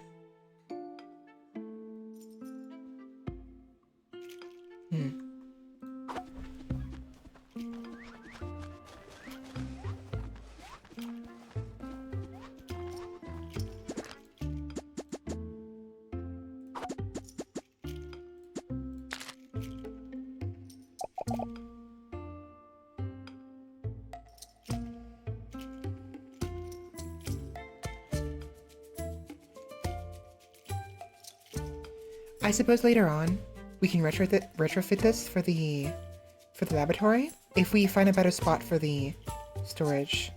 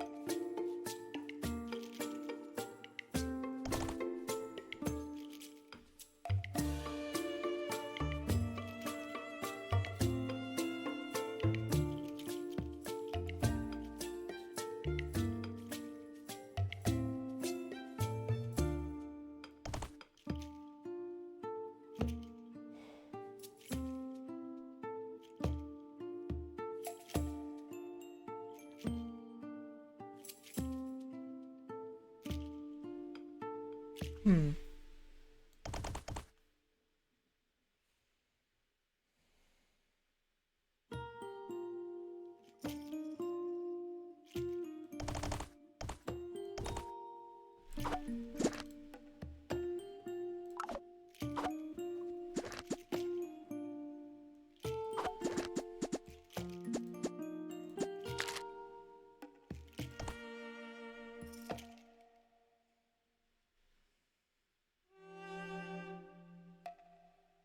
Yeah.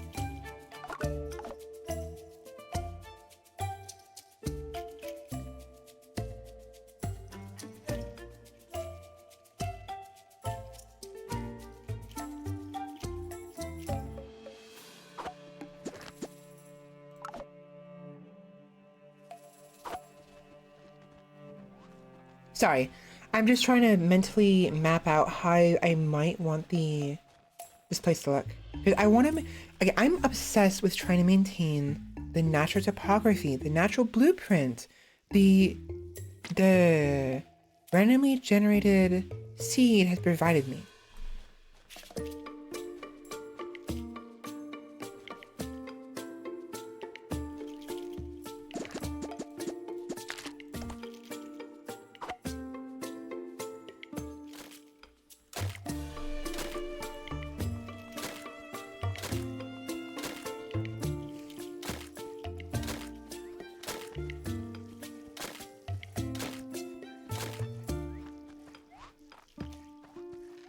No, no, up, up.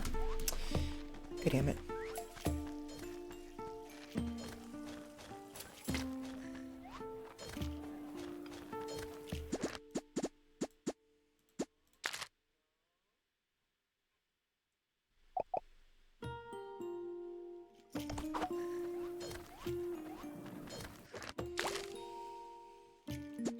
I'm really curious what this Shrine of Dog is, though. Never actually got that far.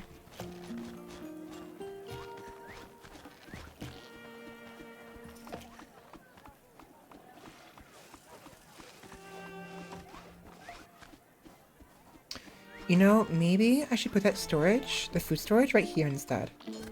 We can have this as the main storage, the one that's over there. For everything.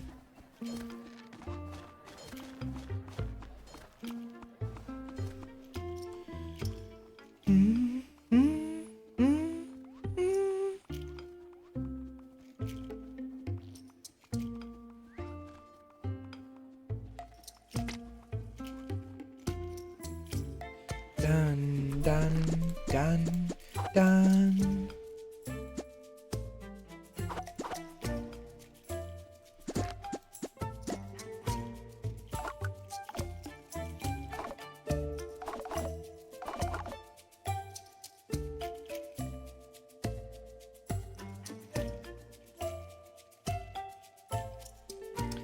I could maybe make this my personal room. We can have the code of laws right here, and I can have my own personal room right here. Maybe.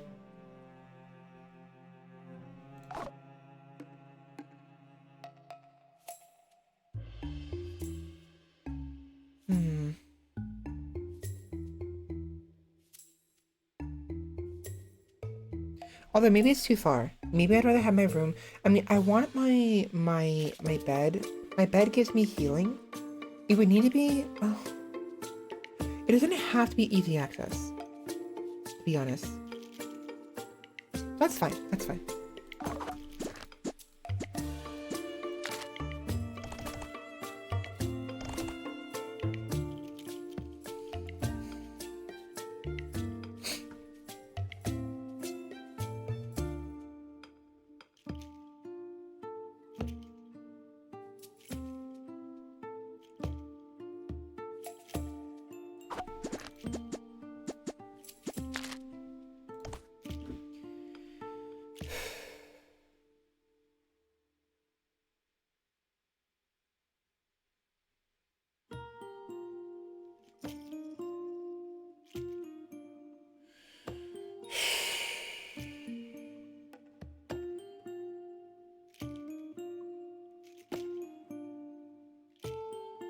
Wait.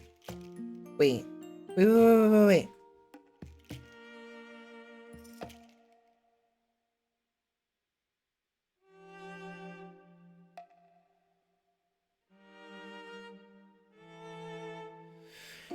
We could maybe leave this spot right here like a 4-way. 4x2 space completely open.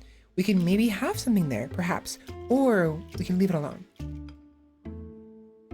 We could potentially put ladders on both sides and put another small storage right here for something else.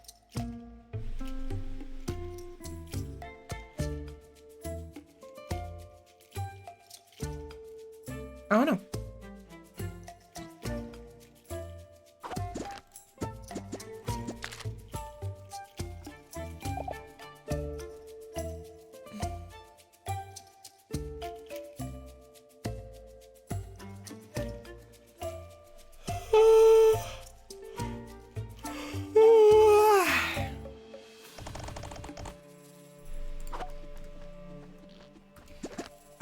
It might piss me off though.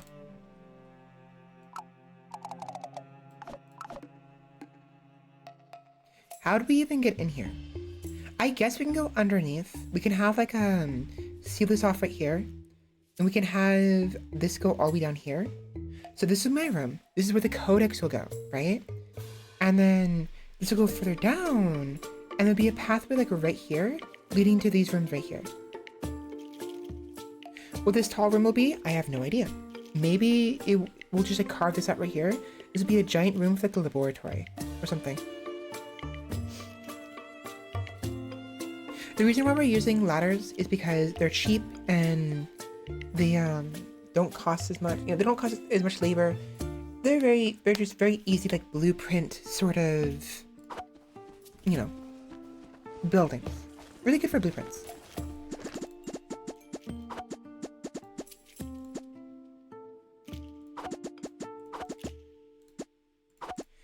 What is well, Isabel? What are you doing? Isabel! Where are you?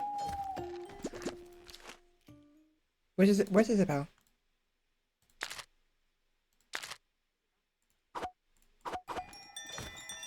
Okay. Okay, never mind. I thought maybe she wasn't doing her job, and she's doing it. I think maybe we simply have to increase the production rates. We have to get into a sawmill, maybe. I don't want to. We can, though.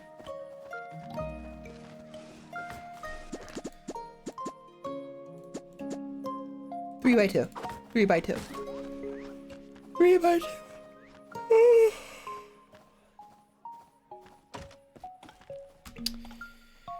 I didn't want to. I wanted to maintain this area right here. I think I'm gonna carve into it.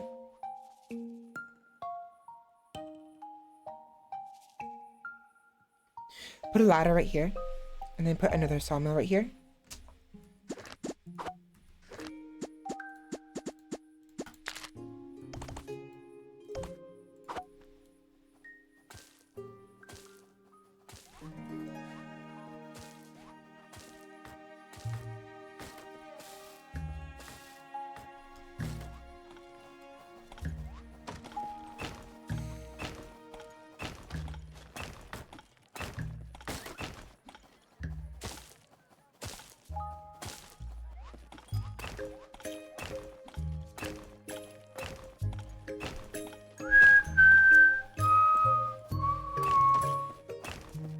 You gonna use some lab rats? Technically, yes. Actually, it's cute. It's funny. Technically, yes. We'll be using some lab rats. The scientists will be the lab rats. Funny.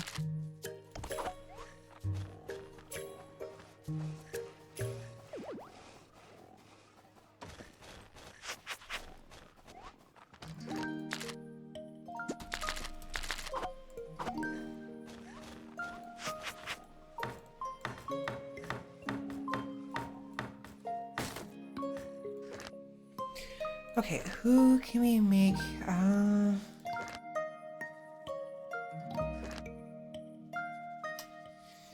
Jerry will not benefit from the no medicine with the same job bonus, which you can't see because my fat head's in the way. Right there? No, +5 happiness with no medicine with the same job.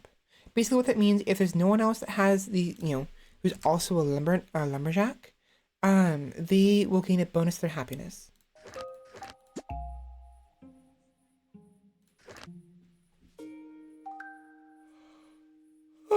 Maya is the butcher.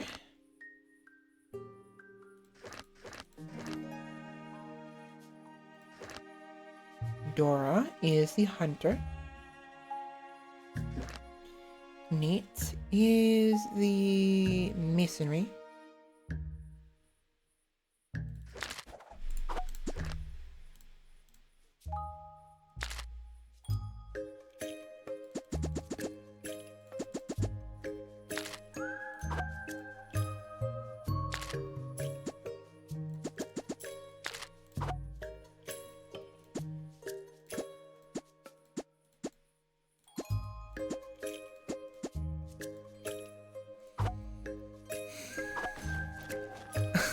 Oh, I get it. That flip is them changing jobs. I was so confused at the first time. I was like, why the flip? Or maybe not. I don't know. I guess just Nate just want to do a flip. Do a flip.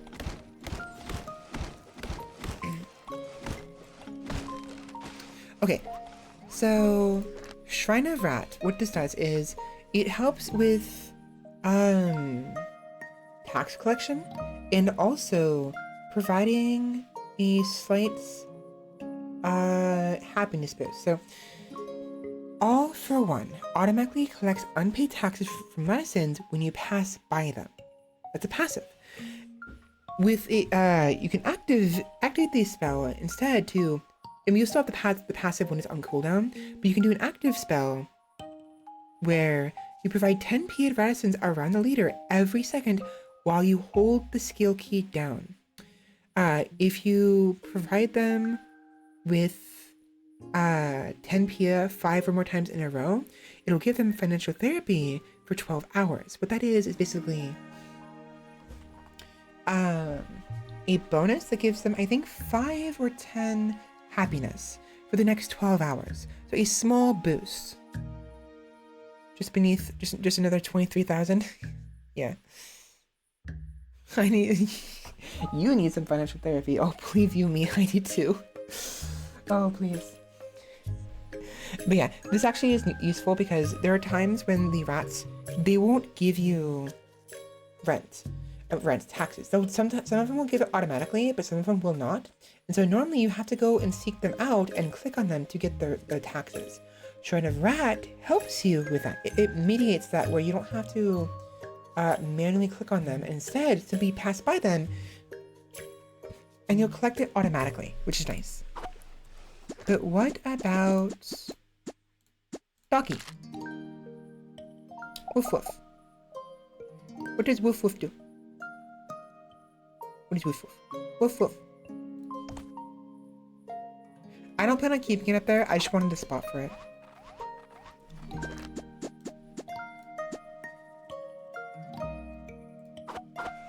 Okay, I need 8 of each.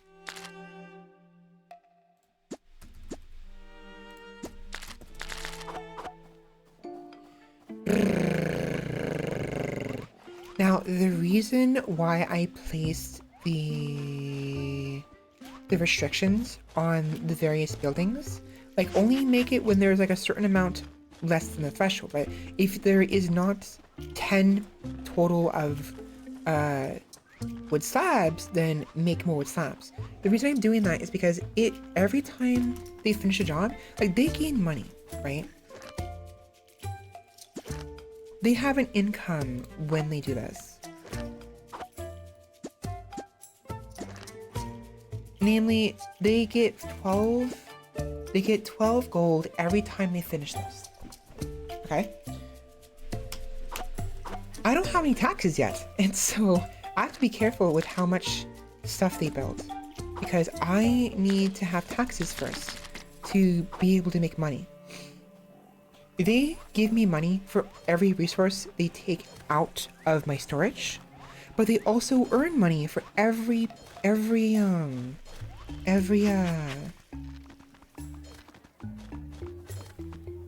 resource they put in.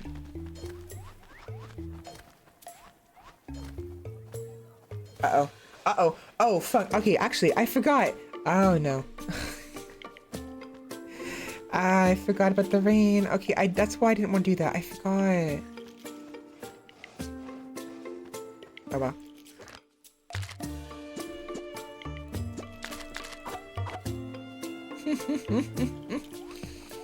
I'll fix that later. Not a big deal.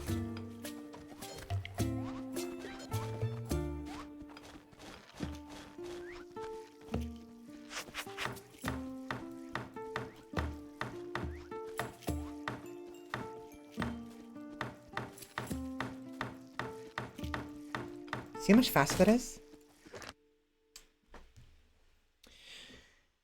Detect nearby enemy spawn points. Ooh, that's nice.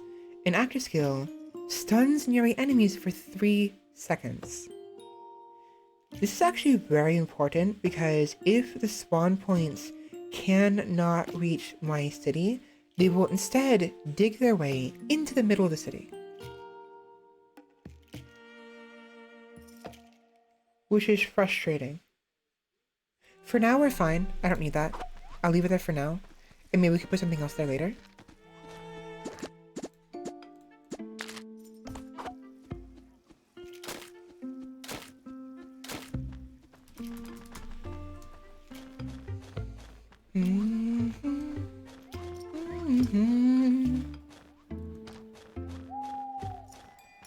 Yum, yum, yum.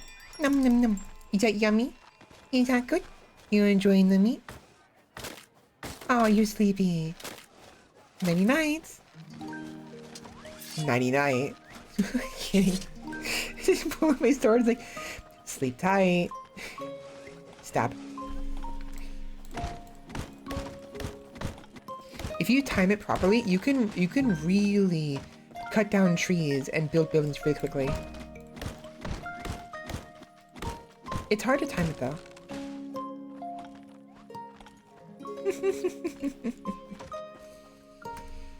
Okay, the reason why I said I would fix it later, I planned on making a small lake, a little like pond or lake down here to collect water. That's why I positioned the buildings the way I did. Actually, I forgot to do this. I need to. Rainwater will slowly collect over time. And so the idea here is the water will collect in here over time.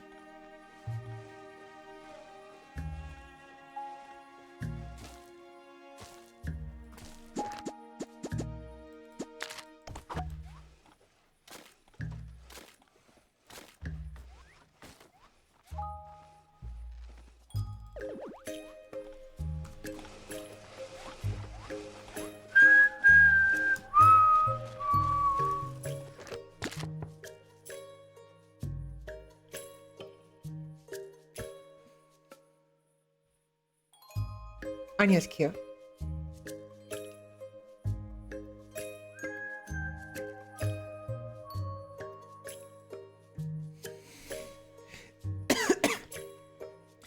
+5 happiness for 3 days when passing the leader. Or -5 happiness for 3 days when passing the leader. So this is what I was talking about. Anarchist and royalist.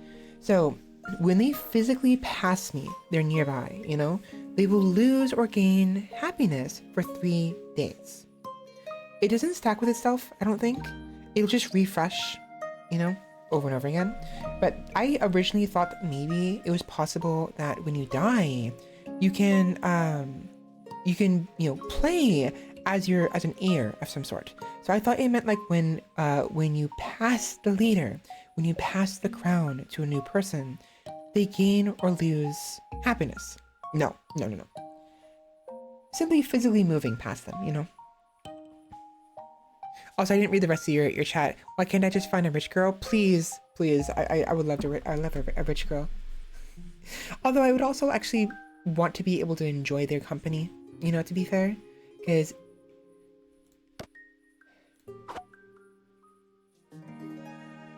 I don't know how well I would follow through with this mentality, this claim, but I would want to claim that I would not be interested in someone if they were a jerk, no matter how much bloody money they have.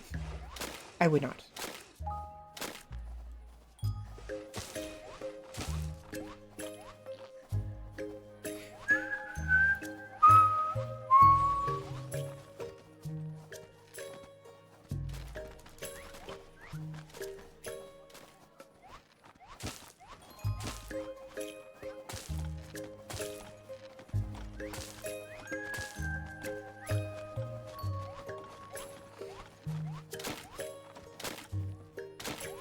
Ow!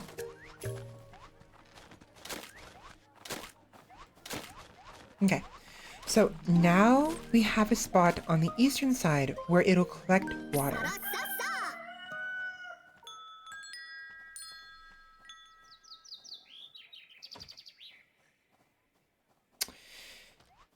It'll only go up to here, roughly, and then it will overflow, but we can always extend the water later on. Now, this part is a little concern, because it'll collect water right here. We could solve this, potentially, by raising it up. What we can do is we can move the masonry spot, and we'll have, like, 2 high spots, right? Like, little, like this, right? We'll have this. Right here, and right here. Maybe even here and here. And then we'll have the ladder could extend up here, and we'll place roofs. So this way, the water only has 2 choices. Either go down this way, or go down this way. Of course, to remedy that, we would need to have a pathway going down this way as well, to siphon off the water to some other spots, which we can do, just don't really have an option at the moment. Otherwise, it'll just flood. It'll just flood with water. But to do that, we would have to move the,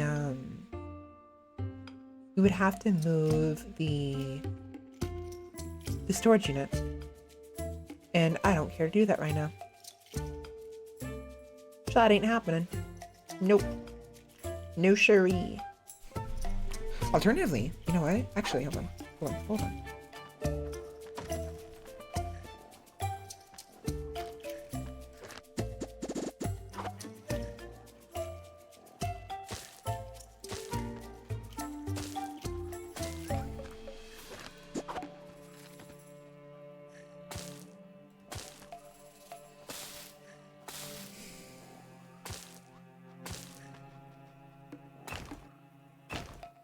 Fuck their company, I'm just tired of being broke.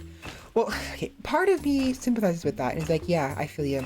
Another part of me is still like, I don't want to be like abused for money. As jokingly masochistic as I am, I'm not actually masochistic. I don't want to be abused.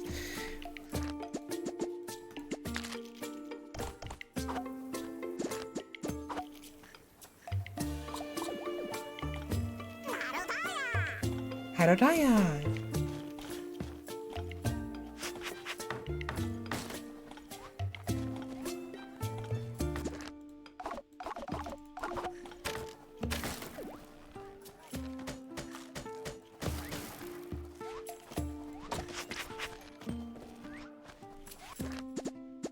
Ratopia. Okay.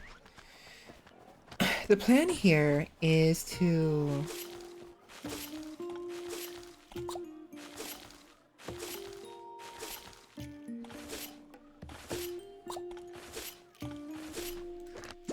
Well, I already told you the plan. I already told you the plan. So, like that.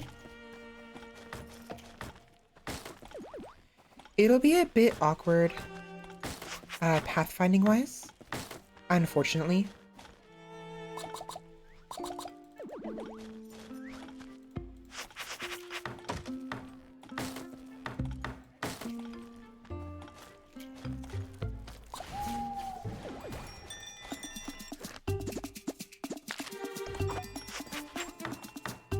Uh-oh. Oh no, they're beneath us.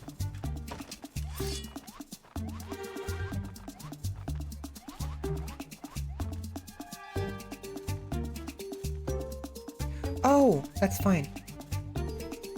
That's fine. Okay, that's actually really good. They spawn in this position where they'll spawn,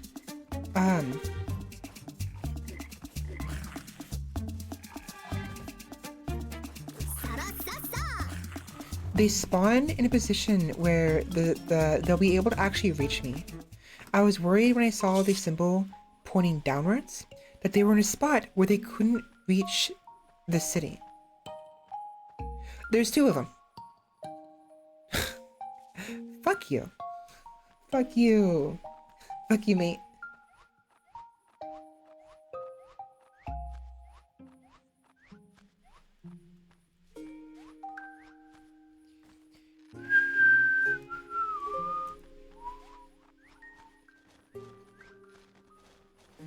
I don't want them ending up beneath... Well... Honestly, that's fine. My reticents aren't gonna be going down there much anyways. So what we can do is we can put a bunch of... spikes?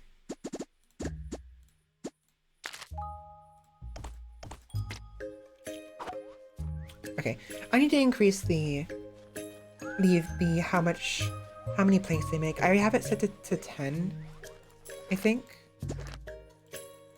They should change it to 20.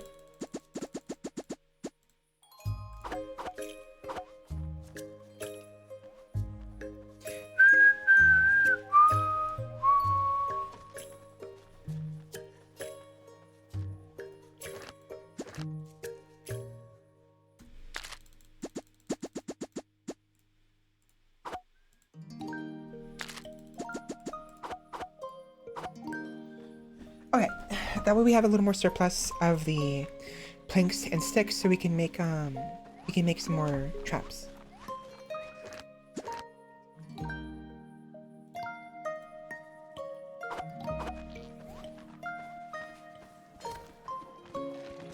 How is everyone doing happiness-wise?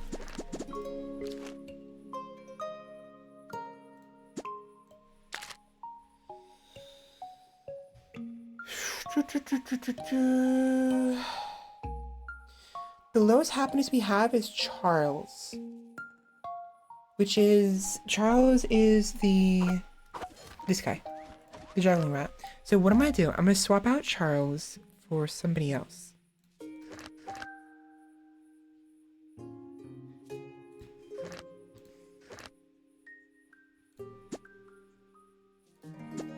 Dolly. It's so cute. The reason why I swap them out is because if they don't swap out, Charles won't get any happiness, which is really bad. And he will get very pissy very quickly. I have no other source of happiness except the circus. The circus stand.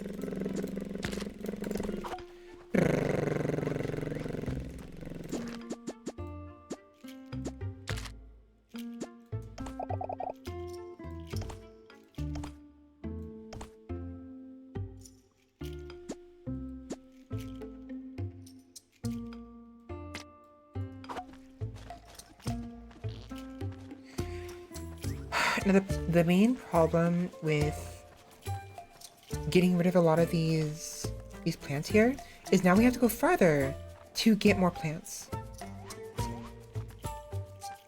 Not a big deal, there's plenty here, but it's still a concern. Wait, why am I demolishing? Wrong one.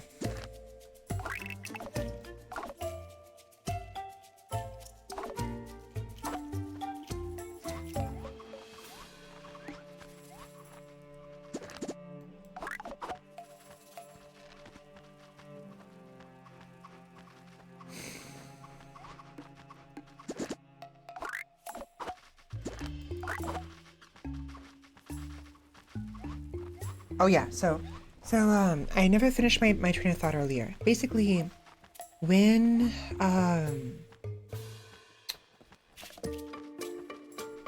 Vedison has met their quota, they can't work at a specific job any further. So what they'll do instead is they will act like regular Vedisons that have no job, and they'll like haul and gather and construct, yada yada yada. But they won't get the money they would get from their job, and so it doesn't cost me as much to have them process those things.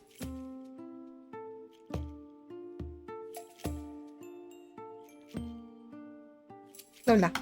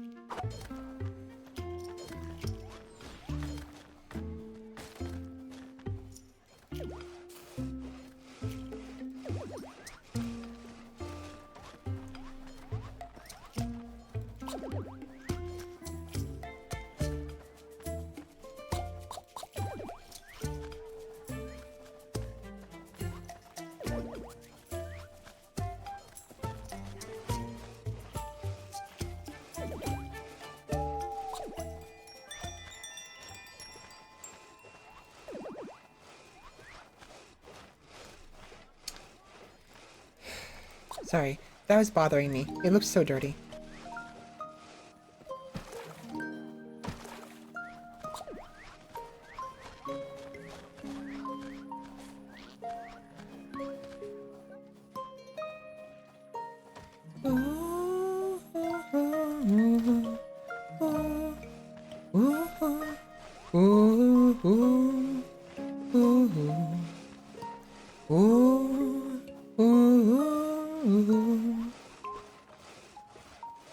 I wanted to see if somebody would go for the water.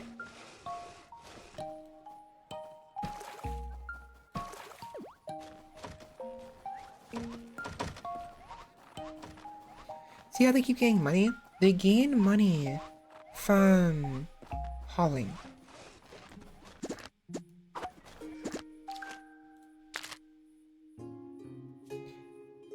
I'm so fucking close, come on.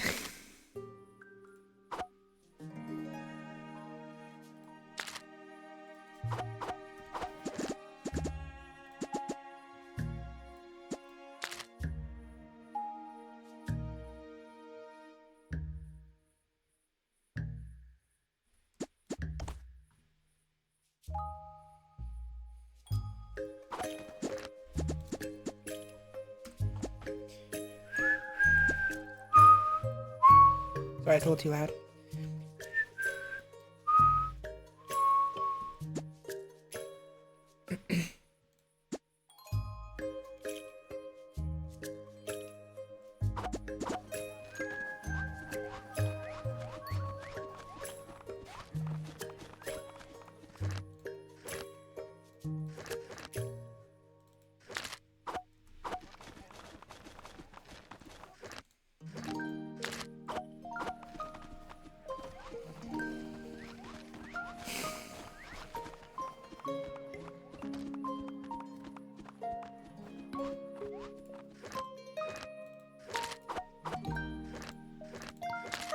Okay.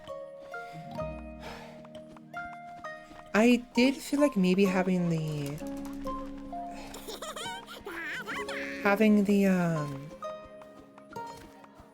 storage being on the same level as the tables.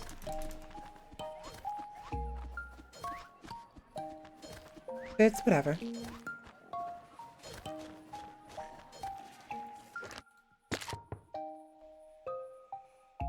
What happened to -3? I'm so freaking tired right now.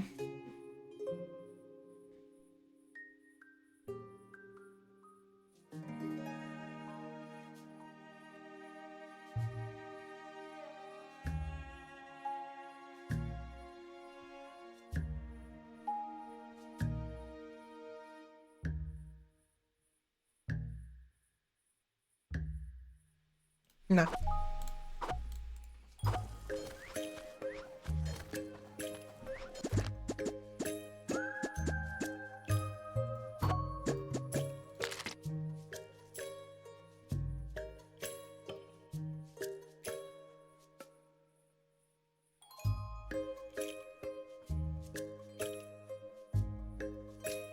You know what? I should have put the bathroom right here. Yeah, I should do that. Do we have one up here? Or turn it, you know what? Over there.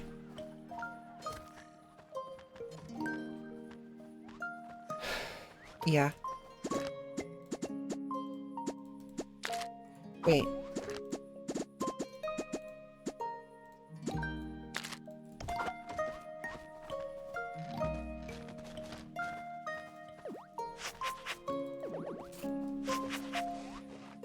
I'm still a little annoyed that they don't just pick up objects off the ground and use those. It makes so much sense, right? That they would just grab the items that are near the object you're trying to build when you're trying to build it. Fun!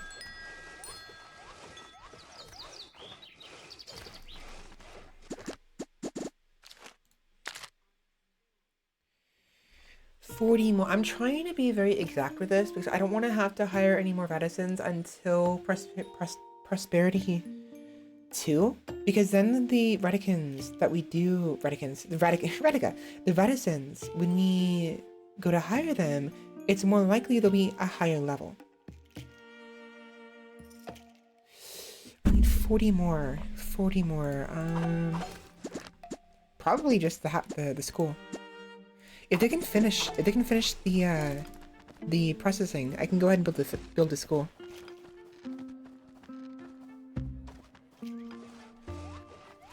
How big is this? 5. Oh. 5 by 3. Oh shit. I could put it right here.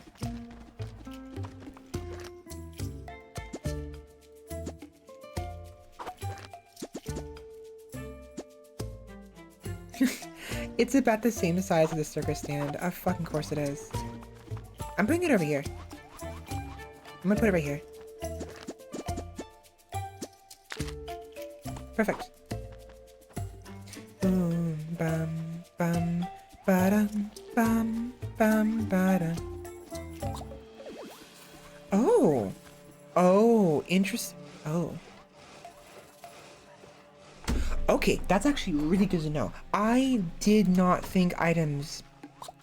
I thought this game didn't have enough polish to where objects, they wouldn't disappear over time.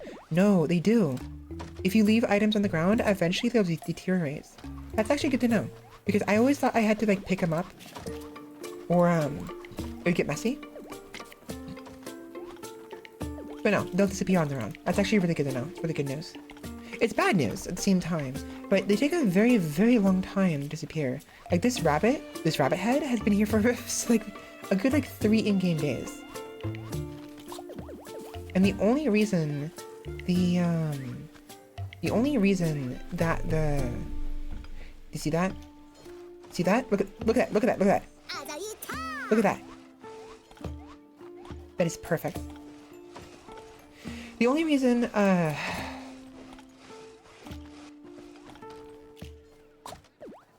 breathe is to sound stupid. No, I forgot what I was gonna say. The only reason the flower and these items here are disappearing sooner is because they've been there longer. Look at that. So I picked them up and dropped them back down on the ground, and they are no longer deteriorating. That, I feel like, shouldn't be the case. I feel like they should stop deteriorating only if they could put it inside of a storage unit. That's probably fine.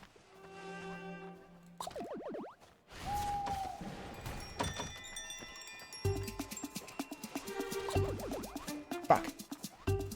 Motherfucker, I saw that. Get gone. Get gone, bitch. Fuck off. I fucking knew it. I fucking goddamn knew it. So I saw in the right corner, they were there, and they disappeared. I knew it was because they teleported. Okay. Can you stop? Can you not? You bastard.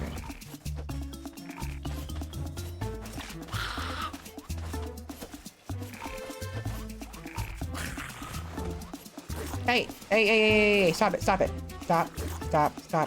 These guys are very bad. Those guys are problematic because they'll destroy terrain. They'll destroy not only your buildings, they'll also destroy your terrain. So I want to maintain the terrain that's there. I don't want them destroying it. Get over here.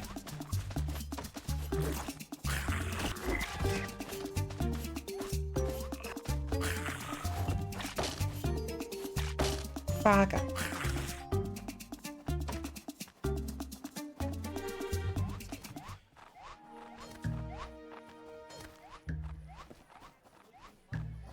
Cool.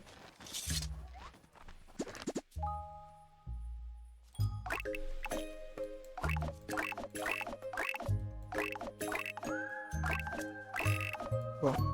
Yeah, so the big frog things that spit at us they're really bad because they'll damage the topography as well. They'll like dig through like the rocks and the leaves and the tree trunk if we let them. And that's bad. I want to maintain this. I don't want to get rid of it. I mean, I might have to eventually and replace it with the dirt flooring because you actually move faster on the constructed roads. See? So I might have to do it regardless, but I want to maintain it for as long as possible.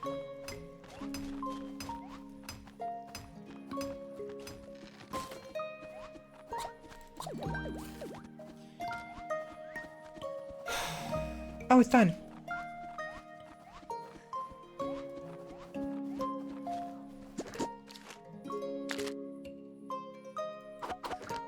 Oh, I wonder if it only counts active buildings. It might.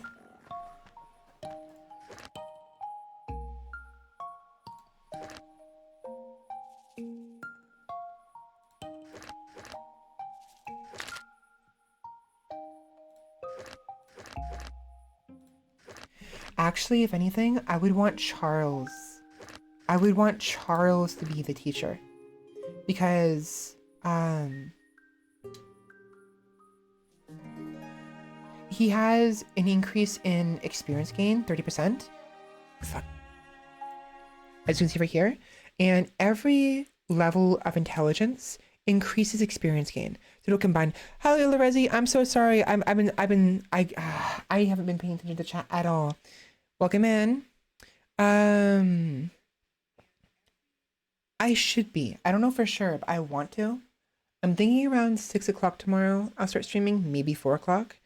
So that way we can stream until midnight and we can, celebrate New Year's together. Although my family likes to do that too. So what we'll do is I'll be in my room, in my dad's room, and we'll say Happy New Year. We'll watch New York and what have you. So I might do that instead if they want to. Because I'm going to prioritize them. But if they don't, I'll do it with you guys. Because why not? Okay. Also, what did the Roomba say? If they're straight up abusive, I'm dipping, but they're not the only ones who can gaslight, geek, keep girl bust. Well, no. Sorry, we were talking about having like a rich girlfriend or rich SO, you know? Got it. Yeah, it depends on the active buildings. So any buildings that are not active don't count towards your prosperity level. Good to know. She's so adorable. I love her so much. My throat is giving out. We are now a hamlet.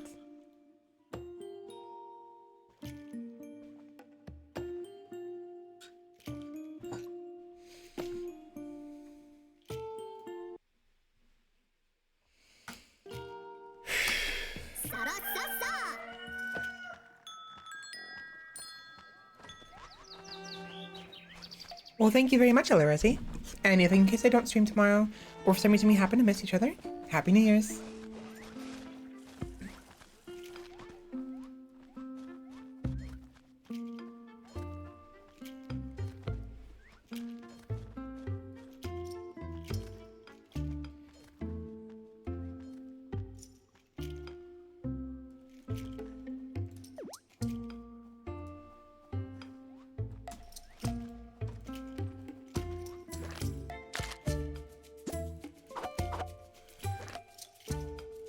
Oh, also have a good night. Get some rest.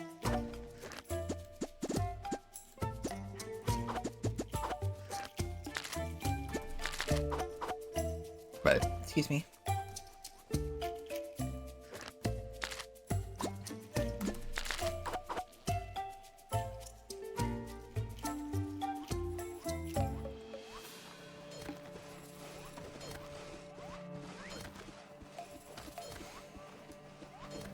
What's up?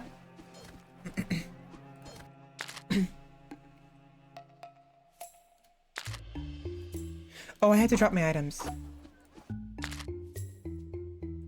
Oh, left click. My bad.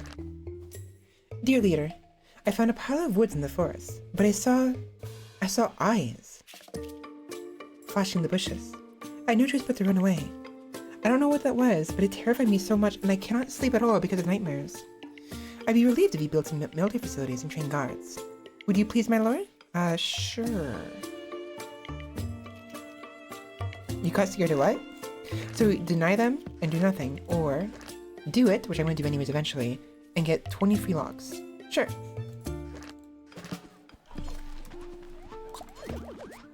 I don't think I had to actually drop the items. I just didn't realize I had to left click. I forgot I had to left click.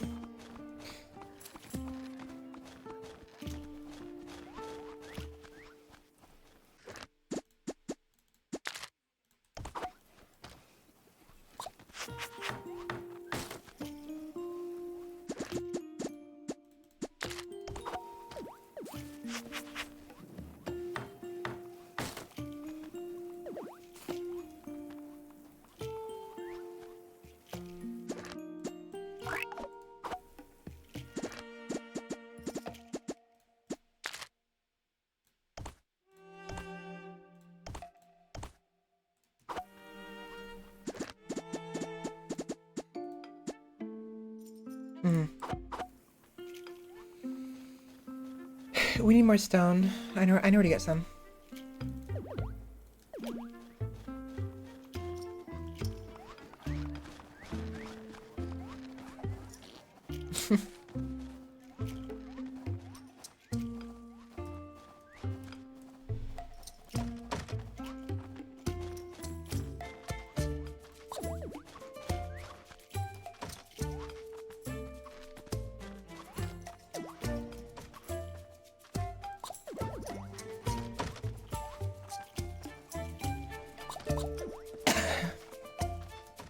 I'm gonna have to end soon because the reason why my character keeps stop moving periodically is not because of me. My computer is getting really hot and it's lagging so badly that my keyboard is literally malfunctioning.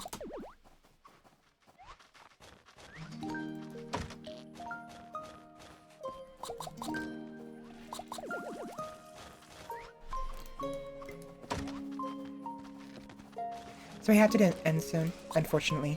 It really sucks. It's a shame I'm not a robot, because if I actually was a robot... Go down. If I was a robot, I could just keep streaming forever.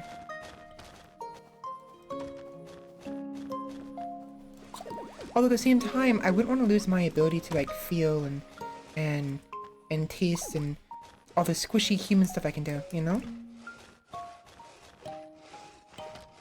So I'm fine as is. I just gotta do better. Do better at being I just gotta get better at being human. Basically.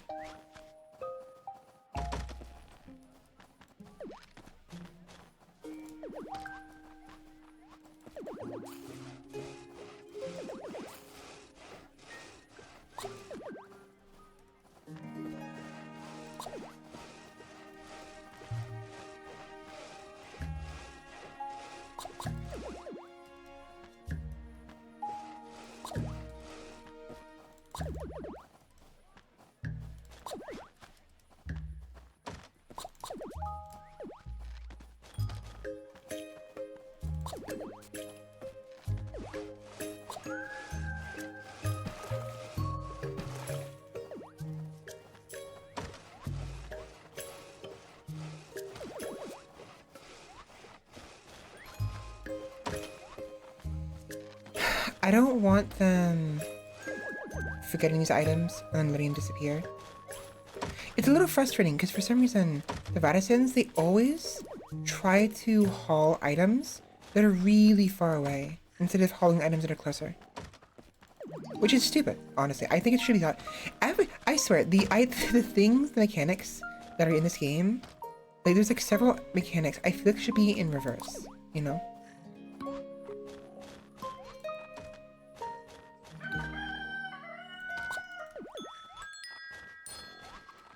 It's whatever, I guess.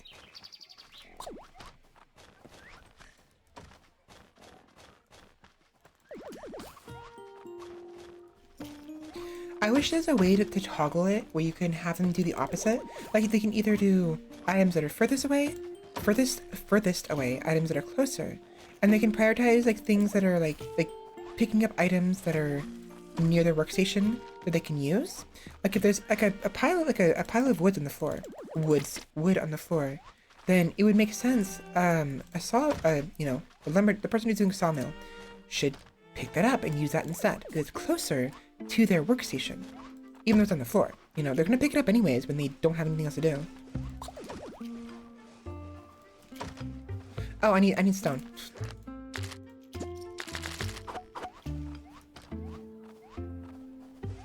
I also need water. Oh, holy shit, I'm out of money. I didn't realize I was that low on money.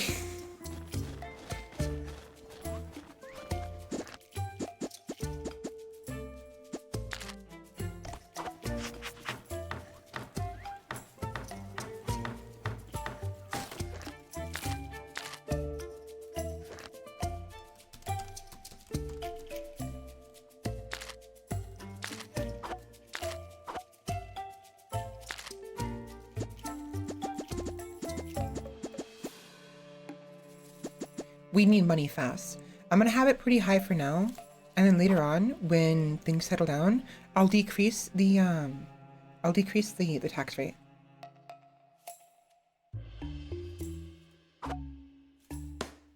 Wait.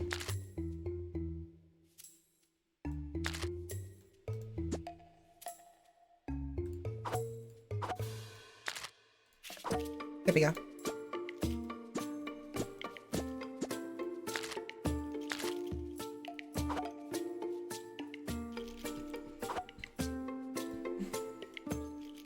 Okay, so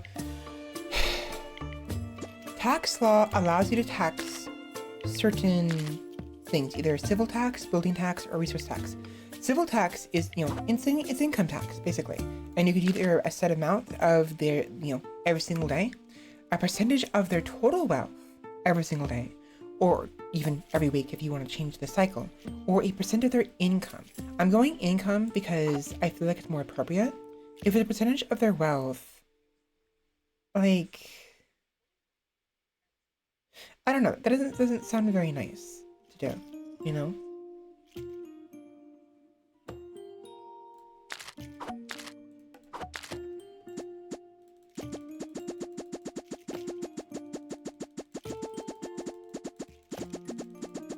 How far can I go?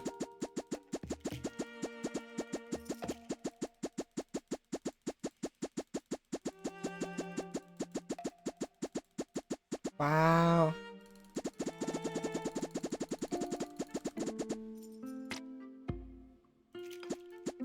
Oh. Oh. Oh, you use tab. Okay. Oh. Oh. Oh. Wait a minute. Wait a minute.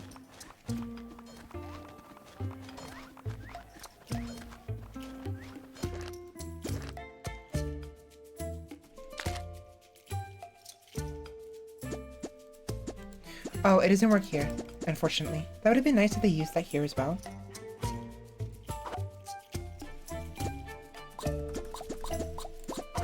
Oh well. Okay, we are in bad shape. We have very little money, and we need money.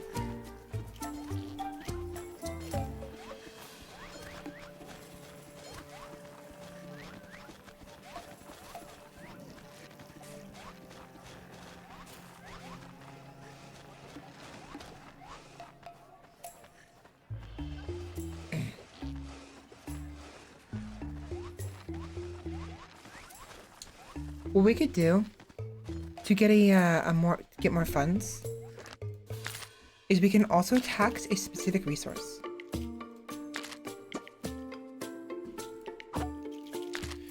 So let us say, what is the most often used resource?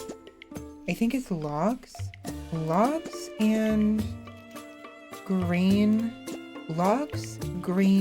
and raw meats.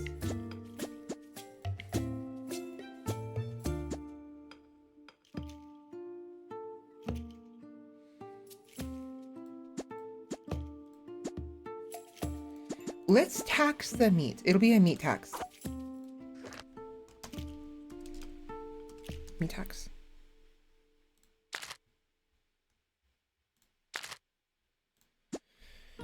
How much does this raw meat cost?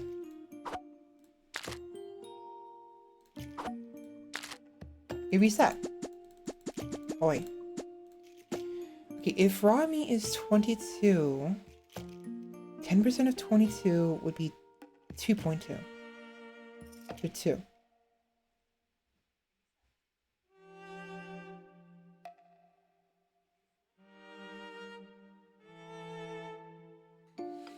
Yeah, I'll do that. I'll tax it at 2. That's 10%. 3. I'll do 3. And the reason why I want to do a set value is because percent of wealth is the percent wealth of the individual buying the meat, not the percent value of the product, which I think they should change. It should be percent of product value. They can have both. We can have all of it, you know, but add a third one that is percent of product value. That way, if you want to tax 10% on raw meats, it'll do 10%. So every 22 gold, there'll have to be an extra 2 gold, so it's 24 gold to pay to the government, basically. Essentially.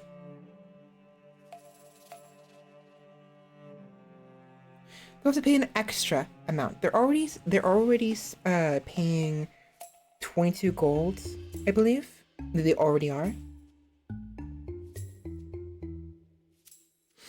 And the reason why I'm doing this is because even though we are gaining some money back every time someone buys the meats, it's not enough. And people who have jobs are getting taxed the 15%. Those who don't have jobs, jobless, they're not getting taxed at all. So the meat is a way to tax the jobless in this scenario. I'll make it 2.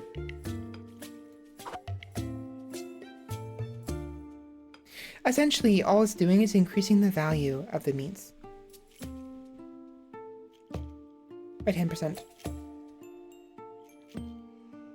I don't know how well it'll work, but let's give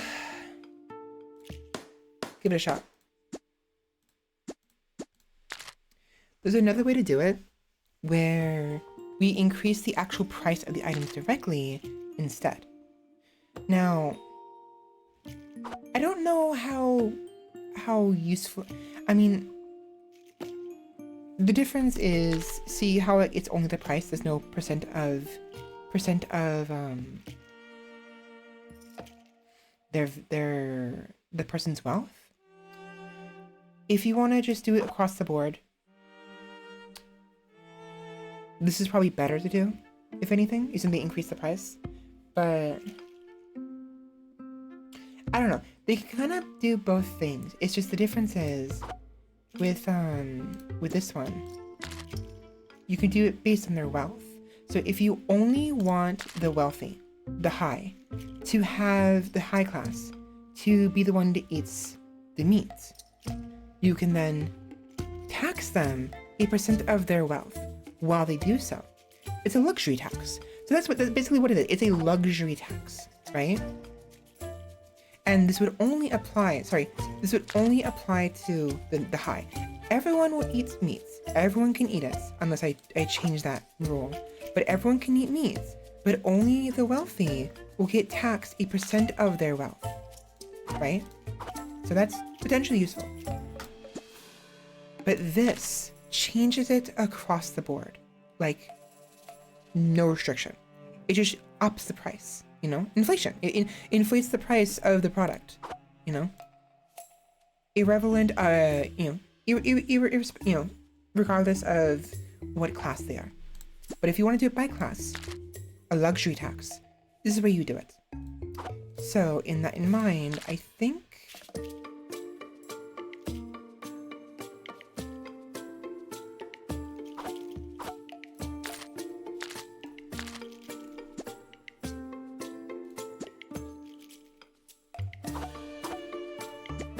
I'll deactivate that, and I'm just going to...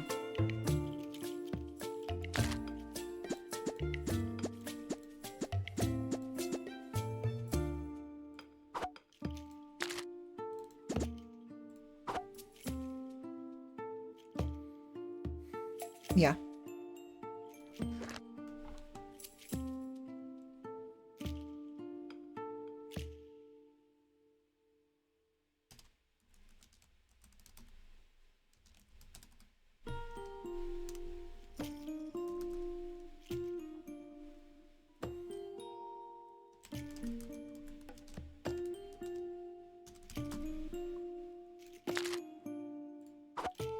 There we go. So adjusted meat value increases the value from 22 to 24, thus costing more. And then later on, maybe we can change this into a luxury tax for those who are more wealthy, you know?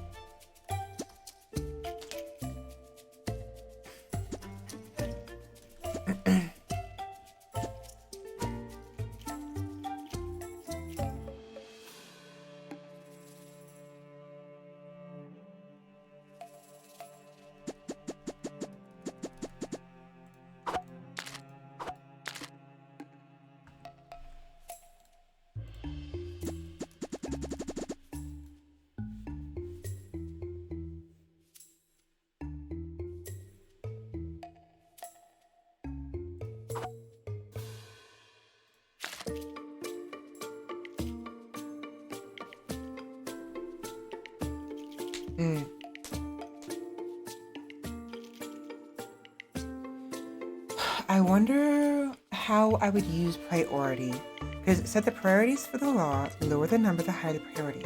So at 0, it has the highest priority, meaning they must follow this law, before any other law in the same bracket. labor laws.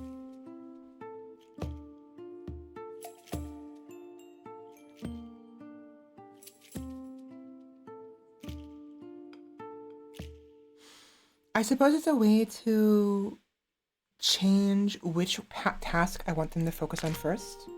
Like, let's say I want them to gather stuff. I'm tired of the ship being like left around.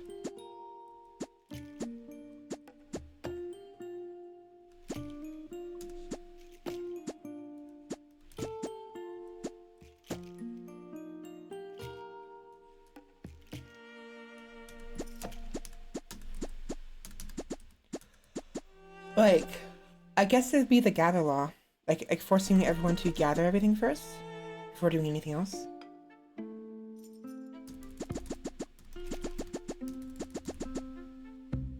Of course, this assumes I have a lot of other tasks lined up. Let's say I have mining tasks, demolish tasks, and building tasks, right? They will demolish first, and then build, and then mine, and then they'll gather resources. But if I have the resource at the very top, they'll gather first, and then do everything else. Honestly, I do understand why demolish, building, and repair are at the very top. I think I want to keep that. If I attempted to change this, I might want it like right here. So they'll repair, then demolish, and then build as priority-wise. But then they'll gather everything before they attempt to...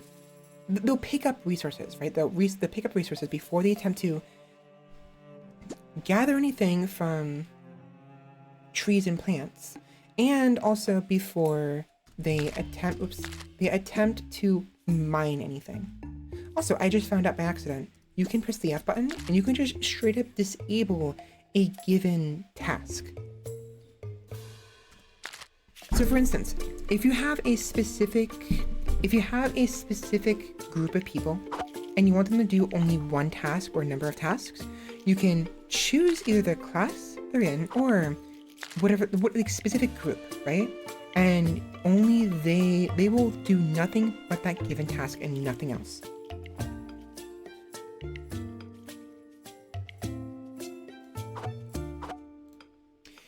Does it apply? Not really useful right now. I mean, it's potentially useful, but not really. I wouldn't bother with it right now. Welfare laws.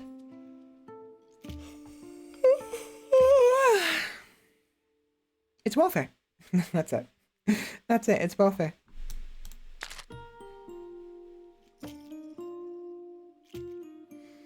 So you can either have a periodic welfare, right? A periodic subsidy, which means the government will give these type of people, whether it's, based on class, for instance, or based on, a specific group, or based on their current wealth, right? It'll increase, they'll periodically be given money, either every day, every 10 days, every 100 days, every 1,000 days. Oh, a couple thousand days. Okay, that's interesting.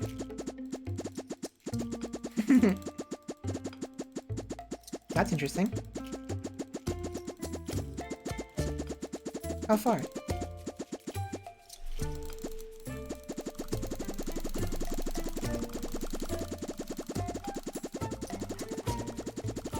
I'm gonna assume it goes pretty far.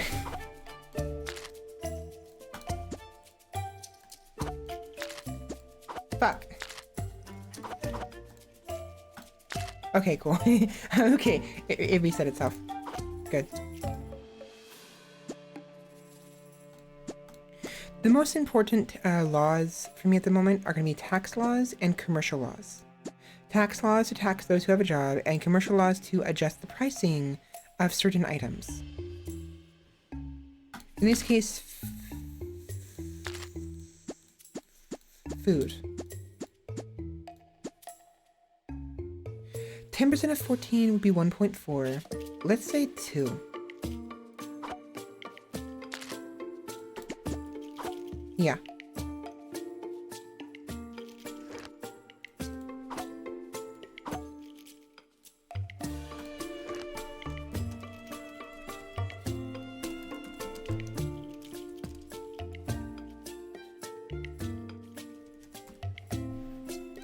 the grain law. I could just said grain law, or, you know, grain law and meat law. So this will bump up the value of both of those by 2 coins each. Not everyone will be happy with that, but given that a lot of people have plenty of income right now, they have all the money. They have everything. I need to tax them. I need to tax them into the ground, basically. Okay, look at this. Look at this. Charles, right? He expects to have 500 value at the very least. He has 983. Needs more necessities to advance the upper class. So the lower class.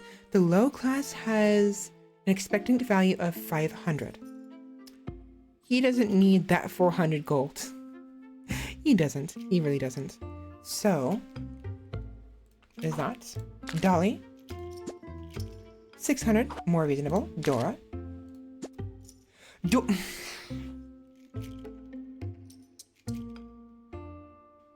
God damn. Oh my gosh, girl. Can I have some of that, please? Please, Dora. Can I have some?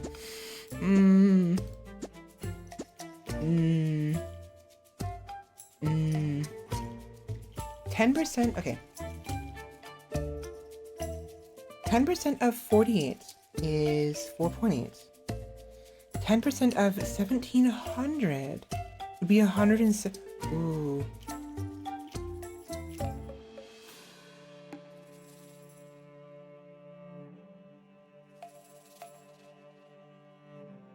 $170, right?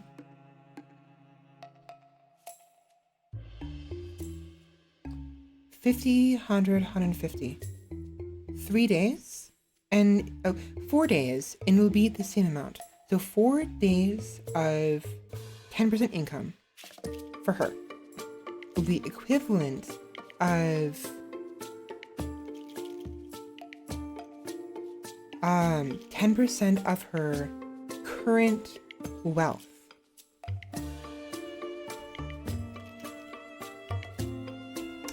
Rather, if I'm okay, so when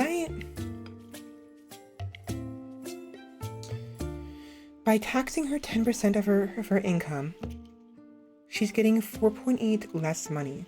So 4.3. So she's getting 43 gold per day. Okay. If I were to tax her 10% of her value, of her wealth, every day, at what point does she break even?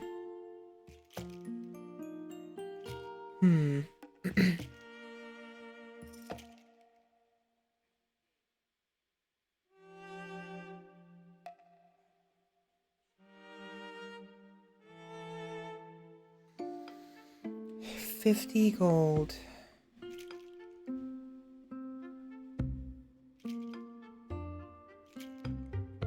My brain's not working. Oh my god. So let's say she makes, okay, so she makes 50 gold, right? In one day, if I tax her 10% of her wealth every day, and she has 500 gold, that's 50 gold. I took away 50 gold from her in one day.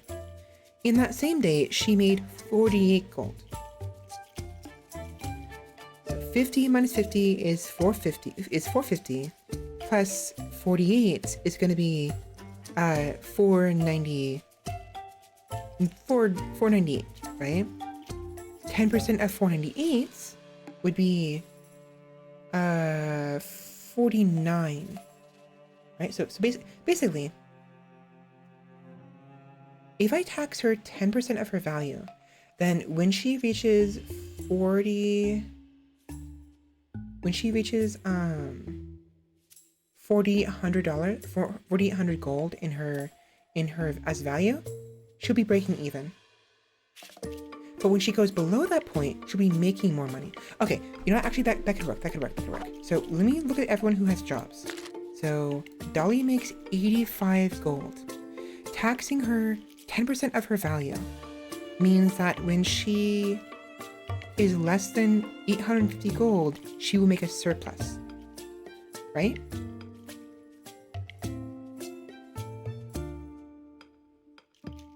Meanwhile, let's say Dora. So Dora, and then Isabel. She only makes 16.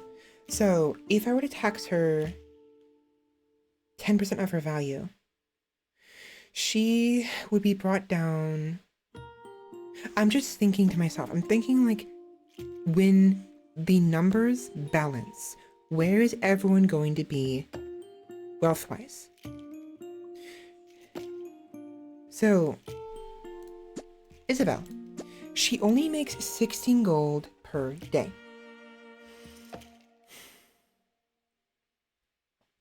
If I tax 10% of her value, then it'll stop when she's at 160 gold.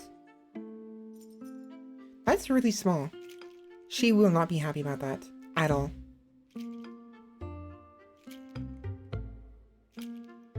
I wonder.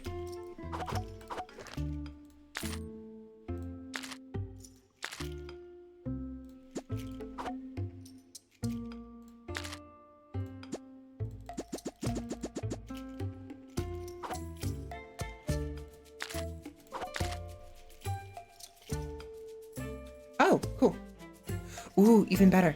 Even better. Ooh, better. This is really good. I like this a lot. I like being able to like adjust the policies to this degree. So we can either do, you can't see it too well because my fat head's in the way. You can either do it to where it's based on everyone, job assigned. So if you have a job, home assigned, if you have a home, right, a residence, whether or not they have wealth above a certain point or daily income above a certain point. So, for instance,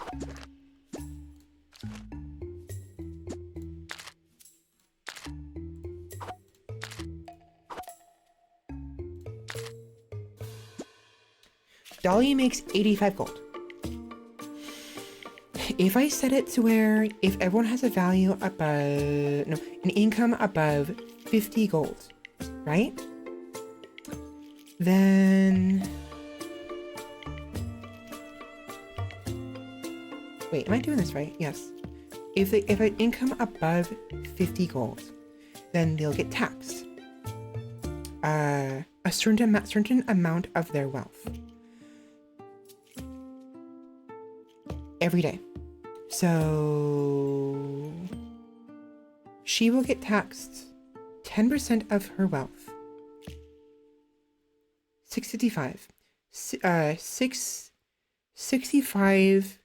gold every day, but she'll make 85 gold every day.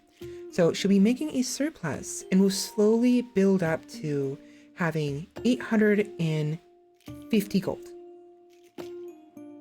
eventually. However, Dora will not get taxed.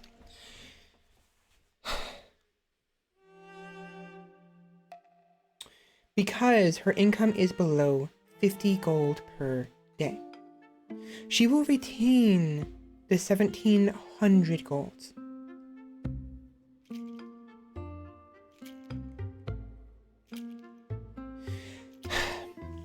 I'm playing with this.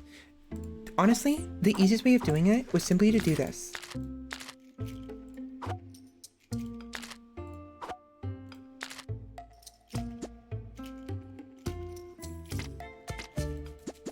There. So this means that if they have wealth above 500 gold, they will get taxed 10% of their income. Once they reach 500 or below 500, they will no longer get taxed. This will force everyone who has too much income to be brought down to 500, roughly. They don't need more than 500. I mean, it's nice to have that much money. Honestly, you know, I would love to have more money. but we are in dire straits. If we were in a more stable income, more stable economic situation, I would have no problem them having surplus money, because we get the money from their income. I can't afford that. We literally have only 500 gold. I need that money. Once we get a little more income going, I will adjust everything and maybe even entirely disable this wealth tax.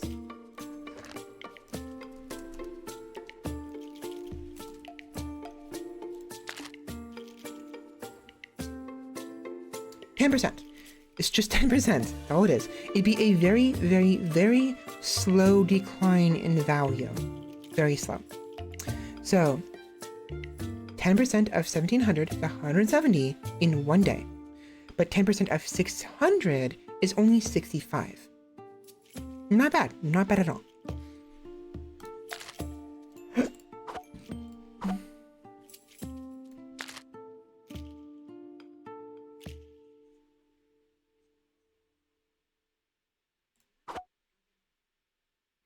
So I'm doing both of them because the idea here is so long as they're within their bracket, their income bracket, the money they want, that they expect. 500. So long as they are at or below that amount, they will not get taxed their income at all. And if they have money, if they have a job, their job will get taxed, but only as a percentage. So what we could do is bring this down to, let's say 12%. And then wealth tax, we will keep this to,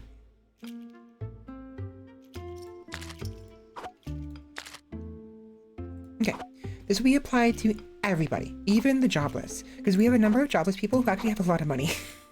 That's because I kept swapping them out with people with other jobs. Witchery.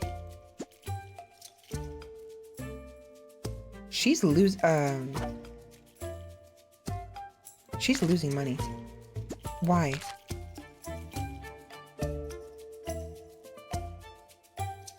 Oh! I know why. Because the day has just started. She just hasn't gotten through her daily quota yet. That is why. So once she does, that amount will go up.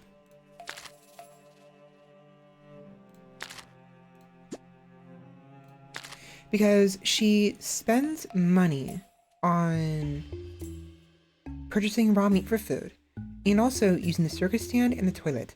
But we don't see her income from working at the meatery, the butchery.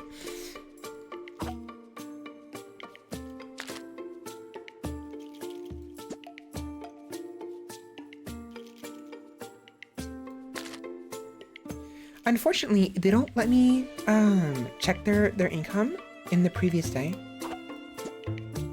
which sucks.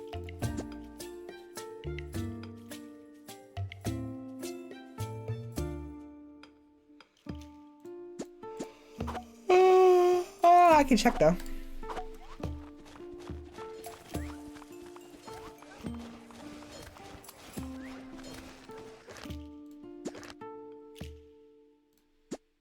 $24. No, hold on. Yeah, the price of...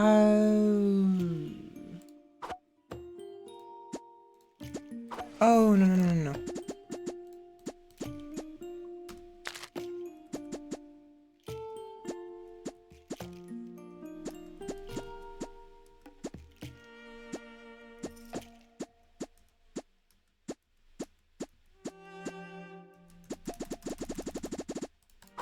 I fucked up.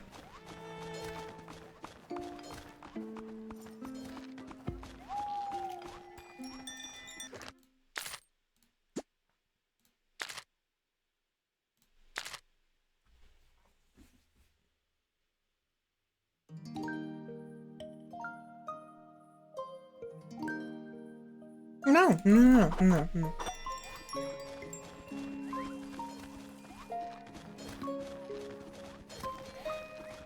Let's watch her for a minute. Let's see what happens when she finishes her job.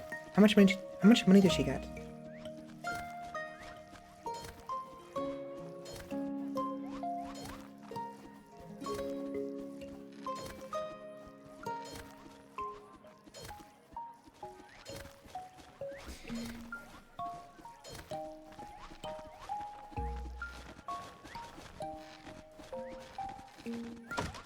96. Oh shit, she got 96 money. Hold on. 96. Why'd she get 96? 3. She deposited 3 golds. 3 meats. 96 divided by 3. 96 divided by 3 is 32.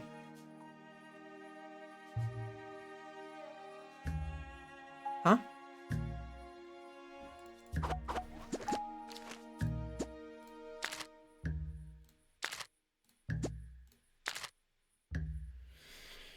So she sold $96 gold worth of meats.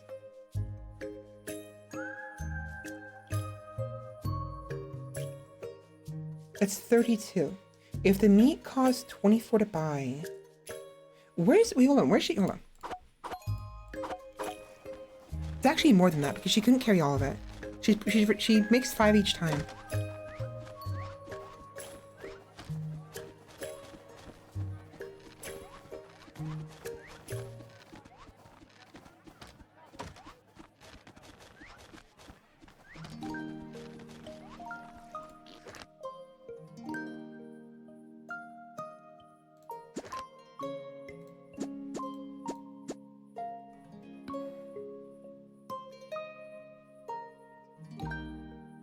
I'm confused.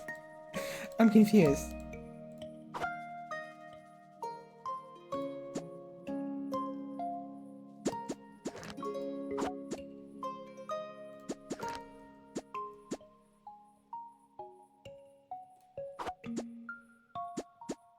I have no idea.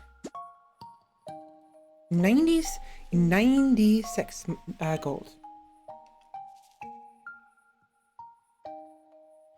How about this? 96 divided by 24. 4. 4? So, okay, that seems to match up, but wait a minute. How much can she carry? Hold on, Maya. Ooh. Oh, she has 5 strength.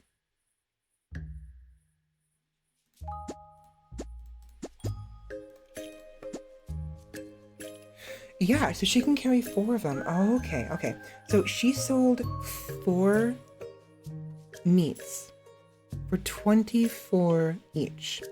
So the value of the meat, me changing that, did not only change the value it cost for people to buy it, it also changed the value of selling it. Oh, okay. That makes sense. So this is why there's 2 different ways of taxing, of changing the, adjusting the value of resources. So tax law, when you change this and you add, you change it where it's food, right? Where every time someone buys meat, they're taxed like 10% of the value, so they have to pay an extra 10% on top of that, so 22 becomes 24. That's only when they're buying it, when they're purchasing it to consume it, right? Or use it in their products with whatever that is. But when you directly adjust the value of the item, that not only adjusts the value of buying it, but also the value of selling it. I just made it so she actually makes more money because of that. Oh, holy shit. Maya, how you doing? Pretty well. I'd say you're probably doing pretty well, aren't you? It's a lot of money. Okay, I understand. I don't want to change that then. I want to keep that as it was before.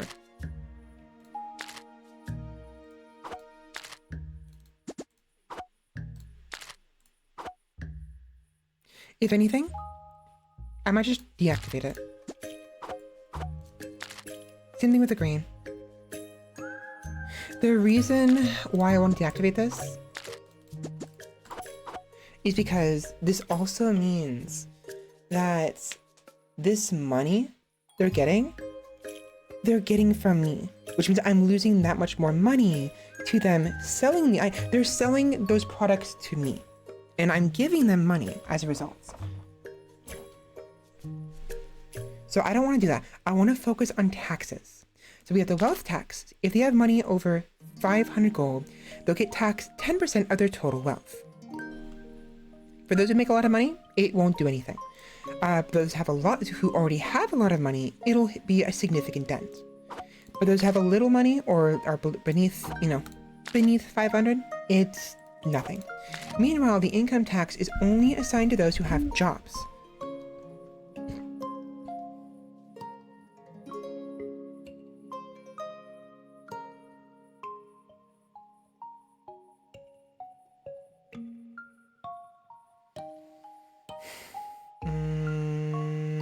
Do I want to do that though?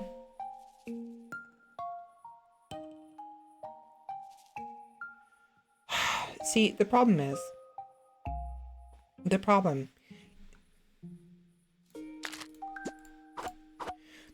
with that one, I want that. The problem is that not everybody is...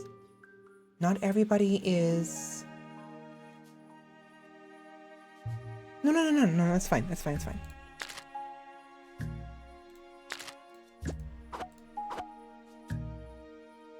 I was worried. Okay, I was worried because sometimes the Radissons, when they're doing... Okay, let's say, for instance, the sawmill, Isabel, right? There will be times when...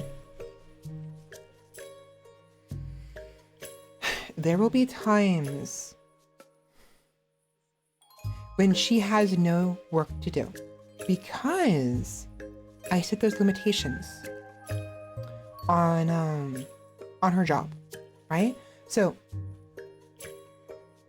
if we have 20 planks and 8 sticks, she's supposed to stop working, right? But if we don't use those sticks and planks and get her to work again, she's not going to be earning the money she was before while doing her job. Instead, she'll be making money by way of gathering plants and building stuff. The jobless income, basically. The reason I tax the people who have jobs, is because I know for a fact they are making more money than the jobless. The jobless don't make enough money to warrant being taxed. Unless, of course, they're above 500 value, in which case we're going to tax them regardless. But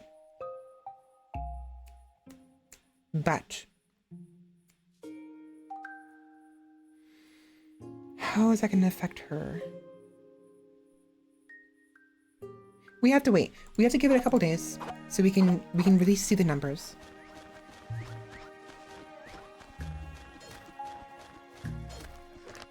We have to wait. Oh, I need a training camp.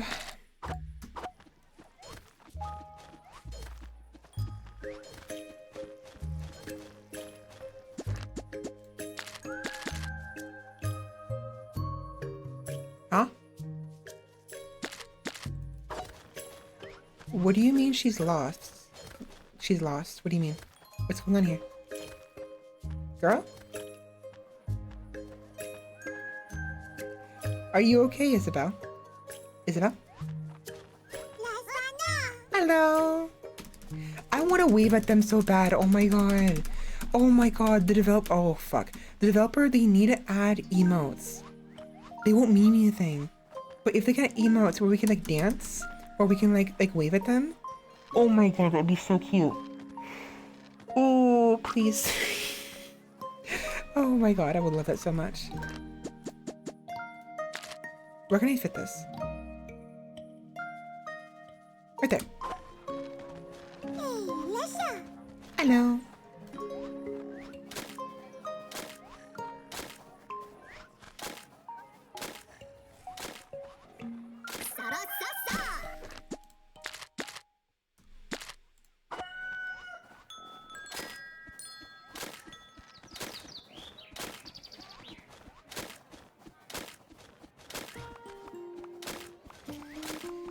The fact they're gathering these items right now tells me all the other items that are really far away have already been collected, which is really good. It's really, really good.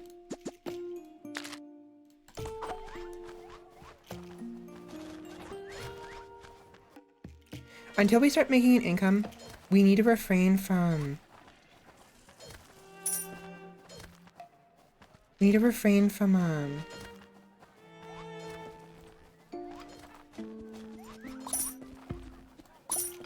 Money! Thank you for the money. We really needed that really badly. I got 199 from what's-her-face. 131 from Maya. Again, because of the value, their wealth. I disabled the income tax, so they're only being taxed by the total wealth. And once we stabilize, we're gonna swap those two. We're not gonna use both of them. We'll swap them around. Oh wait, no, I still have it.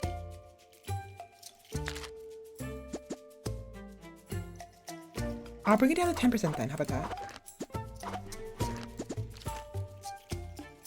Look at my money, it just shot up.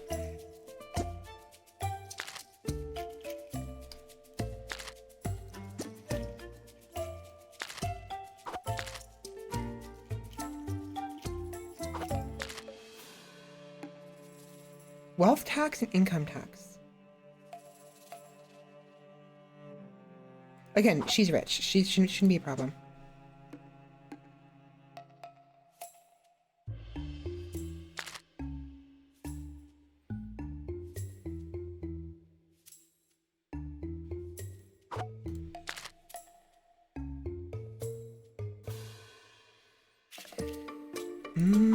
Okay. Okay, that's fine.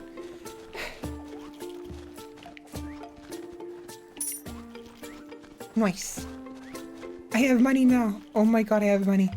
Finally.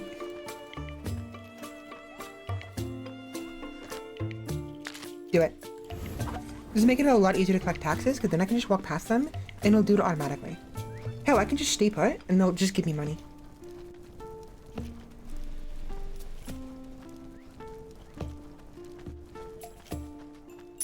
See? Will only gave me one coin.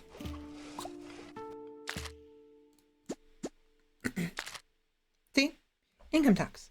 Because his value is above the, his value is only above, or below 500, he's not getting the wealth tax.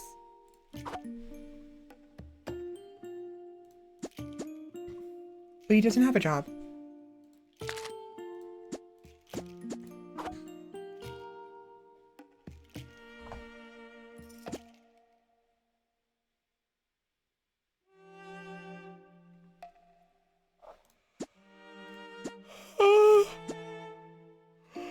Oh wait, no, he has a, oh wait.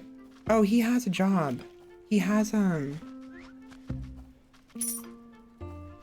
we need tools. We need tools.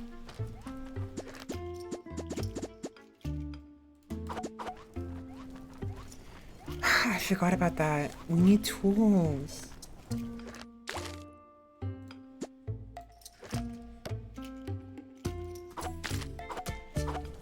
Because,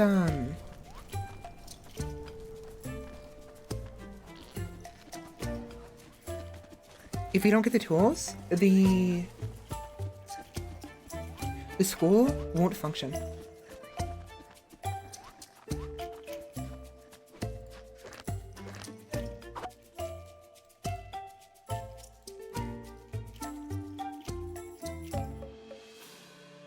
That's really nice. So basically, whenever somebody uses this service, they will receive 11 joy, and for 10 hours, they will receive +3 intelligence, temporarily.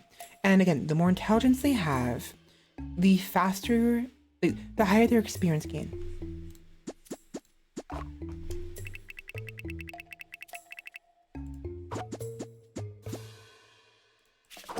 Of course, unfortunately, Will would have to travel across town in order to get the tools. Because we're gonna build it right beneath the... Fuck you!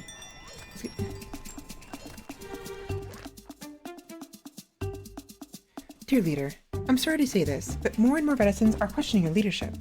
Of course, I'm not one of those, but But as someone said, what good is good? Wait, what? What good is good? Wouldn't it be good to study in many ways? Which direction would you like to go? I'll help you out. Oh, this is what. Oh, okay. This is because he's a teacher. That's why we got a new event. He's a teacher. Do we want to gain 500 strength experience, 500 dexterity experience, or 500 intelligence experience? I think it's better to go intelligence. We rarely, if ever,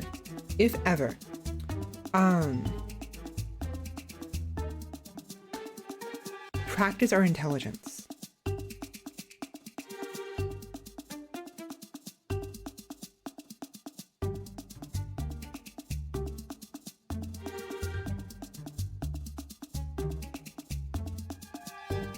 Will that matter though? I don't know how much I have currently. Shoot, I don't know how much I have currently. Oh no.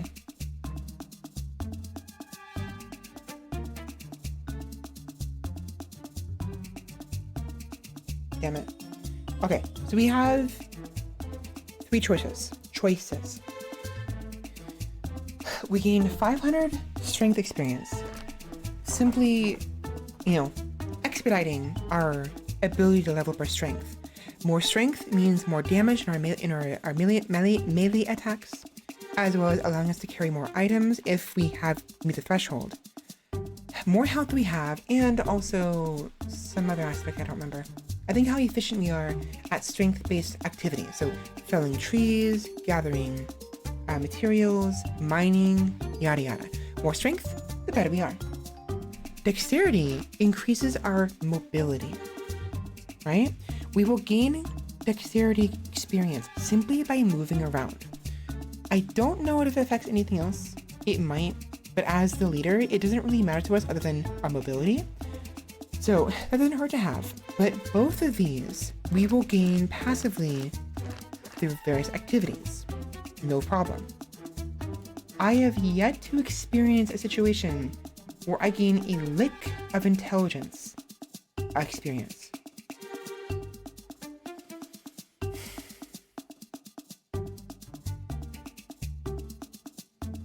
The more intelligence we have, the more experience we gain. If our current threshold for the next level is 500 experience, this is the equivalent of a level up for our intelligence. That's really good. If it's not, we'll be getting 500 experience that will sit there for the rest of the game, becoming useless. Something we could have instead used to simply expedite our strength or dexterity, which we can already gain over time, but it'll make it faster. It'll allow us to get the next level that much sooner. So, how much experience do I have? I don't remember.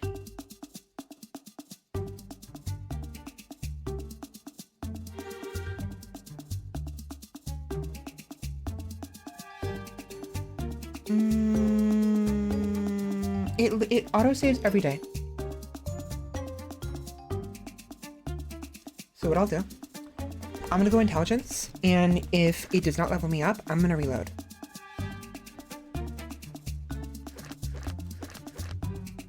Yeah.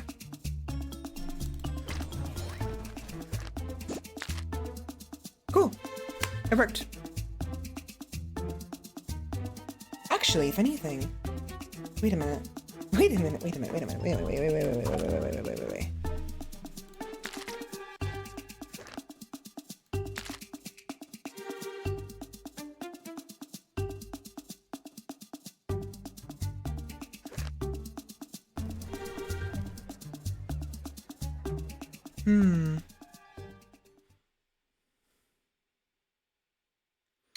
Level 5. We're at level 4, and level 5 requires 500 experience.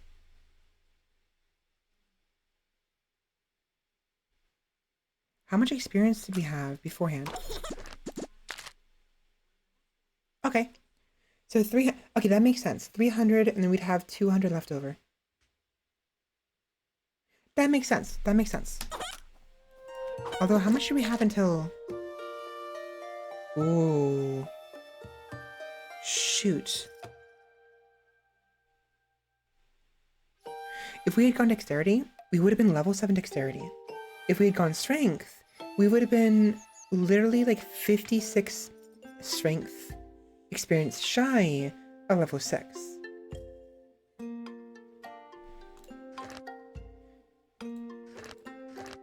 So strength determines HP, attack power, capacity, mining, logging, building, and gathering efficiency.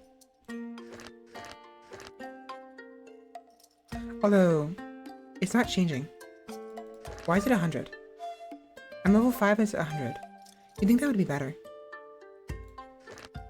Dexterity determines attack speed and movement speed. I'm not getting any bonuses for attack speed for some reason, but it is affecting my movement speed. And then intelligence is just experience bonus and researching diplomacy efficiency. So the only ones I as a leader actually benefit from is experience bonus, movement speed, and attack power and HP. I do not benefit from the mining and logging, or the attack speed, or the researching, which is a little frustrating. It's possible, it's just not implemented yet.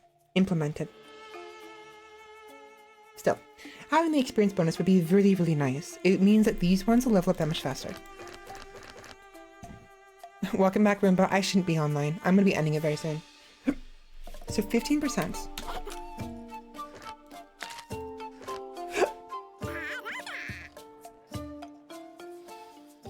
Okay, so level 3 is 15% increase in experience gain. What is level 4?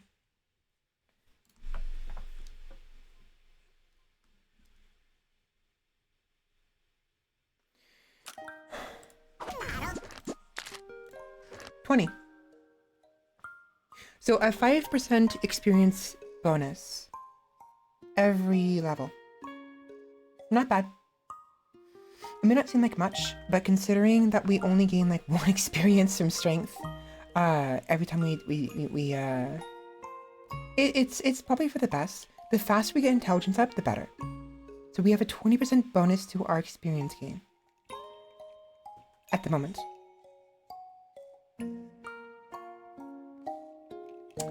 Which is, oh my gosh, okay, which is why, okay, so we had 0 current experience in our intelligence slot, in the little bar right here.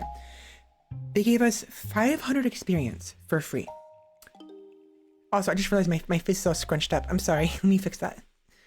One of these days I'm gonna come back to streaming your snoring. Oh, believe you me, that's happened a couple times already.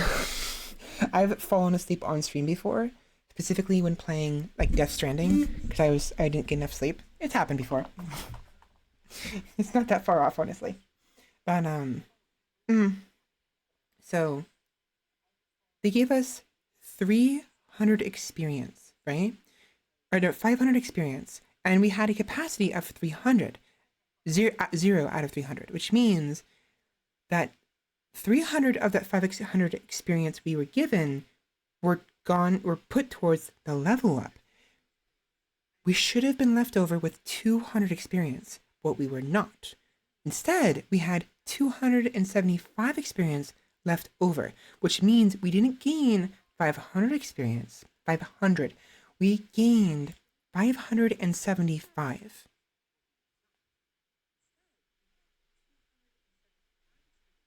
That's 15% increase in experience gain.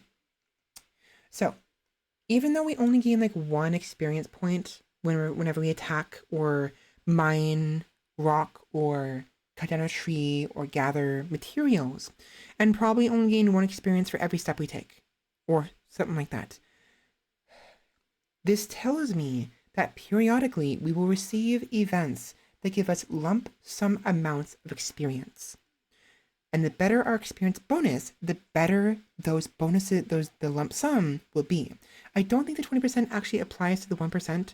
I think it's like a percentile rounded down. So even if it's like 1.2%, 1.2 experience points, it'll round down to 1 point, I think. We can test it out. We have 120% experience bonus. So if we had mined a tree 5 times, we would have gained 5 experience. And the 20% for each experience point means we would actually gain 6 experience, not 5 experience. So we'll test it out later on. Right now, we're in a bit of a pickle. We have a bit of a problem right now. We're under attack. I don't know where they're coming from. There they are. Get off my lawn. Thankfully, they received a hefty amount of damage already. Can you not? No, no, fuck, stupid frog. Stop it, stop it, stop it, stop it, stop it, stop it. Don't you dare, don't you dare. Don't you dare. Back off. Bastard! Stop it.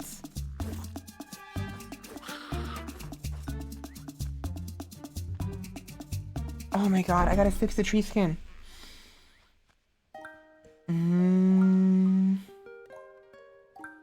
That's annoying.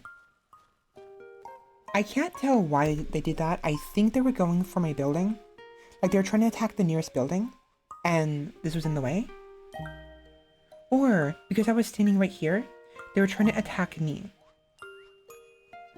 I think that's the case. Next time we see those, I'm going to stay over here, and if they still attack this, then that tells me that they're going to attack any building that would be within their reach had there not been a wall in the way.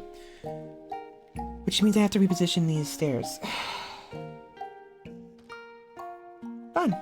Actually,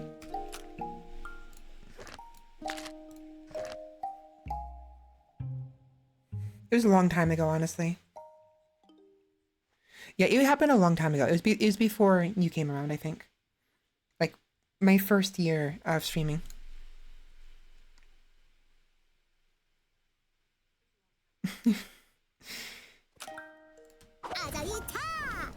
Okay, I'm gonna stand right here. How do these frogs react? Nope, no, okay, they're going for it. Can you not? Can you not? Can you not? Fuck off.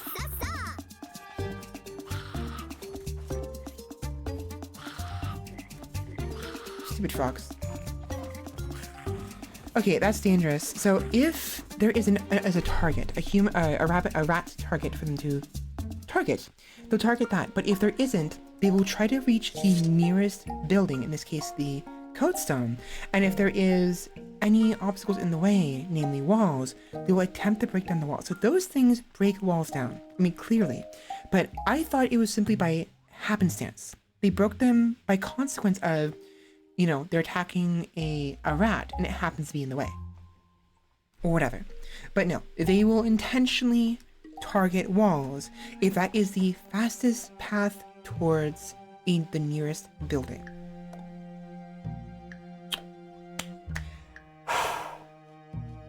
Fun.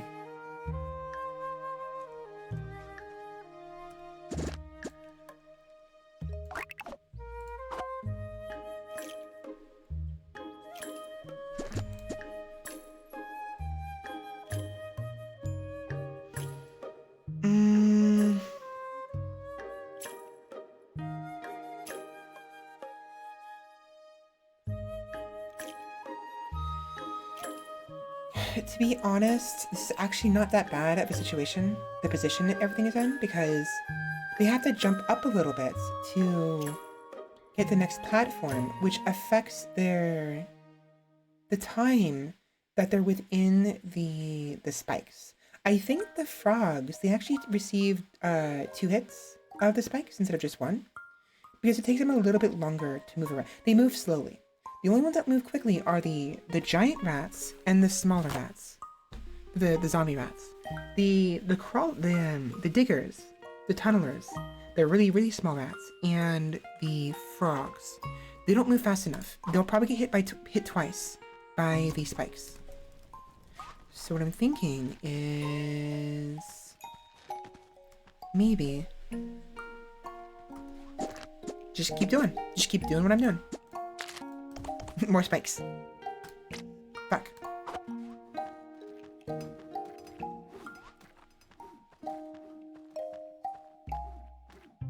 We can probably put a couple of them right here.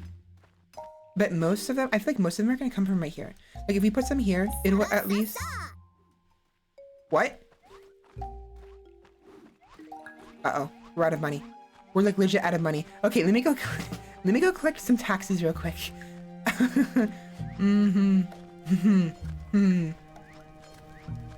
Give me money.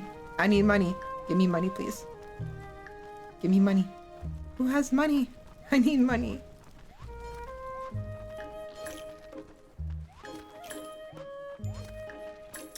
Hello. Oh my god, 180 bucks. That's nice. If I just like sit right here, they'll come to me because they all want to go over here to get food. Oh yes, yes. I'm sure you enjoyed it quite a lot, didn't you, Sheppy? I wonder if there's any clips of it. There's probably clips of it, honestly. What was that? What was that? It was cute. What'd she do? What'd she do? She did something cute. What was it?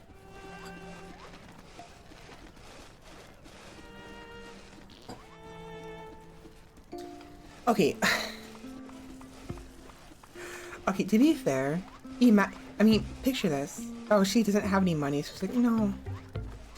I am their ruler. Their well... Conflict? Where?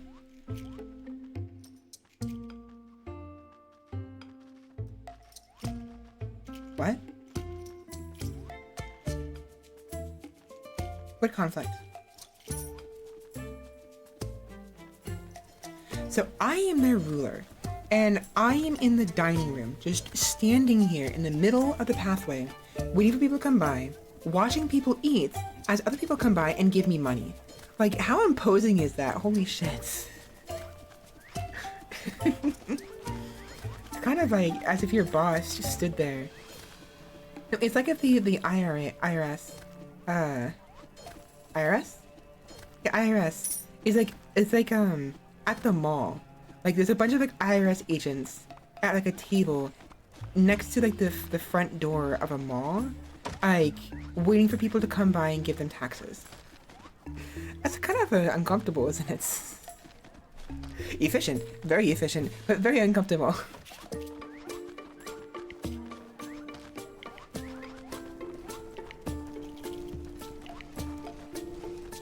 Self-assured, are we, Jerry?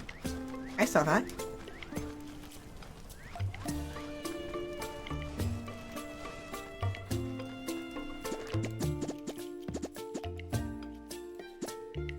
Fuck.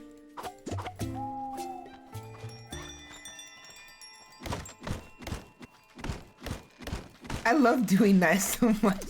It's so silly. Just like I'm going like Kratos on these trees, like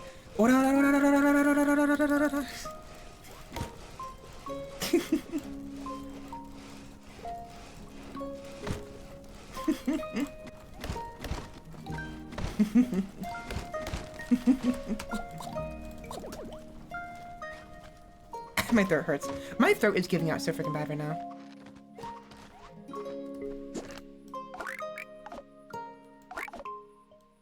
Also, I'm really surprised the gravestone in the far right hasn't done anything. It hasn't been very active at all. I think the reason for that is because the other two gravestones are closer and there's two of them. So everything is spawning down there.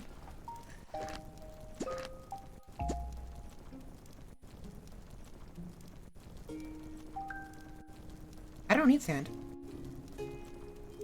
Oh! Ooh. Ooh. Glass. I can make windows. There. There are the windows.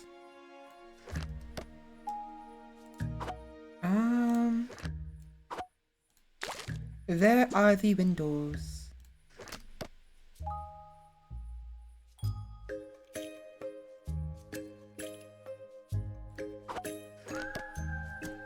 There it is. It's glass. I'm gonna assume I can make this question mark stuff here we can't see. I'm gonna assume that these ones Or like the glass windows or something.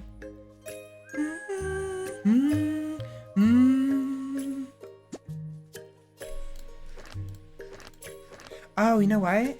No, they're probably here in decoration. Probably.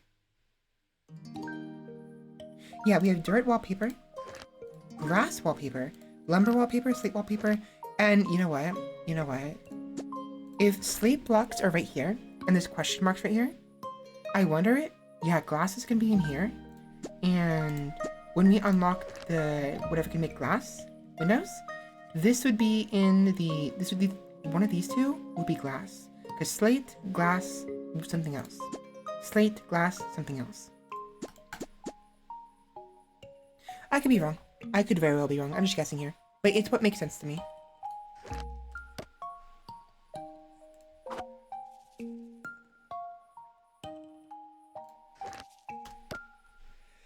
It's a shame that the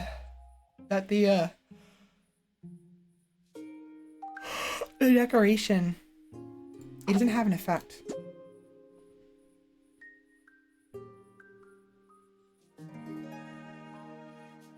On anything. I feel like maybe decoration should be similar to the table.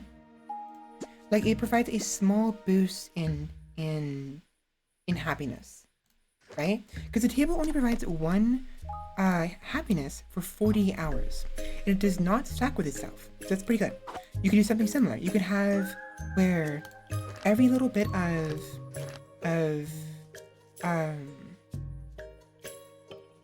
decoration can add one happiness for 48 hours. And maybe if you really have to, you can make it so it does not stack with itself. So wooden benches only work if they sit in a wooden bench, and it only gives it for, if they sit in another wooden bench, it only resets the value. That's all it does. It will not give more, even if it's separate benches. If there's a wooden bench and a ratty bench and a jungle bench, it does not matter which one they sit in. If they sit in the wooden bench, give them extra happiness for a bit. Ratty bench only refreshes it.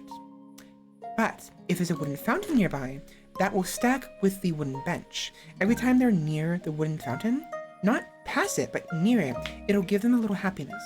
Same thing with the sculpture and the torch. Because obviously, it's more comfortable to be working in the light. It's hard to see in the dark. So, you'd think they'd be more comfortable with a torch being nearby. And even better, what if a torch increases efficiency of the job you're doing? Not by a whole lot, like 5%, like a 5% boost. Very small amount, you know? And you can even have it to where only one torch works, or you can have up to 2 torches. So if you stack 2 different torches, it'll increase efficiency by 10%. But no more than 2 torches per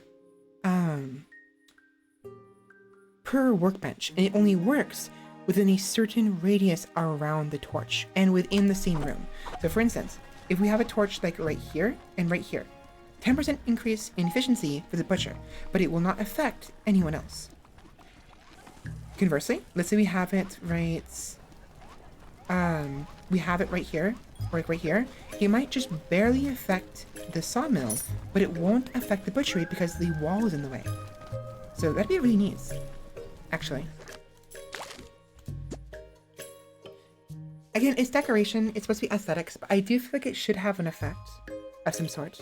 And it's very easy to balance it. So wallpaper would be an exception. Wallpaper maybe wouldn't have any effect, you know? But like a picture, 1 happiness for 40 hours, a wooden bench, 1 happiness when you sit in it for 40 hours, 1 wooden fountain, 1 happiness when you're near it, similar to the torches for 40 hours. Medium sculptures, same thing. Medium and small sculptures, maybe there'll be a difference. Let's say there's a small sculpture and medium sculpture, and the medium sculpture has better happiness boosts. So if the small sculpture gives you like 1 or 2 happiness, the medium sculpture can give you maybe twice as much. So 2 to 4, right? But they do not stack each other. They will not stack. It's sculpture. But whichever one gives you more value will take over. So if there's a small sculpture and a medium sculpture near a ready bench, the ready bench will give you 1 happiness when they sit in it for 40 hours. And the small sculpture, where it would give you 1 or 2 happiness, the medium sculpture would give you 3 or 4, right? Or something, maybe not 3 or 4, like, 2 or 3, I don't know. It would give you more, and it'll only count the medium one. The wooden bench, because it's better than the ratty one, could give you more happiness, maybe 2 happiness. Maybe the jungle bench would give you 3 happiness, and so on and so forth. And the wooden throne, this one is, it doesn't say whether or not it's interactable by the ruler, but maybe this would give the player a slight efficiency boost, you know? Or maybe it's simply aesthetics. I don't know if the other reticents would be able to sit in them. Maybe they can. Maybe you can toggle it where the monarch allows it, or maybe they don't. But it could be seen as a sort of symbol of beauty as well as power, similar to a sculpture. So maybe if it's nearby, 1 happiness. Or if eventually the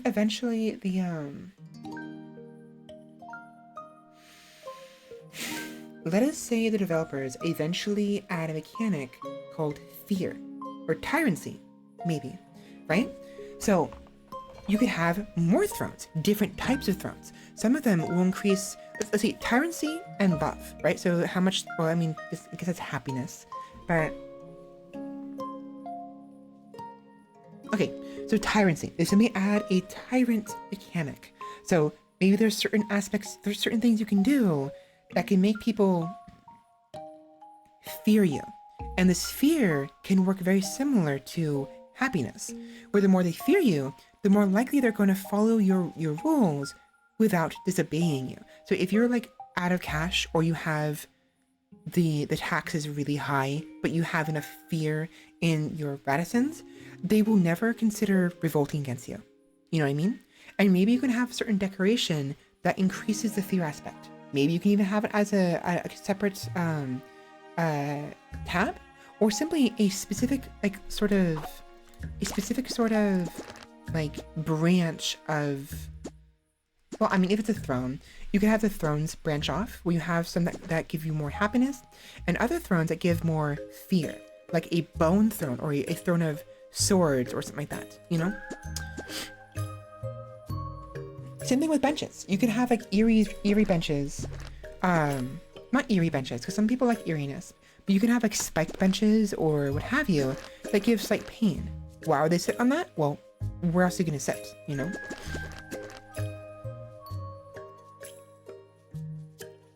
And maybe, I don't know, it's just some ideas, but I could definitely see there's a lot of potential in this. A lot they can do to change this. It seems really neat. But having the decoration not give happiness seems a bit silly, honestly. I feel like they should move the table to decoration and make all decoration have some effect. Happiness, bonus efficiency for torches, and tyrancy if they ever add that, like fear, you know? Bone stuff, or like thorny stuff, or like... But then again, also, I feel like it should be toggleable, you know? Because not everyone is gonna appreciate that. Some people would want thorny aesthetics or bony aesthetics to go with a specific theme, but they don't want people to fear them, you know? So maybe...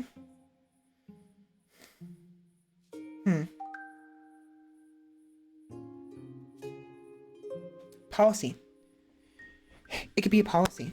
So it could be like so let's say there are bone or thorn or bloody or I guess it'd be bony. Sword at a decoration that causes fear, tyrancy, right? You could have a policy that makes it so it has no effect, right? The goodwill policy, the benevolence policy, where the leader, even though they have tyrant objects, does not actually want that fear, right? They don't mean anything by it. It's just an aesthetic choice, right? And so the reticents, they won't build up fear, and they won't see those benches or those objects as fearful. It could even make it so where where by doing that, it swaps the value of the fear, right? If it gives +1 fear for a spike torch on top of the efficiency upgrade, you can instead have it so the spike torches increase happiness by a small amount, a small margin. Or increase efficiency, perhaps. Maybe a regular torch would give you like maybe 3% efficiency. A basic bone torch would give you 3% efficiency and let's say one fear. But an advanced bone torch would give you 5% efficiency and 2 fear. Alternatively, because the bone torch would be the next level above regular torch, this one, here to here or here to here, every point of fear would alter and change it into its respective alternates value, its bonus, right? So for torches, it's efficiency, right? So instead of it being 3% efficiency and 1 fear for a bone torch, a regular one, it would be 5% or 6%. Let's say it's up 3% each time. So 6%. I don't know why 3%. I mean, it was the first thing that came to mind. Screw it, 5%. Let's just do 5%. It's a nice denominator, nice split. So 5% efficiency for the basic torch, 5% efficiency and 1 fear for a bone torch. Swap that around with the benevolence policy, and instead it's 10% efficiency, the equivalent of a tier 2 torch, a tier 2 regular torch, which would also be 10% efficiency, right? And then tier 3, the tier 3 of the bone line, which is like it's the second tier of the bone. It goes regular torch, bone 1, bone 2. Bone 2 was 5% efficiency and 2 fear, right? Or maybe it's 10% efficiency and 2 fear, right? Maybe the way it would work is if you're converting whatever fear the object gives to its alternating bonus, have it to where it's a 1 to 2 it's a 2 to 1 ratio, right? So 2 fear would equate to 1 happiness or 1 value, 1 value's worth of efficiency. So tier 1 torch is 5 efficiency, tier 1 bone torch is 5 efficiency and 1 fear, or 10 efficiency with the benevolency policy, and tier 2 bone torch would be 10% efficiency and 2 fear, or 15% efficiency with the benevolency, because 2 fear divided by 2 is 1 fear, and that 1 fear is equivalent to 5% efficiency. Thus, the tier 2 bone torch is the equivalent of the tier 3 basic torch line, right? 5%, 10%, 15%, or 5%, 5%, 1 fear, 10%, 2 fear, or 10%, 15%. So, therefore, the torches, if you ignore the fear aspect, will have the same values and will simply be an aesthetic choice.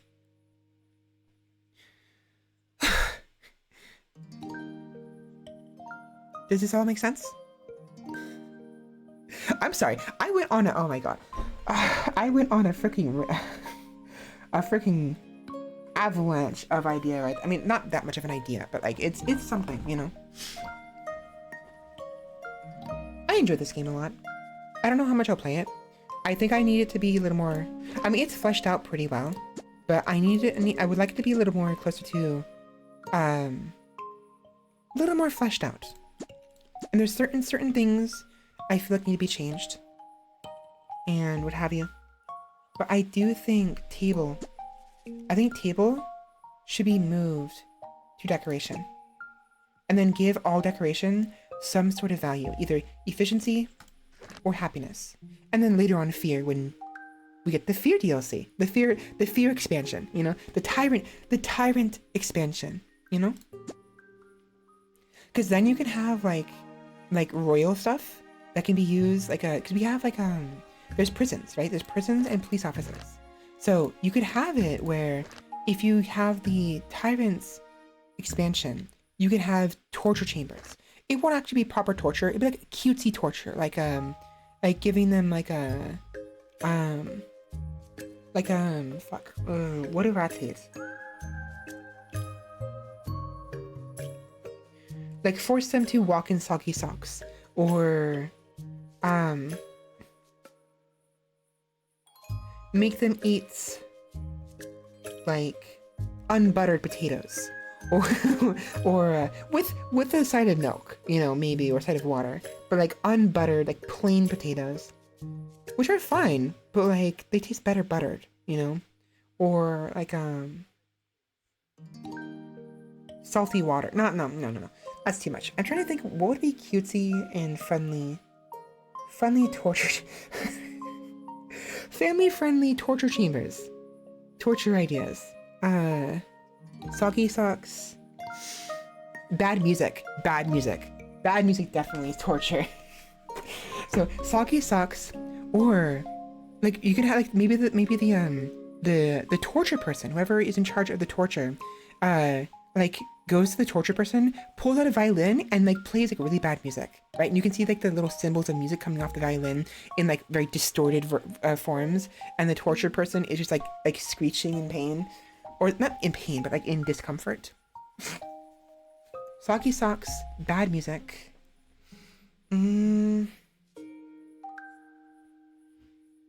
Sheppy Rimba, if you're still here, do you guys have any family-friendly torture methods? By chance? I think I'm being too loud too. I gotta be quieter. Hello.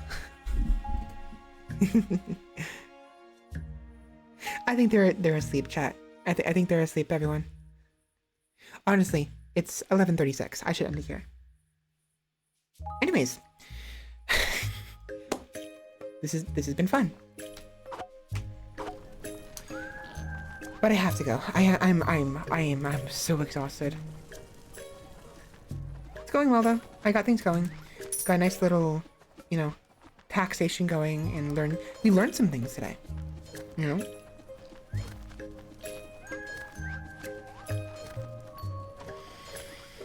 I think after like 2 or 3 days in game, when I get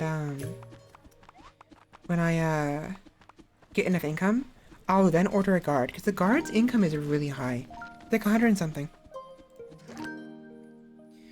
$150 a gold every day.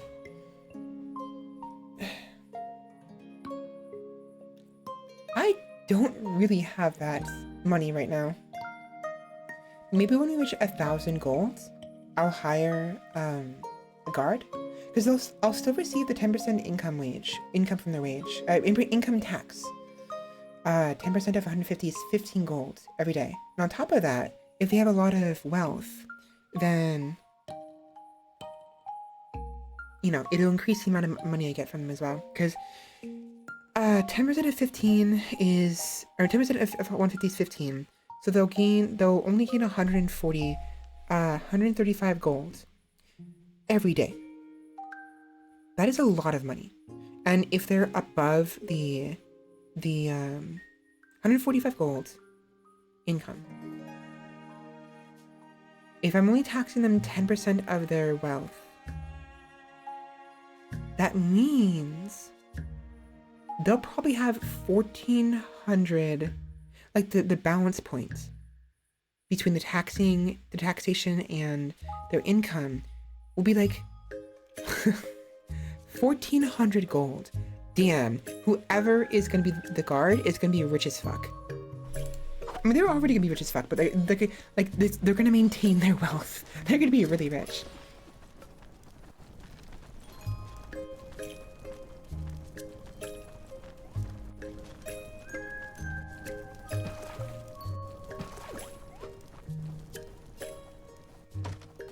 I kind of wish you could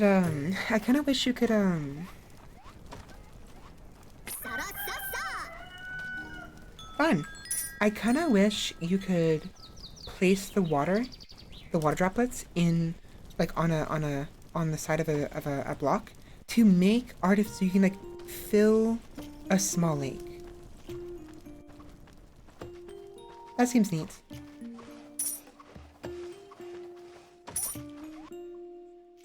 Thank you for the money, and it's storming. I am so glad I created those drains, because we're gonna need it now.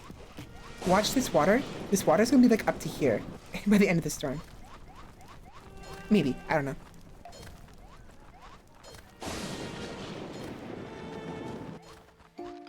Yeah, so long as we're inside and I've set things up properly, we should be perfectly fine. This area might flood a little bit because I don't have a proper draining system here. Not yet. I was originally going to drain it into here, but now that we're building stuff over here, I don't think I'm going to do that. Because we're going to have some, like, housing right here. So I'm thinking we'll put the drain, like, right here. Make, like, a small little lake and put, sort of, like, a bridge right here. Yeah. That sounds right. That seems about right. What I could do is I could, instead of simply putting a ladder, like right here, what I could do instead is I'll put a ladder right here, right? One ladder right here, and then I will place a dirt block right here. That will be the bridge. And what that does for me is it prevents the Raticans from doing that constant thing they do where they go across ladders and they go down and they go back up again. Like Isabel just did that. She just did what I was talking about. I want to avoid that. That's really, really frustrating. I hate it when they do that. So that could help at least with that. It's just, there's no way to fix that anywhere else. They really have to change the pathfinding.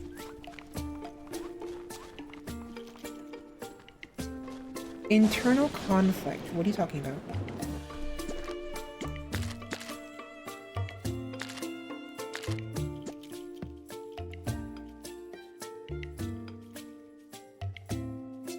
Possibility of committing crime again.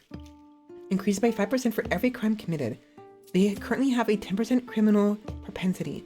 They've committed 2 crimes. What are you doing? What happened here? What did he do?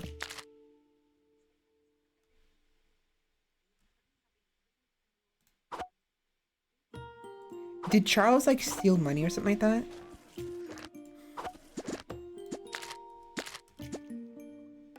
Uh-oh.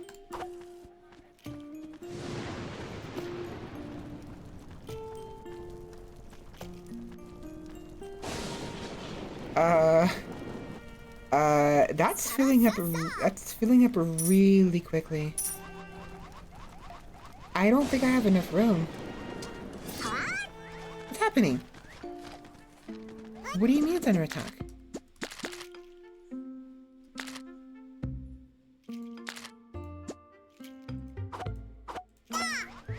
What is he doing?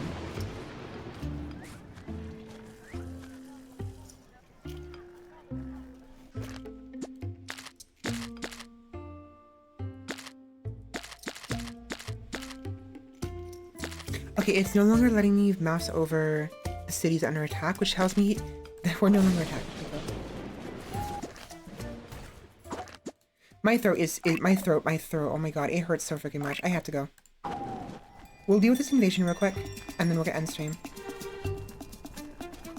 Oh no, that's a lot. That is a lot of monsters. Can you not? Can you not? Can you not? Can you not? Can you not?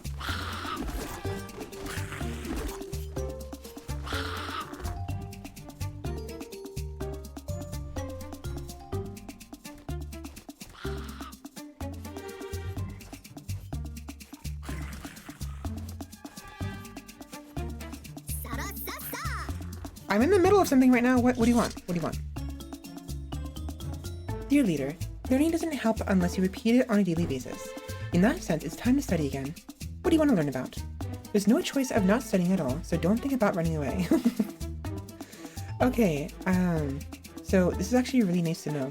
When you build this school and you have a teacher, periodically they'll come to you, the teacher will come to you and help you gain experience. That's really good. I'm gonna keep dumping it into intelligence. Okay, the fact that there's a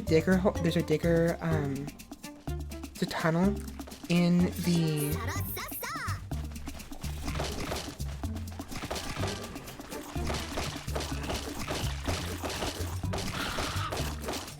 That's bad. That's bad. I'm gonna die. I'm gonna die. I'm gonna die.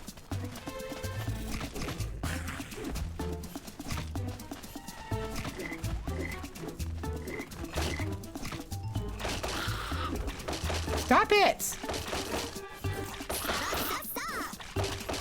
You bastards. I'm still gonna die. I don't wanna die. I'm doing so well.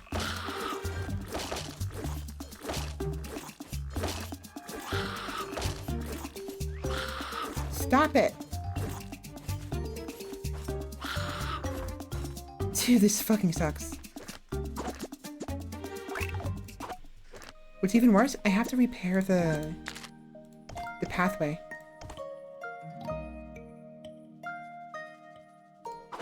That frustrates me because I enjoyed having the grass. To be fair, we can build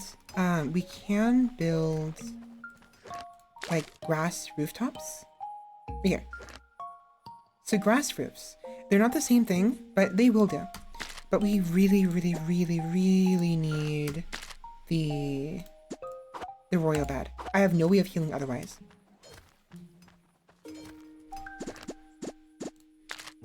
Nice.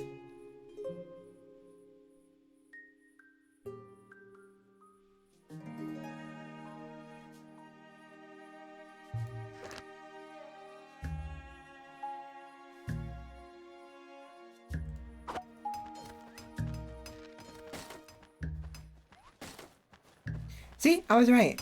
It filled up. I mean, it's not really up to there. The water has to settle, so it's probably more like right there. But it filled up pretty well. And thankfully, there's no water in here. But yeah, that tells me there are probably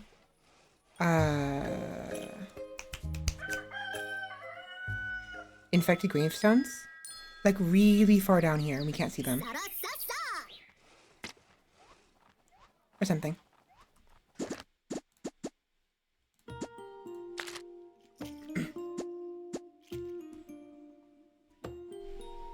See, it's not the same, but it can work.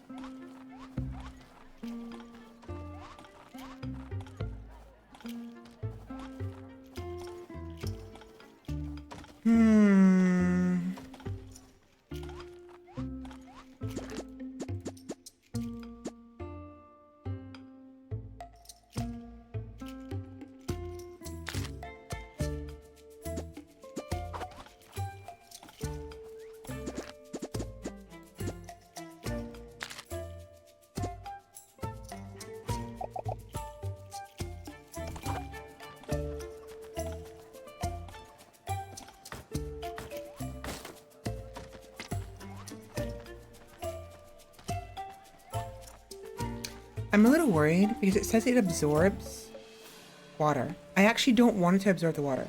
I want the water to go into here. If it absorbs it right here, it won't go anywhere.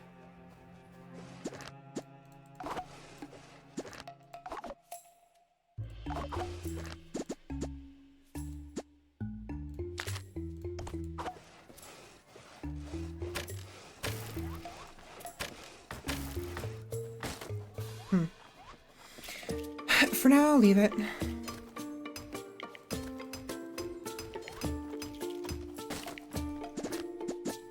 Oh.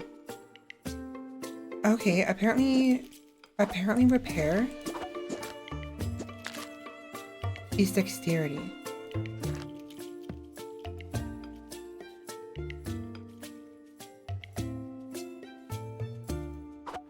I know for a fact building is strength, but apparently... Hold on. We can actually test this out right now.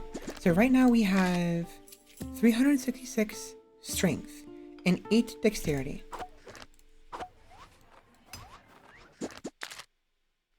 Nine dexterity. Okay, so at the very least, we know for a fact that repairing affects dexterity. Now, what about constructing?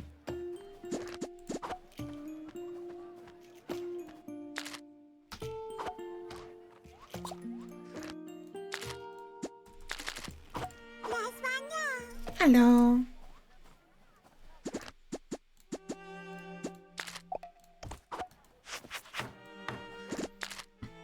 $369, 23. 25. Okay, so building is affected by dexterity.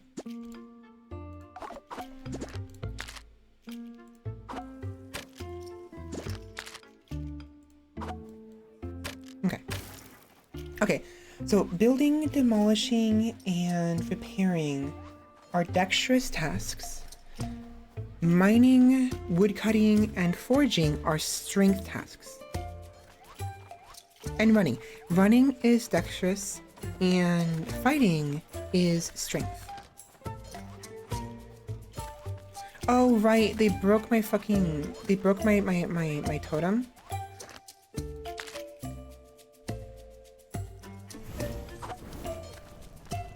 So I have to reapply it.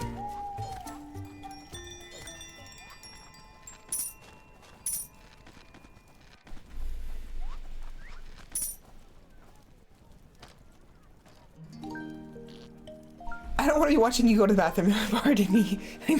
I wasn't paying attention. I have to go. Alright, we're done. We are done. Tis been fun. But I must go.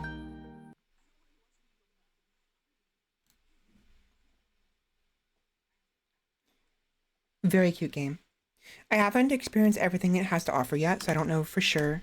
I don't know what there is, but I really like the idea of being able to adjust the policies like that.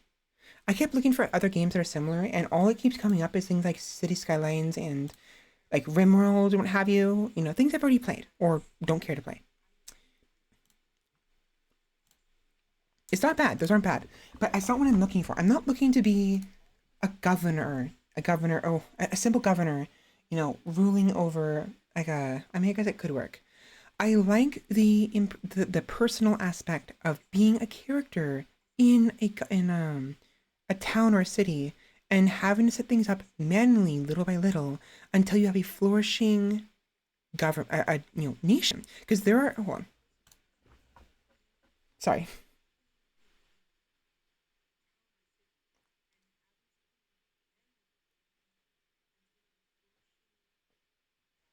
My eyes. My eyes.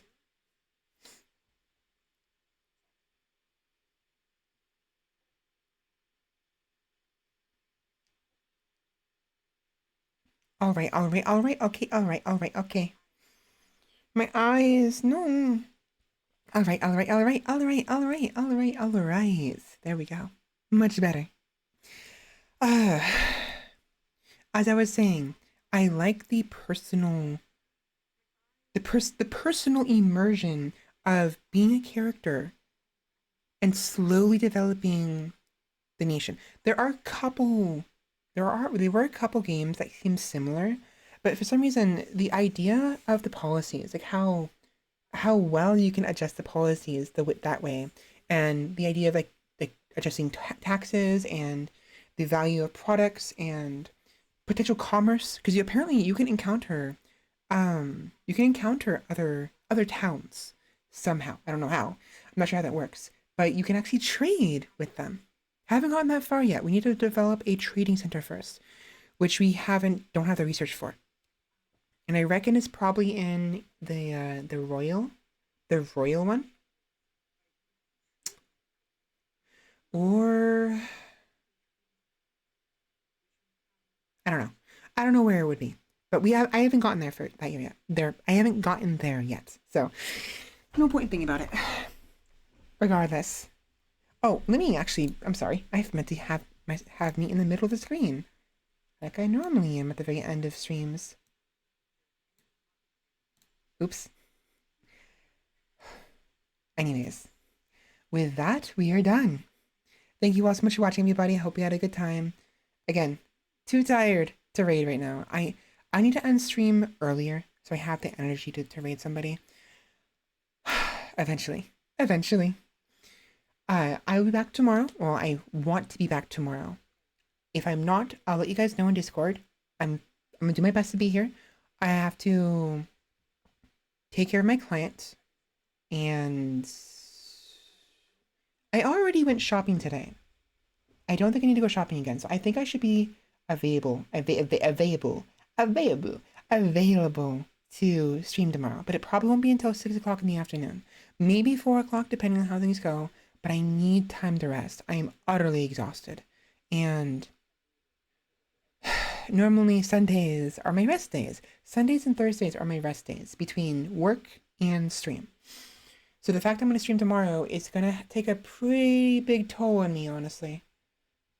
At least, possibly. Hopefully not, but we'll see. Anyways, have a good night, everybody. I will see you all tomorrow. Again, thank you for joining me. Thank you, Shappy. Thank you, Roomba. Thank you, Ilarazi. Who else was here? Ilarazi. Hamster, of course. Scoundrel. Candy, probably lurking in the background somewhere. All the way from Holland. Are you back? Well, you're not here right now. But I wonder if Candy returned to England or not. Yeah.